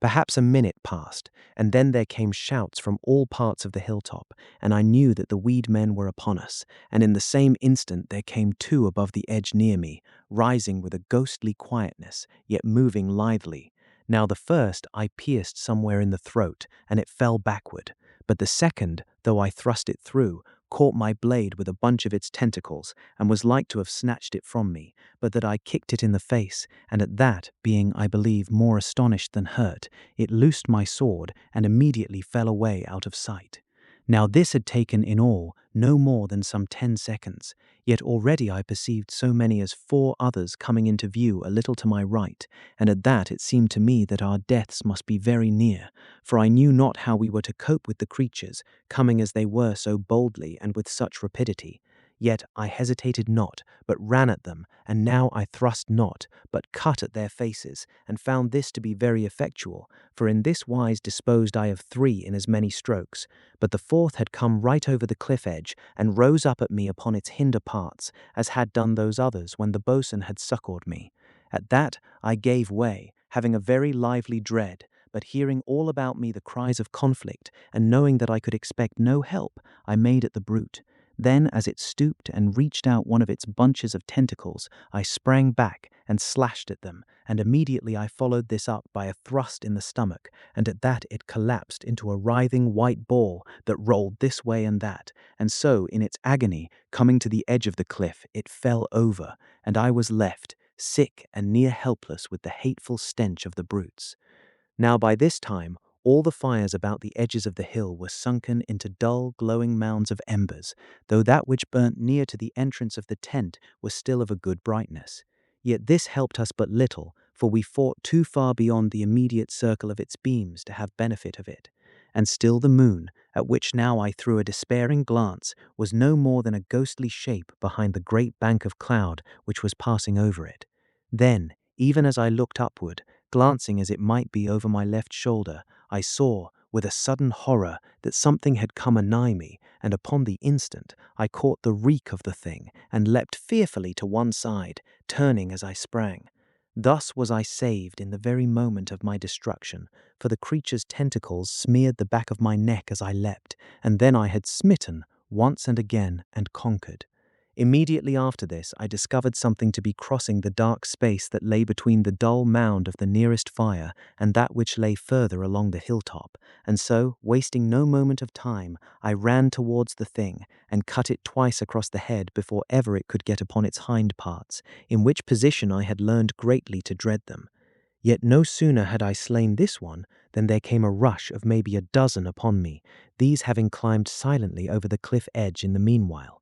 At this, I dodged and ran madly towards the glowing mound of the nearest fire, the brutes following me almost so quick as I could run, but I came to the fire the first, and then, a sudden thought coming to me, I thrust the point of my cut and thrust among the embers, and switched a great shower of them at the creatures, and at that I had a momentary clear vision of many white, hideous faces stretched out towards me, and brown, champing mandibles which had the upper beak shutting into the lower, and the clumped, wriggling tentacles were all aflutter. Then the gloom came again, but immediately I switched another and yet another shower of the burning embers towards them, and so, directly I saw them give back, and then they were gone. At this, all about the edges of the hilltop, I saw the fires being scattered in like manner, for others had adopted this device to help them in their sore straits. For a little after this, I had a short breathing space, the brutes seeming to have taken fright, yet I was full of trembling, and I glanced hither and thither, not knowing when some one or more of them would come upon me,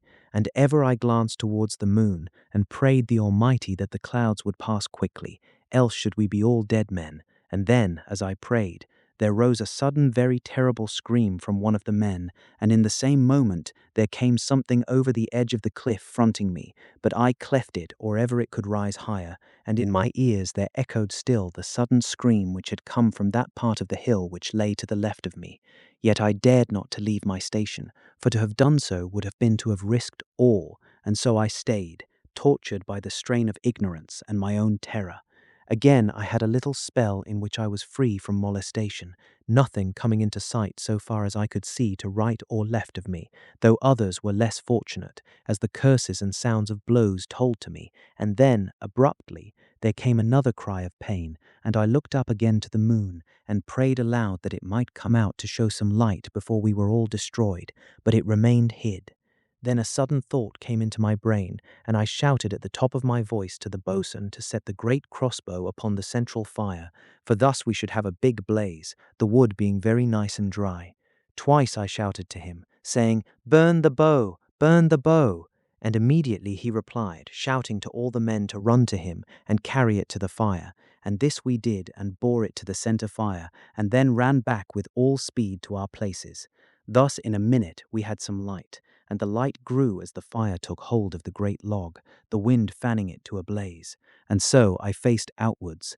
looking to see if any vile face showed above the edge before me, or to my right or left. Yet I saw nothing, save, as it seemed to me, once a fluttering tentacle came up, a little to my right, but nothing else for a space. Perhaps it was near 5 minutes later that there came another attack, and in this I came near to losing my life through my folly in venturing too near to the edge of the cliff, for suddenly there shot up out from the darkness below a clump of tentacles and caught me about the left ankle, and immediately I was pulled to a sitting posture so that both my feet were over the edge of the precipice, and it was only by the mercy of God that I had not plunged head foremost into the valley. Yet, as it was, I suffered a mighty peril, for the brute that had my foot put a vast strain upon it, trying to pull me down, but I resisted, using my hands and seat to sustain me, and so, discovering that it could not compass my end in this wise, it slacked somewhat of the stress, and bit at my boot, shearing through the hard leather, and nigh destroying my small toe. But now, being no longer compelled to use both hands to retain my position, I slashed down with great fury, being maddened by the pain and the mortal fear which the creature had put upon me. Yet I was not immediately free of the brute, for it caught my sword blade, but I snatched it away before it could take a proper hold, mayhaps cutting its feelers somewhat thereby, though of this I cannot be sure, for they seemed not to grip around a thing but to suck to it. Then, in a moment, by a lucky blow, I maimed it, so that it loosed me, and I was able to get back into some condition of security. And from this onwards, we were free from molestation, though we had no knowledge but that the quietness of the weedmen did but portend a fresh attack. And so, at last, it came to the dawn, and in all this time the moon came not to our help, being quite hid by the clouds which now covered the whole arc of the sky, making the dawn of a very desolate aspect. And so soon as there was a sufficiency of light, we examined the valley, but there were nowhere any of the weedmen, no, nor even any of their dead, for it seemed that they had carried off all such and their wounded, and so we had no opportunity to make an examination of the monsters by daylight. Yet, though we could not come upon their dead, all about the edges of the cliffs was blood and slime, and from the latter there came ever the hideous stench which marked the brutes. But from this we suffered little, the wind carrying it far away to leeward, and filling our lungs with sweet and wholesome air. Presently, seeing that the danger was past, the boatswain called us to the centre fire, on which burnt still the remnants of the great bow, and here we discovered for the first time that one of the men was gone from us. At that, we made search about the hilltop, and afterwards in the valley and about the island, but found him not. You're listening to Dark Classics Narrated.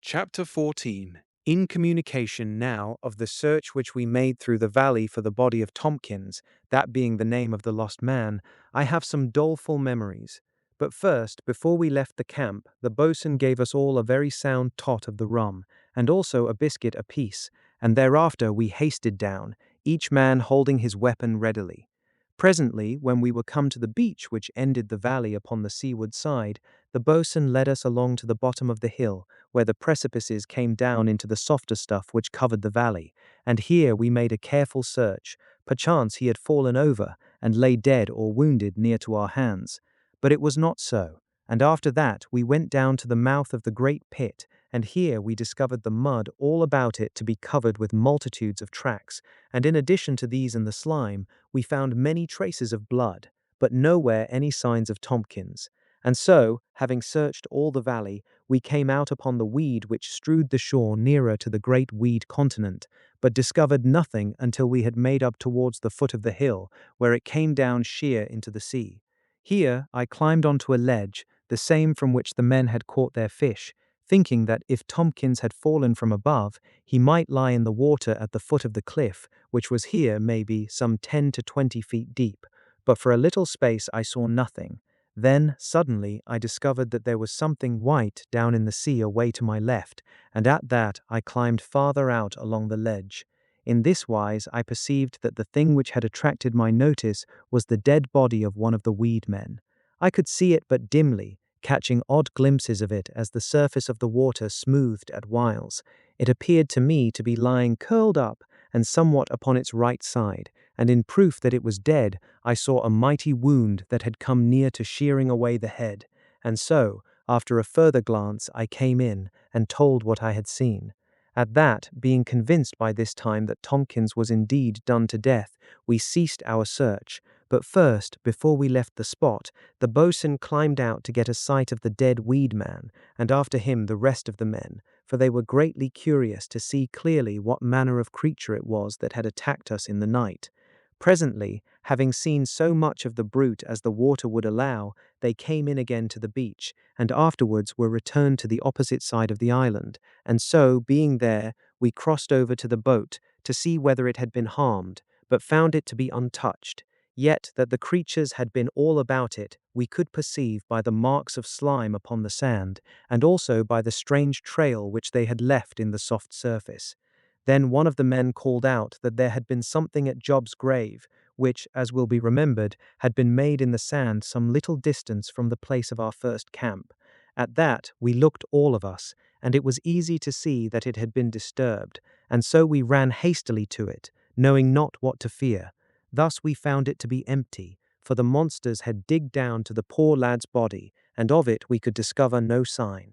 Upon this we came to a greater horror of the weed men than ever, for we knew them now to be foul ghouls who could not let even the dead body rest in the grave. Now after this the boatswain led us all back to the hilltop, and there he looked to our hurts, for one man had lost 2 fingers in the night's fray, another had been bitten savagely in the left arm, whilst a third had all the skin of his face raised in wheals where one of the brutes had fixed its tentacles, and all of these had received but scant attention because of the stress of the fight, and after that, through the discovery that Tompkins was missing. Now, however, the boatswain set to upon them, washing and binding them up, and for dressings he made use of some of the oakum which we had with us, binding this on with strips torn from the roll of spare duck, which had been in the locker of the boat. For my part, seizing this chance to make some examination of my wounded toe, the which indeed was causing me to limp, I found that I had endured less harm than seemed to me,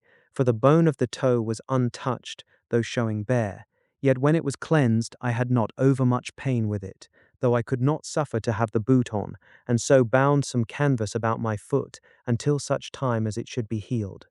Presently, when our wounds were all attended to, the which had taken time, for there was none of us altogether untouched, the boatswain bade the man whose fingers were damaged to lie down in the tent, and the same order he gave also to him that was bitten in the arm. Then the rest of us he directed to go down with him and carry up fuel, for that the night had shown him how our very lives depended upon a sufficiency of this, and so all that morning we brought fuel to the hilltop, both weed and reeds, resting not until midday, when he gave us a further tot of the rum, and after that set one of the men upon the dinner. Then he bade the man, Jessup by name, who had proposed to fly a kite over the vessel in the weed, to say whether he had any craft in the making of such a matter. At that the fellow laughed, and told the boatswain that he would make him a kite that would fly very steadily and strongly, and this without the aid of a tail. And so the boatswain bade him set to without delay, for that we should do well to deliver the people in the hulk, and afterwards make all haste from the island, which was no better than a nesting place of ghouls. Now, hearing the man say that his kite would fly without a tail, I was mightily curious to see what manner of thing he would make, for I had never seen the like, nor heard that such was possible. Yet he spoke of no more than he could accomplish, for he took 2 of the reeds and cut them to a length of about 6 feet. Then he bound them together in the middle so that they formed a St. Andrew's cross, and after that he made 2 more such crosses, and when these were completed, he took 4 reeds, maybe a dozen feet long, and bade us stand them upright in the shape of a square, so that they formed the 4 corners, and after that he took one of the crosses and laid it in the square so that its 4 ends touched the 4 uprights, and in this position he lashed it. Then he took the second cross and lashed it midway between the top and bottom of the uprights, and after that he lashed the third at the top, so that the 3 of them acted as spreaders to keep the 4 longer reeds in their places as though they were for the uprights of a little square tower. Now, when he had gotten so far as that, the boatswain called out to us to make our dinners, and this we did, and afterwards had a short time in which to smoke, and whilst we were thus at our ease, the sun came out, the which it had not done all the day, and at that we felt vastly brighter, for the day had been very gloomy with clouds until that time, and what with the loss of Tompkins and our own fears and hurts, we had been exceeding doleful, but now, as I have said, we became more cheerful and went very alertly to the finishing of the kite. At this point, it came suddenly to the boatswain that we had made no provision of cord for the flying of the kite, and he called out to the man to know what strength the kite would require, at which Jessup answered him that maybe 10 yarns sennet would do, and this being so, the boatswain led 3 of us down to the wrecked mast upon the further beach, and from this we stripped all that was left of the shrouds, and carried them to the top of the hill, and so, presently, having unlaid them, we set to upon the sennet, using 10 yarns, but plating 2 as one, by which means we progressed with more speed than if we had taken them singly. Now, as we worked, I glanced occasionally towards Jessup, and saw that he stitched a band of the light duck around each end of the framework which he had made, and these bands I judged to be about 4 feet wide, in this wise leaving an open space between the two, so that now the thing looked something like to a Punchinello show, only that the opening was in the wrong place, and there was too much of it. After that he bent on a bridle to 2 of the uprights, making this of a piece of good hemp rope which he found in the tent, and then he called out to the boatswain that the kite was finished. At that the boatswain went over to examine it, the which did all of us, for none of us had seen the like of such a thing, and if I misdoubt not, few of us had much faith that it would fly, for it seemed so big and unwieldy. Now, I think that Jessup gathered something of our thoughts, for calling to one of us to hold the kite lest it should blow away, he went into the tent and brought out the remainder of the hemp line, the same from which he had cut the bridle. This he bent onto it, and giving the end into our hands, bade us go back with it until all the slack was taken up, he in the meanwhile steadying the kite. Then, when we had gone back to the extent of the line, he shouted to us to take a very particular hold upon it, and then, stooping, caught the kite by the bottom and threw it into the air, whereupon, to our amazement, having swooped somewhat to one side, it steadied and mounted upwards into the sky like a very bird. Now at this, as I have made mention, we were astonished, for it appeared like a miracle to us to see so cumbrous a thing fly with so much grace and persistence, and further, we were mightily surprised at the manner in which it pulled upon the rope, tugging with such heartiness that we were like to have loosed it in our first astonishment, had it not been for the warning which Jessup called to us. And now, being well assured of the properness of the kite, the boatswain bade us to draw it in, the which we did only with difficulty, because of its bigness and the strength of the breeze, and when we had it back again upon the hilltop, Jessup moored it very securely to a great piece of rock, and after that, having received our approbation, he turned to with us upon the making of the sennet. Presently, the evening drawing near, the boatswain set us to the building of fires about the hilltop, and after that, having waved our good nights to the people in the hulk, we made our suppers, and lay down to smoke. After which, we turned to again at our plating of the sennet,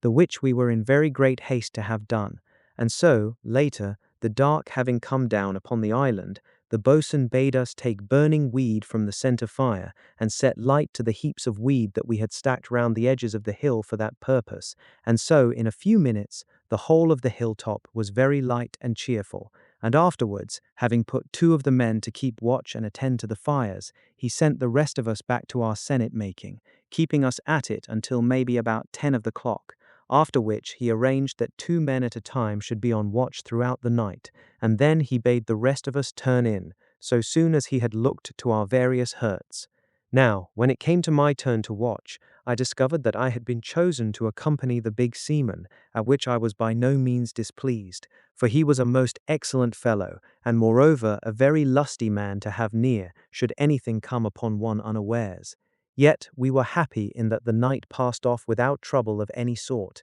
and so at last came the morning. So soon as we had made our breakfast, the boatswain took us all down to the carrying of fuel, for he saw very clearly that upon a good supply of this depended our immunity from attack. And so for the half of the morning we worked at the gathering of weed and reeds for our fires. Then, when we had obtained a sufficiency for the coming night, he set us all to work again upon the sennet, and so until dinner, after which we turned to once more upon our plating. Yet it was plain that it would take several days to make a sufficient line for our purpose, and because of this, the boatswain cast about in his mind for some way in which he could quicken its production.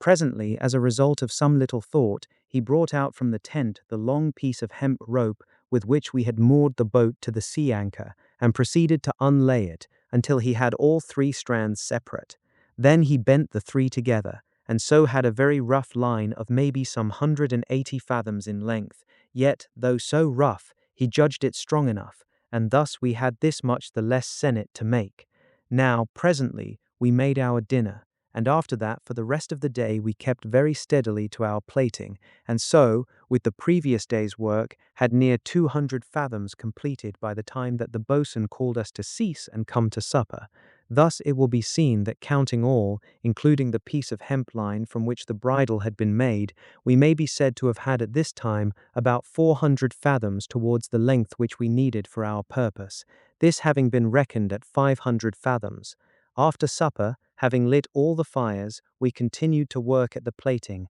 and so until the boatswain set the watches, after which we settled down for the night, first, however, letting the boatswain see to our hurts. Now this night, like to the previous, brought us no trouble, and when the day came, we had first our breakfast, and then set to upon our collecting of fuel, after which we spent the rest of the day at the sennet, having manufactured a sufficiency by the evening, the which the boatswain celebrated by a very rousing tot of the rum. Then, having made our supper, we lit the fires and had a very comfortable evening, after which, as on the preceding nights, having let the boatswain attend our wounds, we settled for the night, and on this occasion the boatswain let the man who had lost his fingers and the one who had been bitten so badly in the arm take their first turn at the watching since the night of the attack.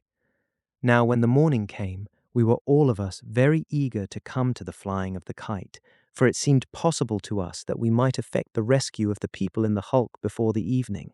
and at the thought of this we experienced a very pleasurable sense of excitement. Yet, before the boatswain would let us touch the kite, he insisted that we should gather our usual supply of fuel, the which order, though full of wisdom, irked us exceedingly, because of our eagerness to set about the rescue. But at last this was accomplished, and we made to get the line ready, testing the knots, and seeing that it was all clear for running. Yet, before setting the kite off, the boatswain took us down to the further beach to bring up the foot of the royal and topgallant mast, which remained fast to the topmast, and when we had this upon the hilltop, he set its ends upon two rocks, after which he piled a heap of great pieces around them, leaving the middle part clear. Round this he passed the kite line a couple or three times, and then gave the end to Jessup to bend on to the bridle of the kite, and so he had all ready for paying out to the wreck. And now, having nothing to do, we gathered round to watch, and immediately, the boatswain giving the signal, Jessup cast the kite into the air, and the wind catching it, lifted it strongly and well, so that the boatswain could scarce pay out fast enough. Now, before the kite had been let go, Jessup had bent to the forward end of it a great length of the spun yarn, so that those in the wreck could catch it as it trailed over them, and being eager to witness whether they would secure it without trouble, we ran all of us to the edge of the hill to watch. Thus, within 5 minutes from the time of the loosing of the kite, we saw the people in the ship wave to us to cease veering, and immediately afterwards the kite came swiftly downwards, by which we knew that they had the tripping line, and were hauling upon it, and at that we gave out a great cheer, and afterwards we sat about and smoked, waiting until they had read our instructions, which we had written upon the covering of the kite. Presently, maybe the half of an hour afterwards, they signalled to us to haul upon our line, which we proceeded to do without delay, and so, after a great space, we had hauled in all of our rough line, and come upon the end of theirs, which proved to be a fine piece of 3-inch hemp, new and very good. Yet we could not conceive that this would stand the stress necessary to lift so great a length clear of the weed, as would be needful, or ever we could hope to bring the people of the ship over it in safety. And so we waited some little while, and presently they signalled again to us to haul, which we did, and found that they had bent on a much greater rope to the bight of the 3-inch hemp, having merely intended the latter for a hauling line by which to get the heavier rope across the weed to the island. Thus, after a weariful time of pulling, we got the end of the bigger rope up to the hilltop, and discovered it to be an extraordinarily sound rope of some 4 inches diameter, and smoothly laid of fine yarns, round and very true and well spun, and with this we had every reason to be satisfied. Now, to the end of the big rope they had tied a letter in a bag of oilskin, and in it they said some very warm and grateful things to us, after which they set out a short code of signals by which we should be able to understand one another on certain general matters, and at the end they asked if they should send us any provision ashore, for, as they explained, it would take some little while to get the rope set taut enough for our purpose, and the carrier fixed and in working order. Now, upon reading this letter, we called out to the boatswain that he should ask them if they would send us some soft bread, the which he added thereto a request for lint and bandages and ointment for our hurts, and this he bade me write upon one of the great leaves from off the reeds, and at the end he told me to ask if they desired us to send them any fresh water, and all of this I wrote with a sharpened splinter of reed, cutting the words into the surface of the leaf. Then, when I had made an end of writing, I gave the leaf to the boatswain, and he enclosed it in the oilskin bag, after which he gave the signal for those in the hulk to haul on the smaller line, and this they did. Presently they signed to us to pull in again, the which we did, and so, when we had hauled in a great length of their line, we came to the little oilskin bag, in which we found lint and bandages and ointment, and a further letter, which set out that they were baking bread, and would send us some so soon as it was out from the oven. Now, in addition to the matters for the healing of our wounds and the letter, they had included a bundle of paper in loose sheets, some quills, and an inkhorn, and at the end of their epistle they begged very earnestly of us to send them some news of the outer world, for they had been shut up in that strange continent of weed for something over 7 years. They told us then that there were 12 of them in the hulk, 3 of them being women, one of whom had been the captain's wife, but he had died soon after the vessel became entangled in the weed, and along with him more than half of the ship's company, having been attacked by giant devilfish as they were attempting to free the vessel from the weed, and afterwards they who were left had built the superstructure as a protection against the devilfish, and the devilmen, as they termed them, for, until it had been built, there had been no safety about the decks, neither day nor night. To our question as to whether they were in need of water, the people in the ship replied that they had a sufficiency, and further, that they were very well supplied with provisions, for the ship had sailed from London with a general cargo, among which there was a vast quantity of food in various shapes and forms. At this news we were greatly pleased, seeing that we need have no more anxiety regarding a lack of victuals, and so in the letter which I went into the tent to write, I put down that we were in no great plenitude of provisions, at which hint I guessed they would add somewhat to the bread when it should be ready, and after that I wrote down such chief events as my memory recalled as having occurred in the course of the past 7 years, and then a short account of our own adventures up to that time, telling them of the attack which we had suffered from the weedmen, and asking such questions as my curiosity and wonder prompted. Now, whilst I had been writing, sitting in the mouth of the tent, I had observed, from time to time, how that the boatswain was busied with the men in passing the end of the big rope round a mighty boulder which lay about 10 fathoms in from the edge of the cliff which overlooked the hulk. This he did, parceling the rope where the rock was in any way sharp, so as to protect it from being cut, for which purpose he made use of some of the canvas, and by the time that I had the letter completed, the rope was made very secure to the great piece of rock, and further, they had put a large piece of chafing gear under that part of the rope where it took the edge of the cliff. Now, having, as I have said, completed the letter, I went out with it to the boatswain, but before placing it in the oilskin bag, he bade me add a note at the bottom to say that the big rope was all fast, and that they could heave on it so soon as it pleased them. And after that we dispatched the letter by means of the small line, the men in the hulk hauling it off to them so soon as they perceived our signals. By this it had come well on to the latter part of the afternoon, and the boatswain called us to make some sort of a meal, leaving one man to watch the hulk, perchance they should signal to us, for we had missed our dinner in the excitement of the day's work, and were come now to feel the lack of it. Then, in the midst of it, the man upon the lookout cried out that they were signalling to us from the ship, and at that we ran all of us to see what they desired, and so, by the code which we had arranged between us, we found that they waited for us to haul upon the small line. This did we, and made out presently that we were hauling something across the weed,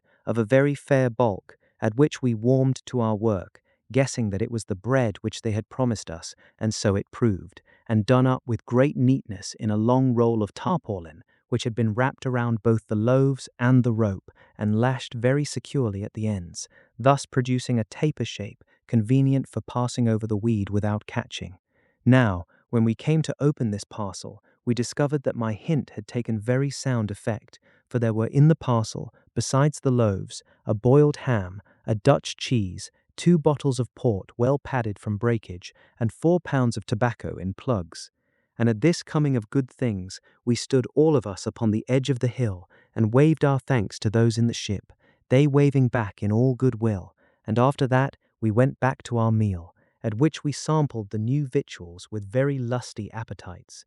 There was in the parcel one other matter, a letter, most neatly indited, as had been the former epistles, in a feminine handwriting, so that I guessed they had one of the women to be their scribe.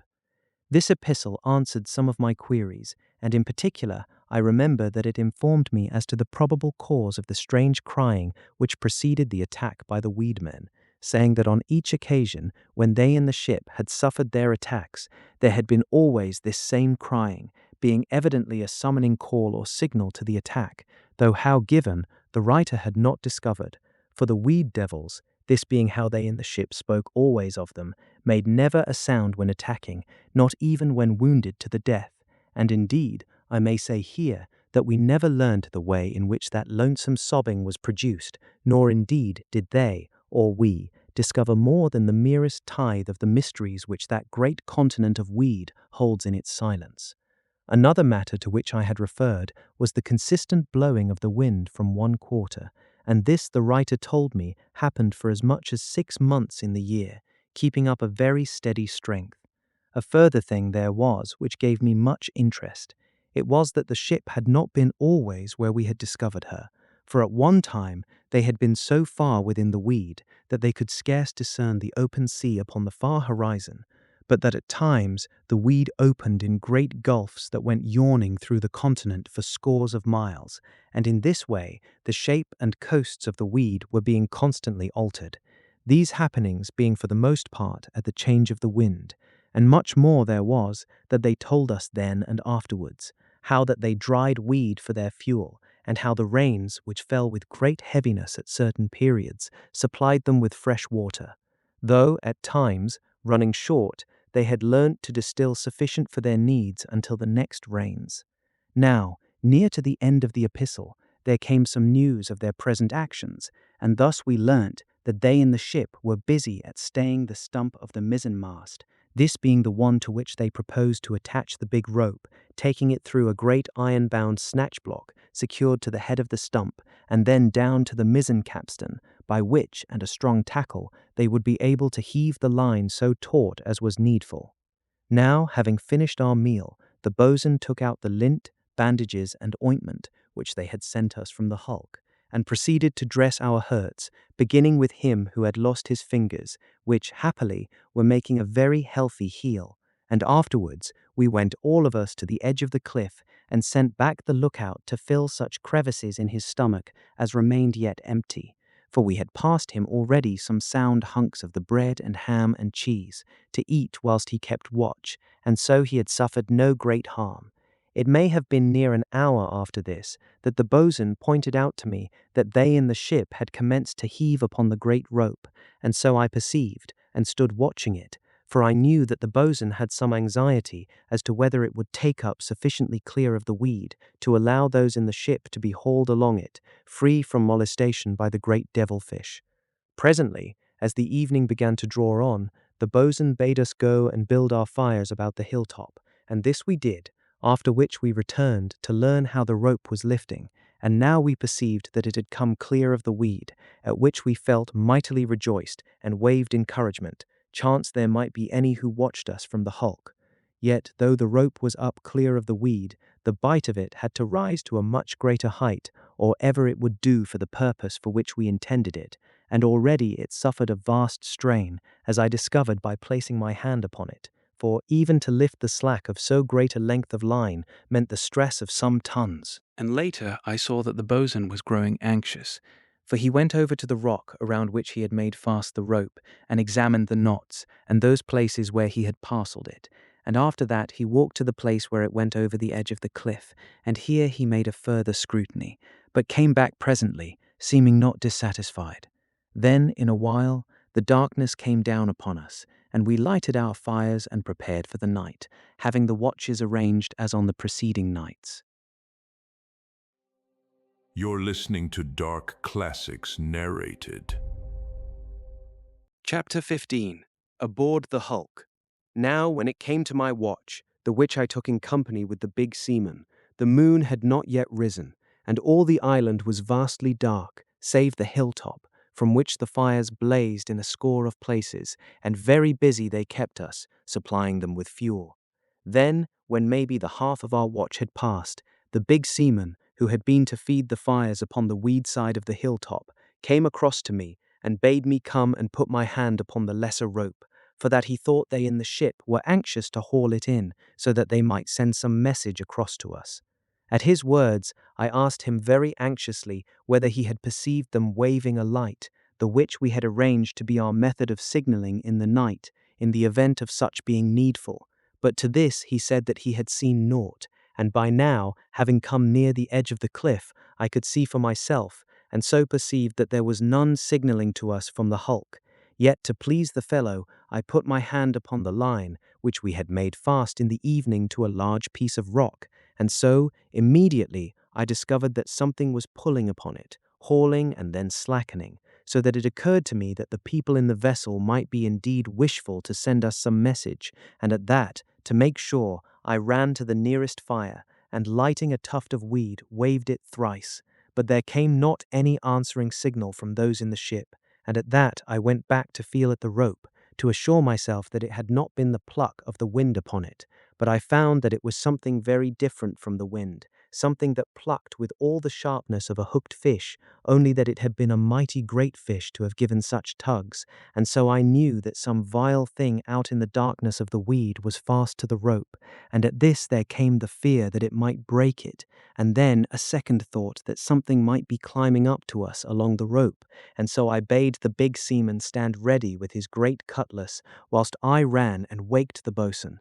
And this I did, and explained to him how that something meddled with the lesser rope, so that he came immediately to see for himself how this might be. And when he had put his hand upon it, he bade me go and call the rest of the men, and let them stand round by the fires, for that there was something abroad in the night, and we might be in danger of attack. But he and the big seaman stayed by the end of the rope, watching, so far as the darkness would allow, and ever and anon feeling the tension upon it.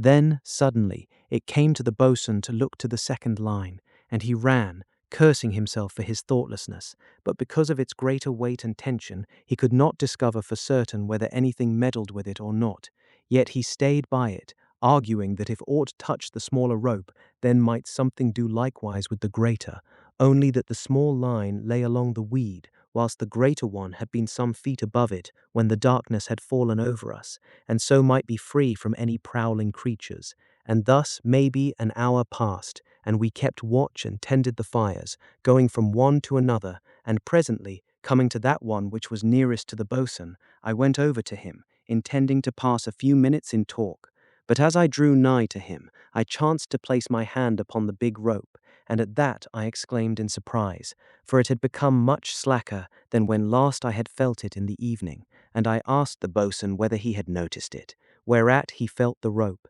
and was almost more amazed than I had been, for when last he had touched it, it had been taut and humming in the wind. Now, upon this discovery, he was in much fear that something had bitten through it, and called to the men to come all of them and pull upon the rope, so that he might discover whether it was indeed parted. But when they came and hauled upon it, they were unable to gather in any of it, whereat we felt all of us mightily relieved in our minds, though still unable to come at the cause of its sudden slackness. And so, a while later, there rose the moon, and we were able to examine the island and the water between it and the weed continent, to see whether there was anything stirring, yet neither in the valley, nor on the faces of the cliffs, nor in the open water, could we perceive aught living, and as for anything among the weed, it was small use trying to discover it among all that shaggy blackness. And now, being assured that nothing was coming at us, and that so far as our eyes could pierce, there climbed nothing upon the ropes, the boatswain bade us get turned in, all except those whose time it was to watch. Yet, before I went into the tent, I made a careful examination of the big rope, the which did also the boatswain, but could perceive no cause for its slackness, though this was quite apparent in the moonlight, the rope going down with greater abruptness than it had done in the evening. And so we could but conceive that they in the hulk had slacked it for some reason, and after that we went to the tent and a further spell of sleep. In the early morning we were waked by one of the watchmen coming into the tent to call the boatswain, for it appeared that the hulk had moved in the night, so that its stern was now pointed somewhat towards the island. At this news we ran all of us from the tent to the edge of the hill, and found it to be indeed as the man had said, and now I understood the reason of that sudden slackening of the rope. For, after withstanding the stress upon it for some hours, the vessel had at last yielded, and slewed its stern towards us, moving also to some extent bodily in our direction. And now we discovered that a man in the lookout place in the top of the structure was waving a welcome to us, at which we waved back, and then the boatswain bade me haste and write a note to know whether it seemed to them likely that they might be able to heave the ship clear of the weed, and this I did, greatly excited within myself at this new thought, as indeed was the boatswain himself and the rest of the men. For could they do this, then how easily solved were every problem of coming to our own country. But it seemed too good a thing to have come true, and yet I could but hope. And so, when my letter was completed, we put it up in the little oilskin bag and signaled to those in the ship to haul in upon the line. Yet, when they went to haul, there came a mighty splather amid the weed, and they seemed unable to gather in any of the slack, and then, after a certain pause, I saw the man in the lookout point something, and immediately afterwards there belched out in front of him a little puff of smoke, and, presently, I caught the report of a musket, so that I knew that he was firing at something in the weed. He fired again, and yet once more, and after that they were able to haul in upon the line, and so I perceived that his fire had proved effectual, yet we had no knowledge of the thing at which he had discharged his weapon.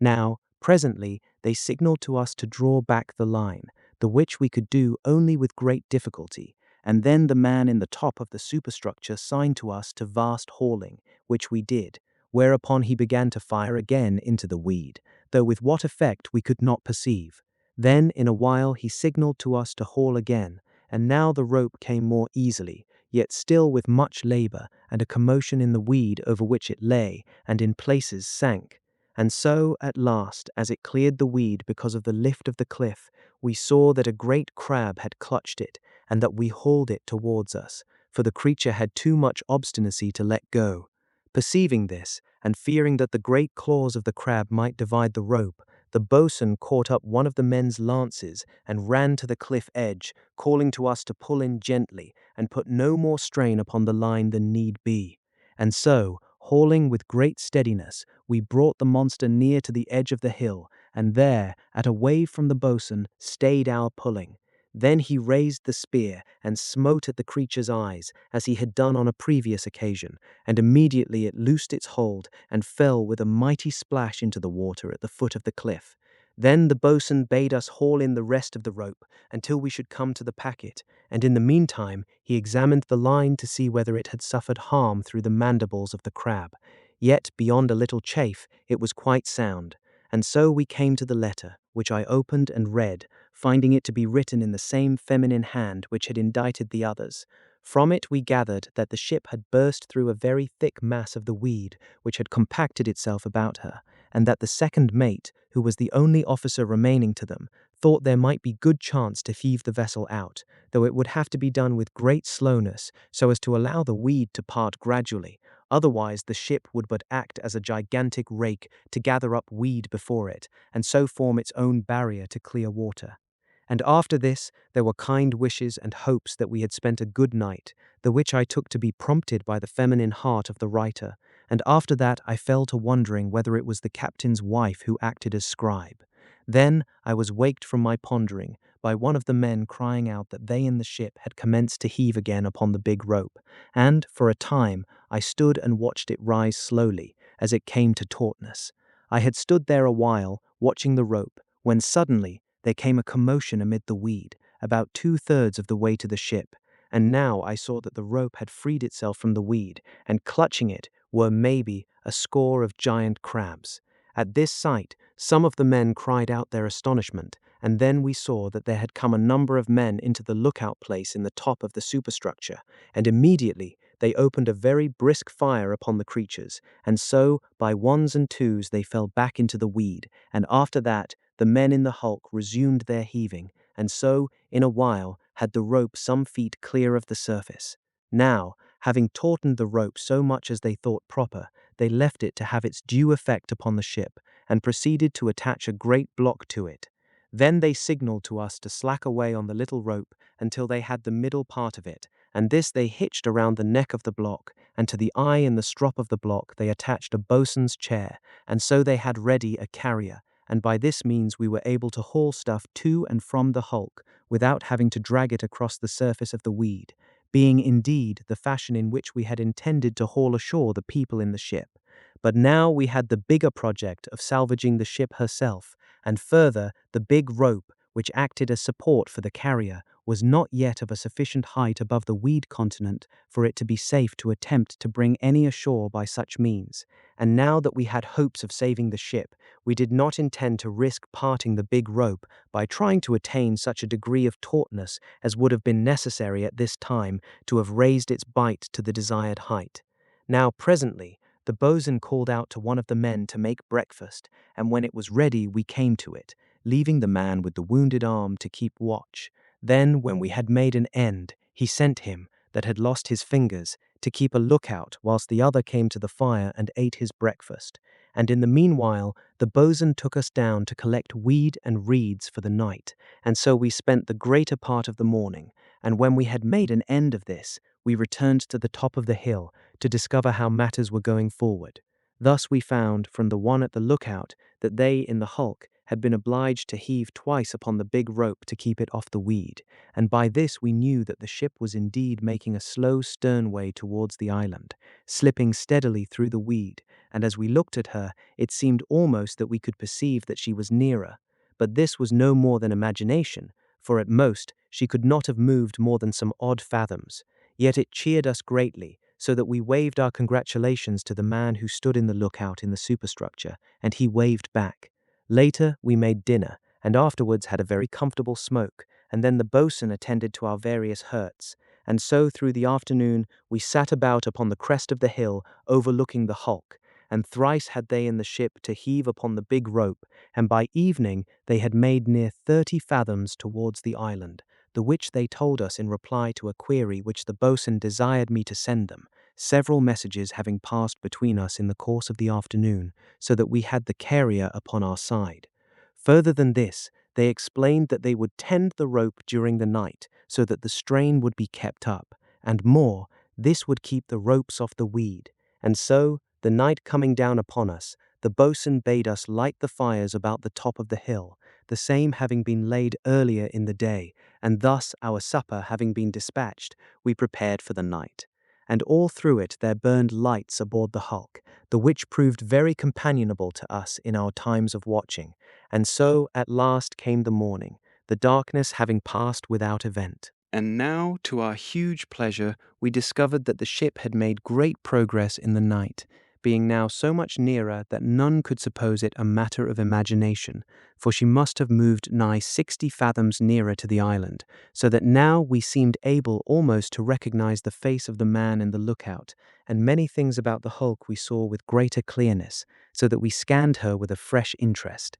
Then the man in the lookout waved a morning greeting to us, the which we returned very heartily, and even as we did so, there came a second figure beside the man, and waved some white matter, perchance a handkerchief, which is like enough, seeing that it was a woman, and at that we took off our head coverings, all of us, and shook them at her, and after this we went to our breakfast, having finished which the boatswain dressed our hurts, and then, setting the man who had lost his fingers to watch, he took the rest of us, excepting him that was bitten in the arm, down to collect fuel, and so the time passed until near dinner. When we returned to the hilltop, the man upon the lookout told us that they in the ship had heaved not less than 4 separate times upon the big rope, the which indeed they were doing at that present minute, and it was very plain to see that the ship had come nearer even during the short space of the morning. Now, when they had made an end of tautening the rope, I perceived that it was, at last, well clear of the weed through all its length,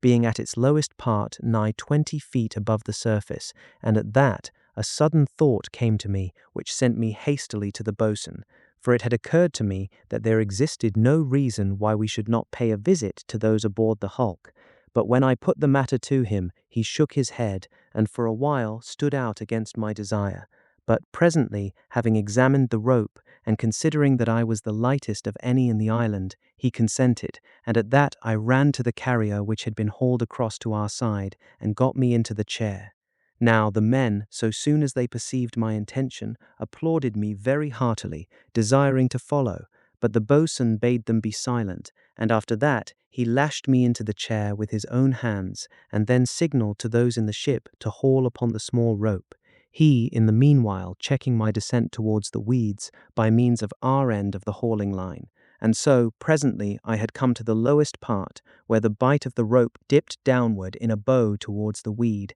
and rose again to the mizzen-mast of the hulk. Here I looked downward with somewhat fearful eyes, for my weight on the rope made it sag somewhat lower than seemed to me comfortable, and I had a very lively recollection of some of the horrors which that quiet surface hid. Yet I was not long in this place, for they in the ship, perceiving how the rope let me nearer to the weed than was safe, pulled very heartily upon the hauling line, and so I came quickly to the hulk. Now, as I drew nigh to the ship, the men crowded upon a little platform which they had built in the superstructure somewhat below the broken head of the mizzen, and here they received me with loud cheers and very open arms, and were so eager to get me out of the boatswain's chair that they cut the lashings, being too impatient to cast them loose. Then they led me down to the deck, and here, before I had knowledge of aught else, a very buxom woman took me into her arms, kissing me right heartily, at which I was greatly taken aback. But the men about me did naught but laugh,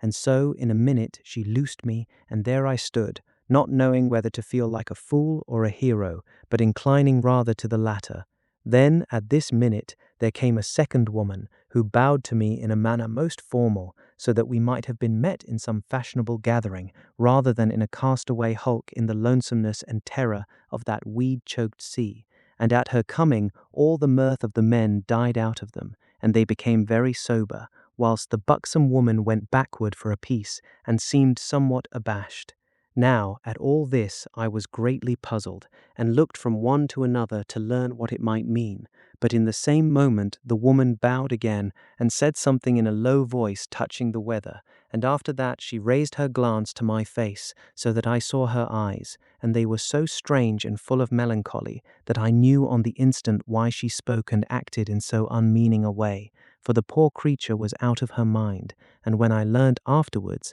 that she was the captain's wife and had seen him die in the arms of a mighty devilfish, I grew to understand how she had come to such a pass.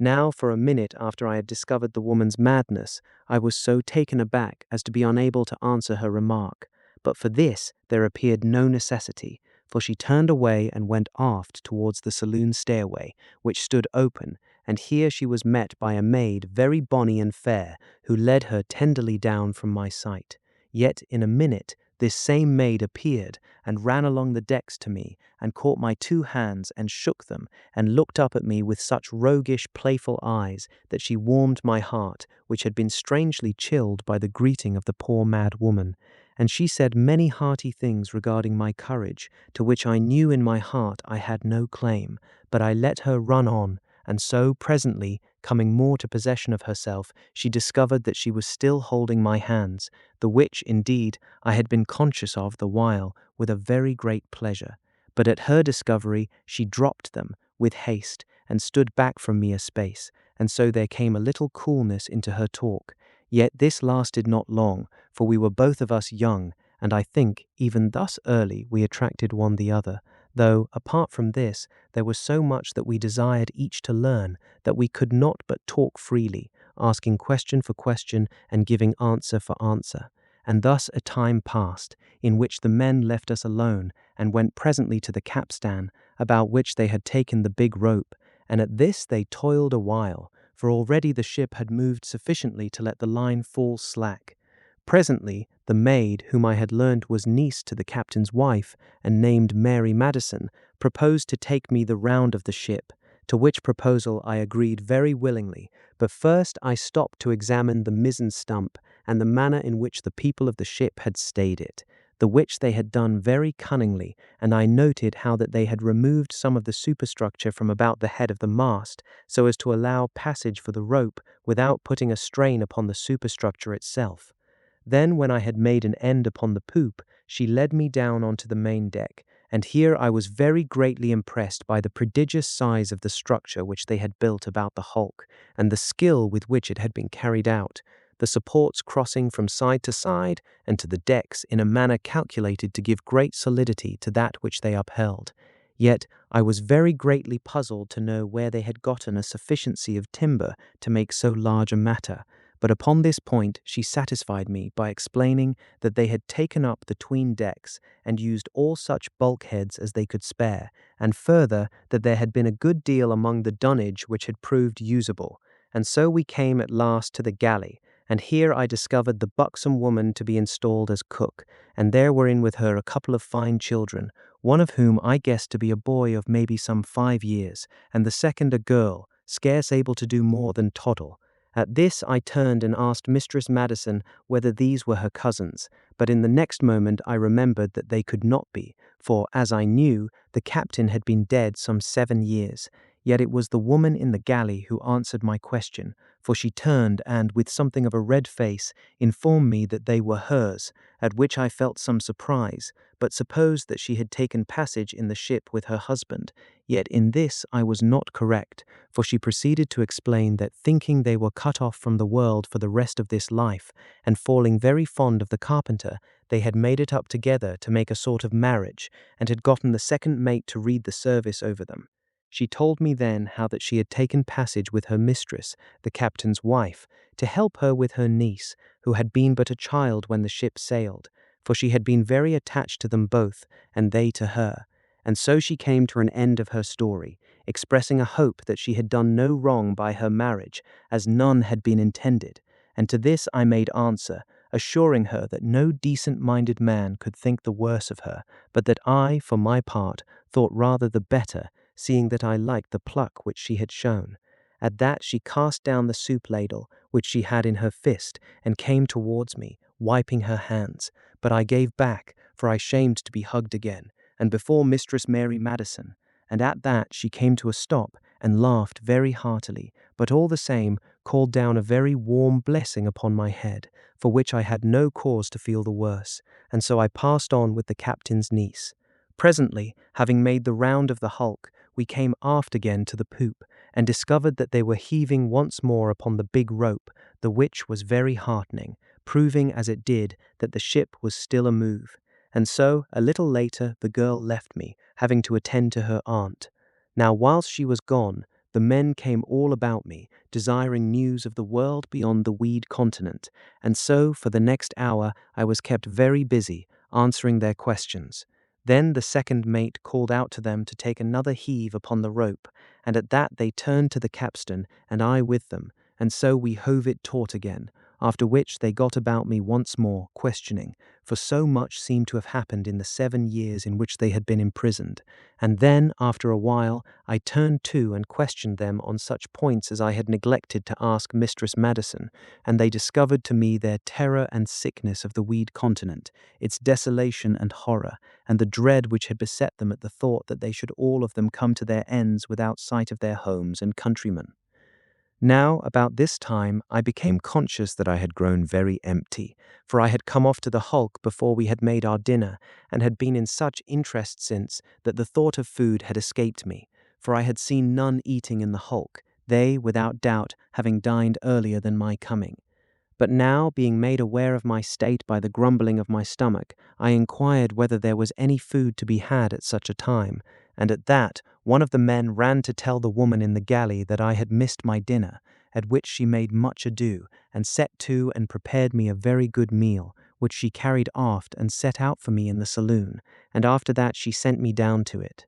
Presently, when I had come near to being comfortable, there chanced a lightsome step upon the floor behind me, and turning, I discovered that Mistress Madison was surveying me with a roguish and somewhat amused air. At that I got hastily to my feet, but she bade me sit down, and therewith she took a seat opposite, and so bantered me with a gentle playfulness that was not displeasing to me, and at which I played so good a second as I had ability. Later I fell to questioning her, and among other matters discovered that it was she who acted as scribe for the people in the hulk, at which I told her that I had done likewise for those on the island. After that, our talk became somewhat personal, and I learnt that she was near on to 19 years of age, whereat I told her that I had passed my 23rd. And so we chatted on, until presently it occurred to me that I had better be preparing to return to the island, and I rose to my feet with this intention, yet feeling that I had been very much happier to have stayed, the which I thought, for a moment,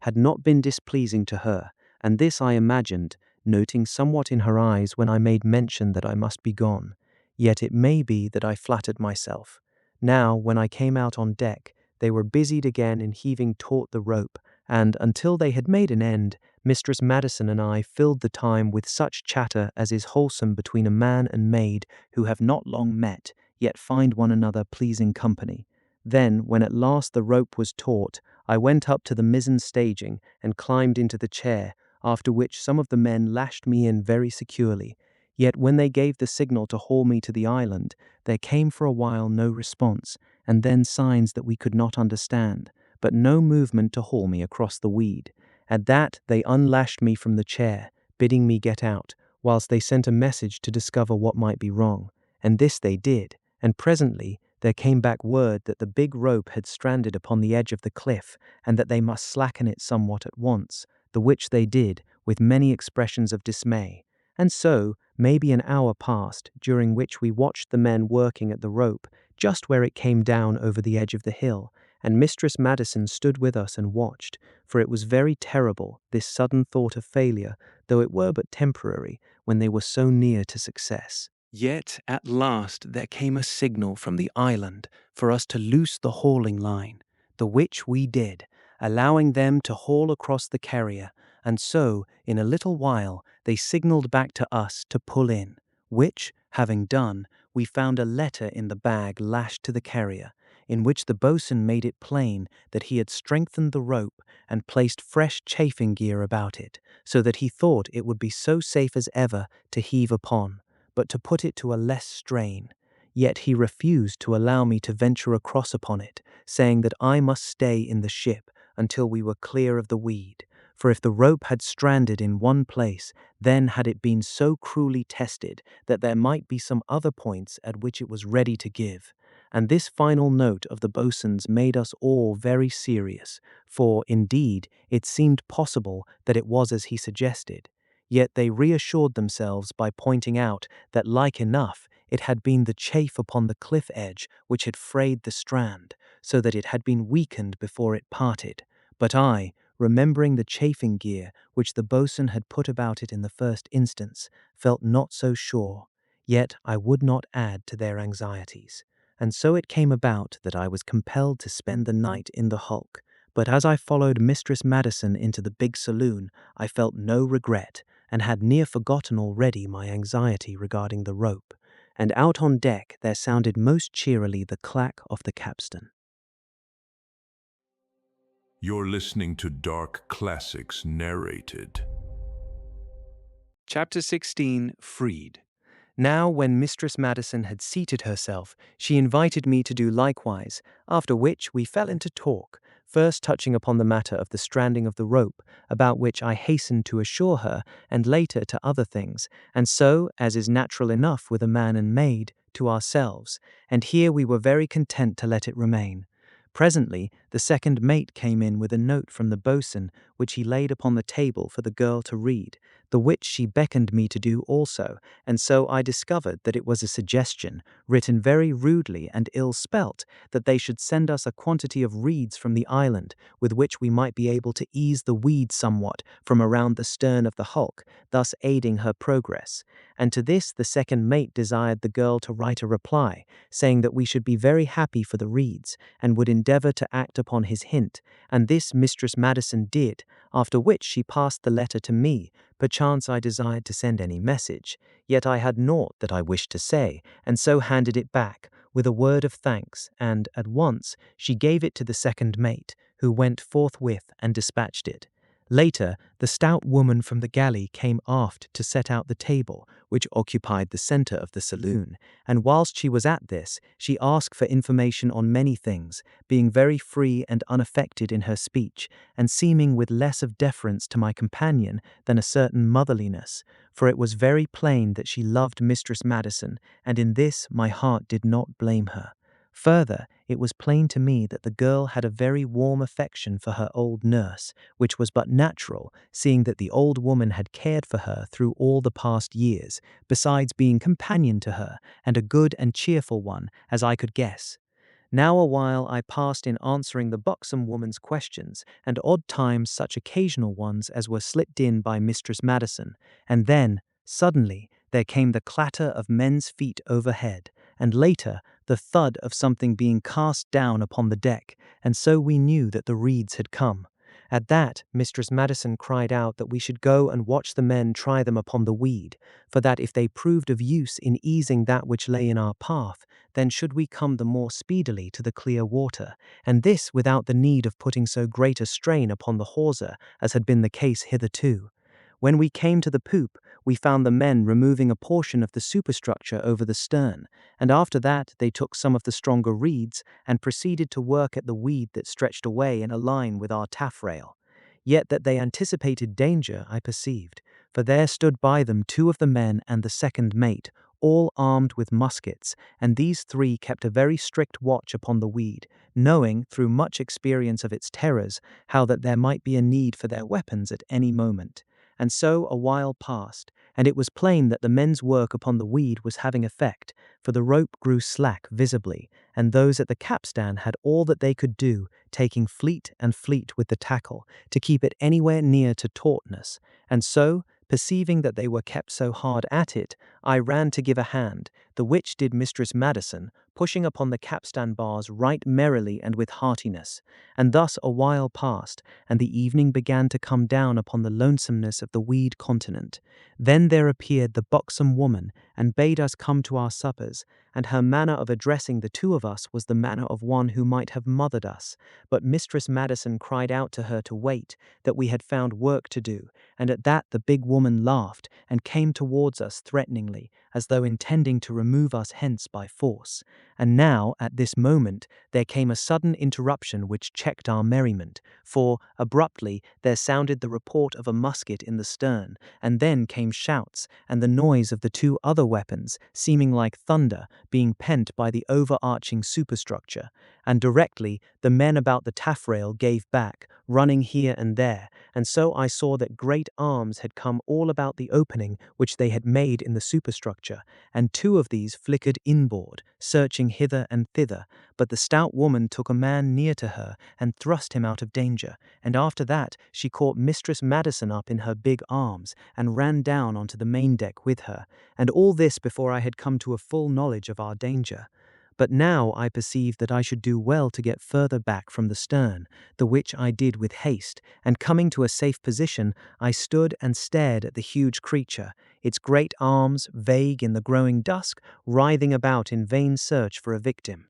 Then returned the second mate, having been for more weapons, and now I observed that he armed all the men, and had brought up a spare musket for my use, and so we commenced, all of us, to fire at the monster, whereat it began to lash about most furiously, and so, after some minutes, it slipped away from the opening and slid down into the weed. Upon that, several of the men rushed to replace those parts of the superstructure which had been removed, and I with them. Yet there were sufficient for the job, so that I had no need to do aught. Thus, before they had made up the opening, I had been given chance to look out upon the weed, and so discovered that all the surface which lay between our stern and the island was moving in vast ripples, as though mighty fish were swimming beneath it. And then, just before the men put back the last of the great panels, I saw the weed all tossed up like to a vast pot a-boil, and then a vague glimpse of thousands of monstrous arms that filled the air and came towards the ship.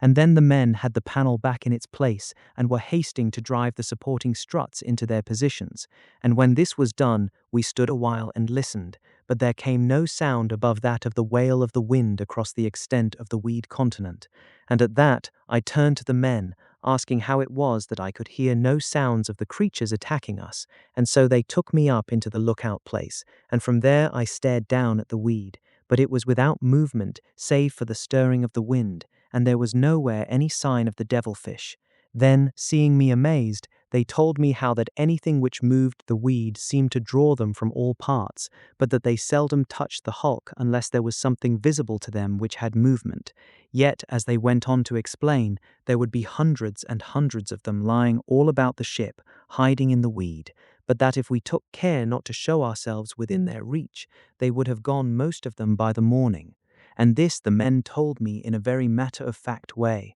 for they had become inured to such happenings. Presently I heard Mistress Madison calling to me by name, and so descended out of the growing darkness to the interior of the superstructure, and here they had lit a number of rude slush lamps, the oil for which, as I learned later, they obtained from a certain fish which haunted the sea, beneath the weed, in very large schools, and took near any sort of bait with great readiness. And so, when I had climbed down into the light, I found the girl waiting for me to come to supper, for which I discovered myself to be in a mightily agreeable humor. Presently, having made an end of eating, she leaned back in her seat and commenced once more to bait me in her playful manner, the which appeared to afford her much pleasure, and in which I joined with no less, and so we fell presently to more earnest talk, and in this wise we passed a great space of the evening. Then there came to her a sudden idea, and what must she do but propose that we should climb to the lookout, and to this I agreed with a very happy willingness,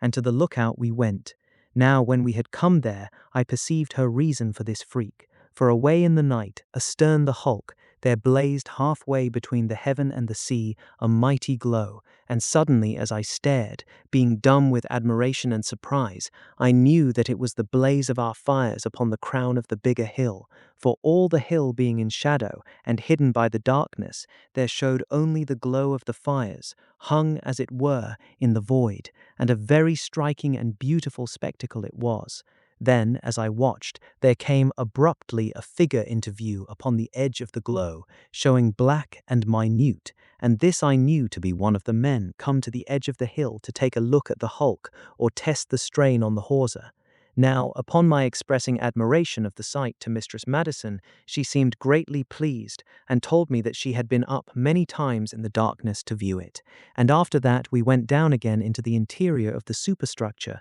and here the men were taking a further heave upon the big rope before settling the watches for the night, the which they managed by having one man at a time to keep awake and call the rest whenever the hawser grew slack. Later, Mistress Madison showed me where I was to sleep, and so, having bid one another a very warm good night, we parted, she going to see that her aunt was comfortable, and I out onto the main deck to have a chat with the man on watch. In this way I passed the time until midnight, and in that while we had been forced to call the men thrice to heave upon the hawser, so quickly had the ship begun to make way through the weed. Then, having grown sleepy, I said good night and went to my berth, and so had my first sleep upon a mattress for some weeks. Now, when the morning was come, I waked, hearing Mistress Madison calling upon me from the other side of my door, and rating me very saucily for a lie-a-bed, and at that I made good speed at dressing, and came quickly into the saloon, where she had ready a breakfast that made me glad I had waked. But first, before she would do aught else, she had me out to the lookout place, running up before me most merrily, and singing in the fullness of her glee, and so, when I had come to the top of the superstructure, I perceived that she had very good reason for so much merriment, and the sight which came to my eyes gladdened me most mightily. yet at the same time filling me with a great amazement. For, behold, in the course of that one night we had made near unto 200 fathoms across the weed, being now, with what we had made previously, no more than some 30 fathoms in from the edge of the weed. And there stood Mistress Madison beside me, doing somewhat of a dainty step dance upon the flooring of the lookout, and singing a quaint old lilt that I had not heard that dozen years. And this little thing, I think, brought back more clearly to me than aught else how that this winsome maid had been lost to the world for so many years, having been scarce of the age of 12 when the ship had been lost in the weed continent. Then, as I turned to make some remark, being filled with many feelings, there came a hail from far above in the air, as it might be, and looking up, I discovered the man upon the hill to be standing along the edge and waving to us, and now I perceived how that the hill towered a very great way above us, seeming, as it were, to overhang the hulk, though we were yet some 70 fathoms distant from the sheer sweep of its nearer precipice. And so, having waved back our greeting, we made down to breakfast, and, having come to the saloon, set to upon the good victuals, and did very sound justice thereto.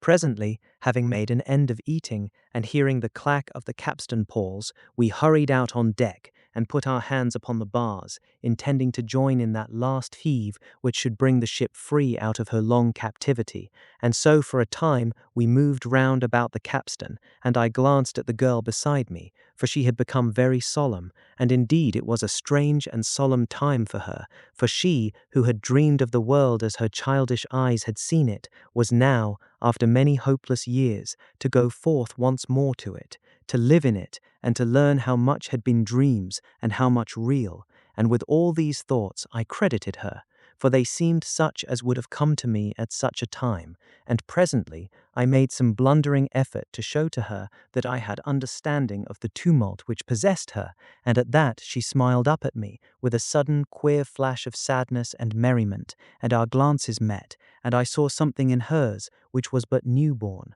and though I was but a young man, my heart interpreted it for me, and I was all hot suddenly with the pain and sweet delight of this new thing, for I had not dared to think upon that which already my heart had made bold to whisper to me, so that even thus soon I was miserable out of her presence.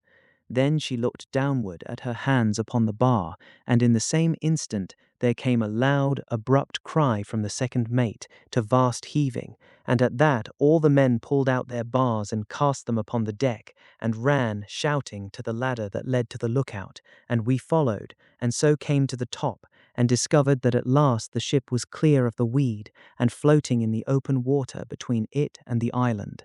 Now, at the discovery that the hulk was free, the men commenced to cheer and shout in a very wild fashion, as indeed is no cause for wonder, and we cheered with them. Then, suddenly, in the midst of our shouting, Mistress Madison plucked me by the sleeve and pointed to the end of the island, where the foot of the bigger hill jutted out in a great spur, and now I perceived a boat coming round into view, and in another moment I saw that the boatswain stood in the stern, steering. Thus I knew that he must have finished repairing her whilst I had been on the hulk. By this, the men about us had discovered the nearness of the boat, and commenced shouting afresh, and they ran down and to the bows of the vessel, and got ready a rope to cast.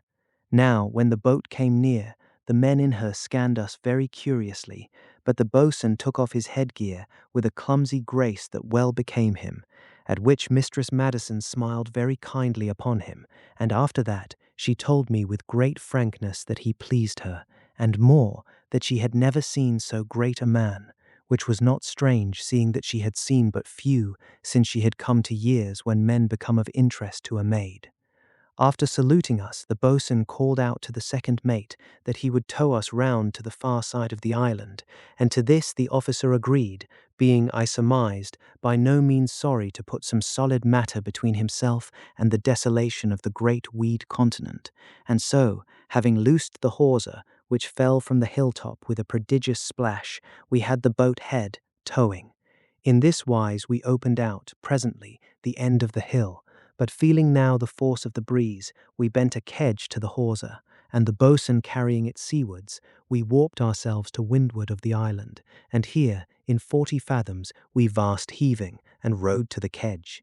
Now, when this was accomplished, they called to our men to come aboard, and this they did, and spent all of that day in talk and eating, for those in the ship could scarce make enough of our fellows. And then, when it had come to night, they replaced that part of the superstructure which they had removed from about the head of the mizzen stump, and so, all being secure, each one turned in and had a full night's rest, of the which, indeed, many of them stood in sore need. The following morning, the second mate had a consultation with the boatswain, after which he gave the order to commence upon the removal of the great superstructure, and to this each one of us set himself with vigour. Yet it was a work requiring some time, and near 5 days had passed before we had the ship stripped clear. When this had been accomplished, there came a busy time of rooting out various matter of which we should have need in jury rigging her, for they had been so long in disuse that none remembered where to look for them. At this a day and a half was spent, and after that we set to about fitting her with such jury masts as we could manage from our material. Now, after the ship had been dismasted, all those 7 years gone, the crew had been able to save many of her spars, these having remained attached to her through their inability to cut away all of the gear. And though this had put them in sore peril at the time of being sent to the bottom with a hole in their side, yet now had they every reason to be thankful, for by this accident we had now a foreyard, a topsail yard, a main topgallant yard, and the fore topmast. They had saved more than these, but had made use of the smaller spars to shore up the superstructure, sawing them into lengths for that purpose. Apart from such spars as they had managed to secure, they had a spare topmast lashed along under the larboard bulwarks, and a spare topgallant and royal mast lying along the starboard side. Now, the second mate and the boatswain set the carpenter to work upon the spare topmast, bidding him make for it some trestle trees and bolsters, upon which to lay the eyes of the rigging, but they did not trouble him to shape it. Further, they ordered the same to be fitted to the foretopmast and the spare topgallant and royal mast, and in the meanwhile the rigging was prepared, and when this was finished, they made ready the shears to hoist the spare topmast, intending this to take the place of the main lower mast. Then, when the carpenter had carried out their orders, he was set to make 3 partners with a step cut in each, these being intended to take the heels of the 3 masts, and when these were completed, they bolted them securely to the decks at the forepart of each one of the stumps of the 3 lower masts. And so, having all ready, we hove the mainmast into position, after which we proceeded to rig it. Now, when we had made an end of this, we set to upon the foremast, using for this the fore topmast which they had saved, and after that we hove the mizzenmast into place, having for this the spare topgallant and royal mast. Now the manner in which we secured the masts, before ever we came to the rigging of them, was by lashing them to the stumps of the lower masts, and after we had lashed them, we drove dunnage and wedges between the masts and the lashings, thus making them very secure. And so, when we had set up the rigging, we had confidence that they would stand all such sail as we should be able to set upon them. Yet, further than this, the boatswain bade the carpenter make wooden caps of 6-inch oak, these caps to fit over the squared heads of the lower mast stumps, and having a hole, each of them, to embrace the jury mast, and by making these caps in 2 halves, they were able to bolt them on after the masts had been hove into position. And so, having gotten in our 3 jury lower masts, we hoisted up the foreyard to the main, to act as our main yard, and did likewise with the topsail yard to the fore, and after that we sent up the topgallant yard to the mizzen. Thus we had her sparred, all but a bowsprit and jib boom, yet this we managed by making a stumpy spike bowsprit from one of the smaller spars which they had used to shore up the superstructure, and because we feared that it lacked strength to bear the strain of our fore and aft stays, we took down 2 hawsers from the fore, passing them in through the hawse holes and setting them up there, and so we had her rigged, and, after that, we bent such sail as our gear abled us to carry, and in this wise had the hulk ready for sea. Now, the time that it took us to rig the ship and fit her out was 7 weeks, saving 1 day, and in all this time we suffered no molestation from any of the strange habitants of the weed continent, though this may have been because we kept fires of dried weed going all the night about the decks, these fires being lit on big flat pieces of rock which we had gotten from the island. Yet, for all that we had not been troubled, we had more than once discovered strange things in the water swimming near to the vessel, but a flare of weed, hung over the side, on the end of a reed, had sufficed always to scare away such unholy visitants. And so at last we came to the day on which we were in so good a condition that the boatswain and the second mate considered the ship to be in a fit state to put to sea, the carpenter having gone over so much of her hull as he could get at, and found her everywhere very sound, though her lower parts were hideously overgrown with weed, barnacles, and other matters. Yet this we could not help, and it was not wise to attempt to scrape her, having consideration to the creatures which we knew to abound in those waters. Now in those 7 weeks, Mistress Madison and I had come very close to one another, so that I had ceased to call her by any name save Mary, unless it were a dearer one than that, though this would be one of my own invention, and would leave my heart too naked did I put it down here.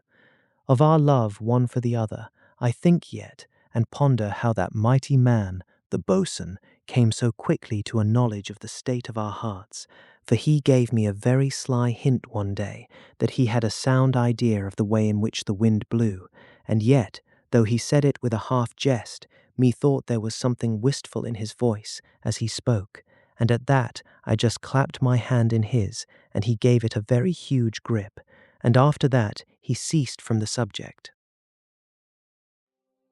You're listening to Dark Classics Narrated. Chapter 17. How we came to our own country. Now, when the day came on which we made to leave the nearness of the island and the waters of that strange sea, there was great lightness of heart among us, and we went very merrily about such tasks as were needful. And so, in a little, we had the kedge tripped, and had cast the ship's head to starboard, and presently had her braced up upon the larboard tack, the which we managed very well, though our gear worked heavily, as might be expected. And after that we had gotten under way, we went to the lee side to witness the last of that lonesome island, and with us came the men of the ship, and so, for a space, there was a silence among us, for they were very quiet, looking astern and saying naught, but we had sympathy with them, knowing somewhat of those past years. And now the boatswain came to the break of the poop, and called down to the men to muster aft, the which they did, and I with them, for I had come to regard them as my very good comrades, and rum was served out to each of them, and to me along with the rest, and it was Mistress Madison herself who dipped it out to us from the wooden bucket, though it was the buxom woman who had brought it up from the lazarette.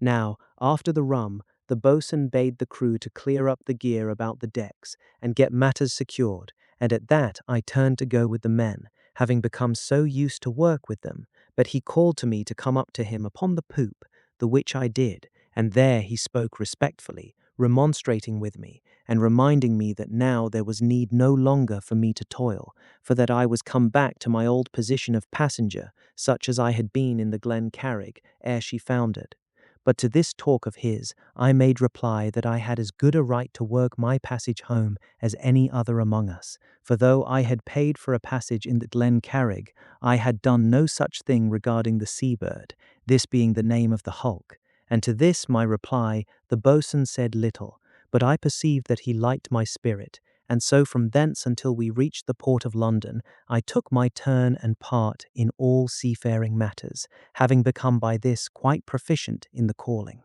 Yet in one matter I availed myself of my former position, for I chose to live aft, and by this was able to see much of my sweetheart, Mistress Madison.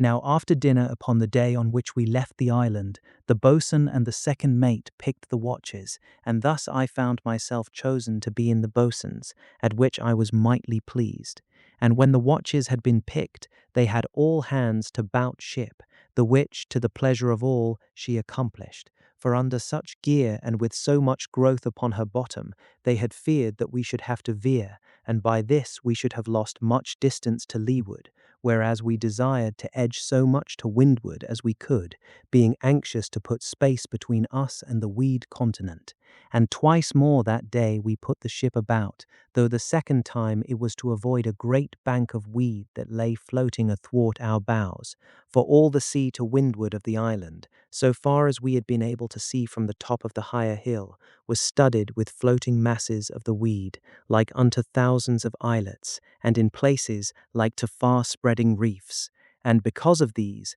the sea all about the island remained very quiet and unbroken, so that there was never any surf, no, nor scarce a broken wave upon its shore, and this, for all that the wind had been fresh for many days. When the evening came, we were again upon the larboard tack, making perhaps some 4 knots in the hour, though had we been in proper rig and with a clean bottom, we had been making 8 or 9, with so good a breeze and so calm a sea. Yet so far our progress had been very reasonable, for the island lay maybe some 5 miles to leeward, and about 15 astern, and so we prepared for the night. Yet a little before dark we discovered that the weed continent trended out towards us, so that we should pass it, maybe, at a distance of something like half a mile, and at that there was talk between the second mate and the boatswain as to whether it was better to put the ship about and gain a greater sea room before attempting to pass this promontory of weed.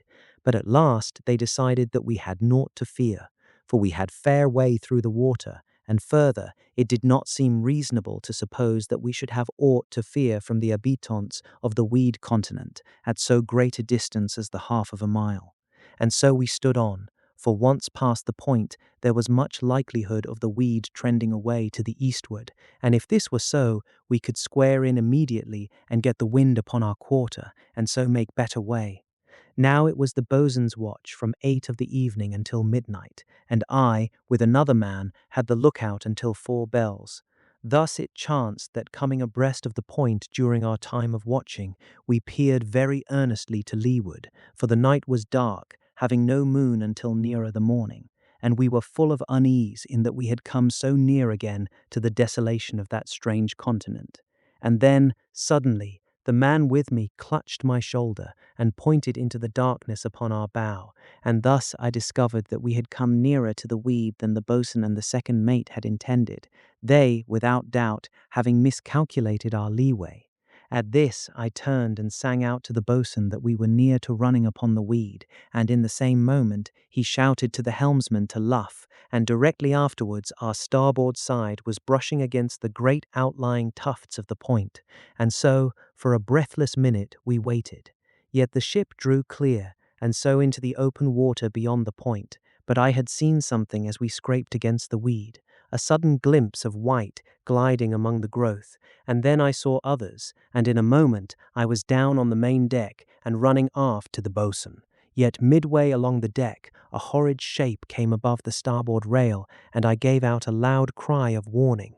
Then I had a capstan bar from the rack near, and smote with it at the thing, crying all the while for help, and at my blow the thing went from my sight, and the boatswain was with me, and some of the men. Now the boatswain had seen my stroke, and so sprang upon the topgallant rail and peered over, but gave back on the instant, shouting to me to run and call the other watch, for that the sea was full of the monsters swimming off to the ship, and at that I was away at a run, and when I had waked the men, I raced aft to the cabin and did likewise with the second mate, and so returned in a minute, bearing the boatswain's cutlass, my own cut and thrust, and the lantern that hung always in the saloon.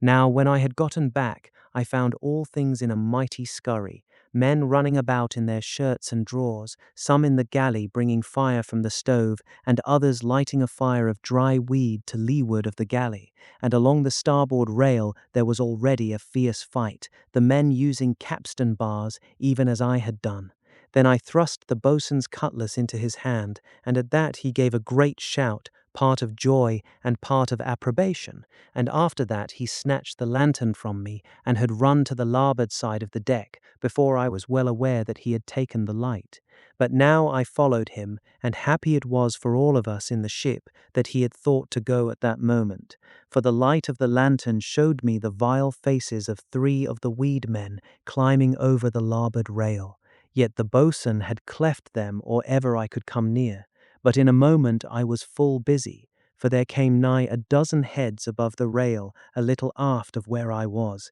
and at that I ran at them, and did good execution. But some had been aboard, if the boatswain had not come to my help. And now the decks were full of light, several fires having been lit, and the second mate having brought out fresh lanterns, and now the men had gotten their cutlasses, the which were more handy than the capstan bars, and so the fight went forward, some having come over to our side to help us, and a very wild sight it must have seemed to any onlooker, for all about the decks burned the fires and the lanterns, and along the rails ran the men, smiting at hideous faces that rose in dozens into the wild glare of our fighting lights, and everywhere drifted the stench of the brutes, and up on the poop the fight was as brisk as elsewhere, and here, having been drawn by a cry for help, I discovered the buxom woman smiting with a gory meat-axe at a vile thing which had gotten a clump of its tentacles upon her dress, but she had dispatched it or ever my sword could help her.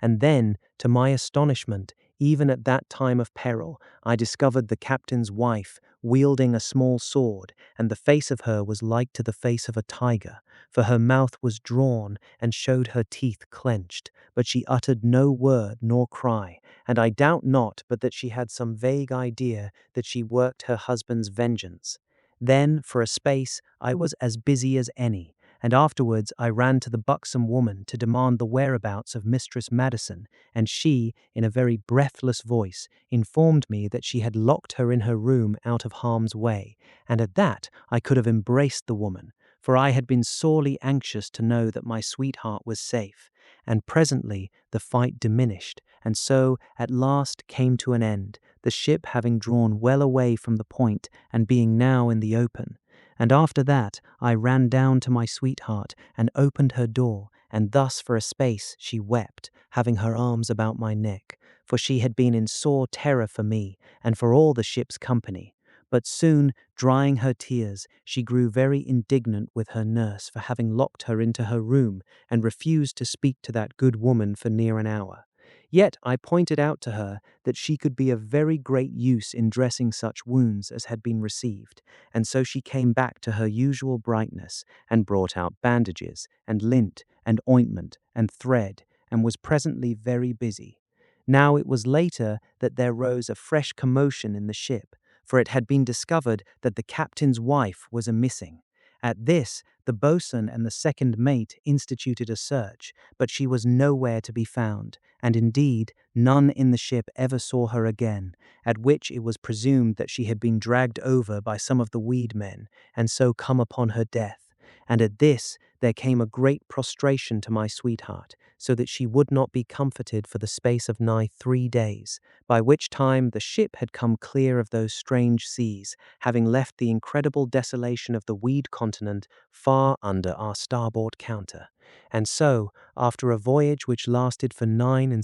days since getting under way, we came to the port of London, having refused all offers of assistance on the way. Now here I had to say farewell to my comrades of so many months and perilous adventures, yet being a man not entirely without means, I took care that each of them should have a certain gift by which to remember me, and I placed moneys in the hands of the buxom woman so that she could have no reason to stint my sweetheart, and she having, for the comfort of her conscience, taken her good man to the church, set up a little house upon the borders of my estate. But this was not until Mistress Madison had come to take her place at the head of my hall in the county of Essex. Now one further thing there is of which I must tell. Should any, chancing to trespass upon my estate, come upon a man of very mighty proportions, albeit somewhat bent by age, seated comfortably at the door of his little cottage, then shall they know him for my friend the boatswain. For to this day do he and I foregather, and let our talk drift to the desolate places of this earth, pondering upon that which we have seen, the weed continent, where reigns desolation and the terror of its strange habitants. And after that we talk softly of the land where God hath made monsters after the fashion of trees. Then, maybe, my children come about me, and so we change to other matters, for the little ones love not terror. In Hodgson's fog-bound seas, the boats become fragile arcs adrift between worlds, their creaking timbers measuring the distance between the known and the unthinkable. The novel lingers because it renders the ocean itself as an ancient intelligence whose slow, patient malice exposes how little protection language or memory can offer. What remains is the quiet recognition that survival is only a temporary reprieve granted by something vast and indifferent that will, in time, claim every shore. You've been listening to Dark Classics Narrated, free full-length audiobooks of the greatest Gothic horror, weird fiction, and classic dark literature ever written. Poe, Lovecraft, Wells, Bierce. The complete catalog is on YouTube, and we add new narrations every week. Everything you need is in the description. The book, the listening gear, and yes, there's merch. If dark fiction, classic horror audiobooks, and public domain storytelling are your thing, subscribe. You've found your library. We'll see you in the dark.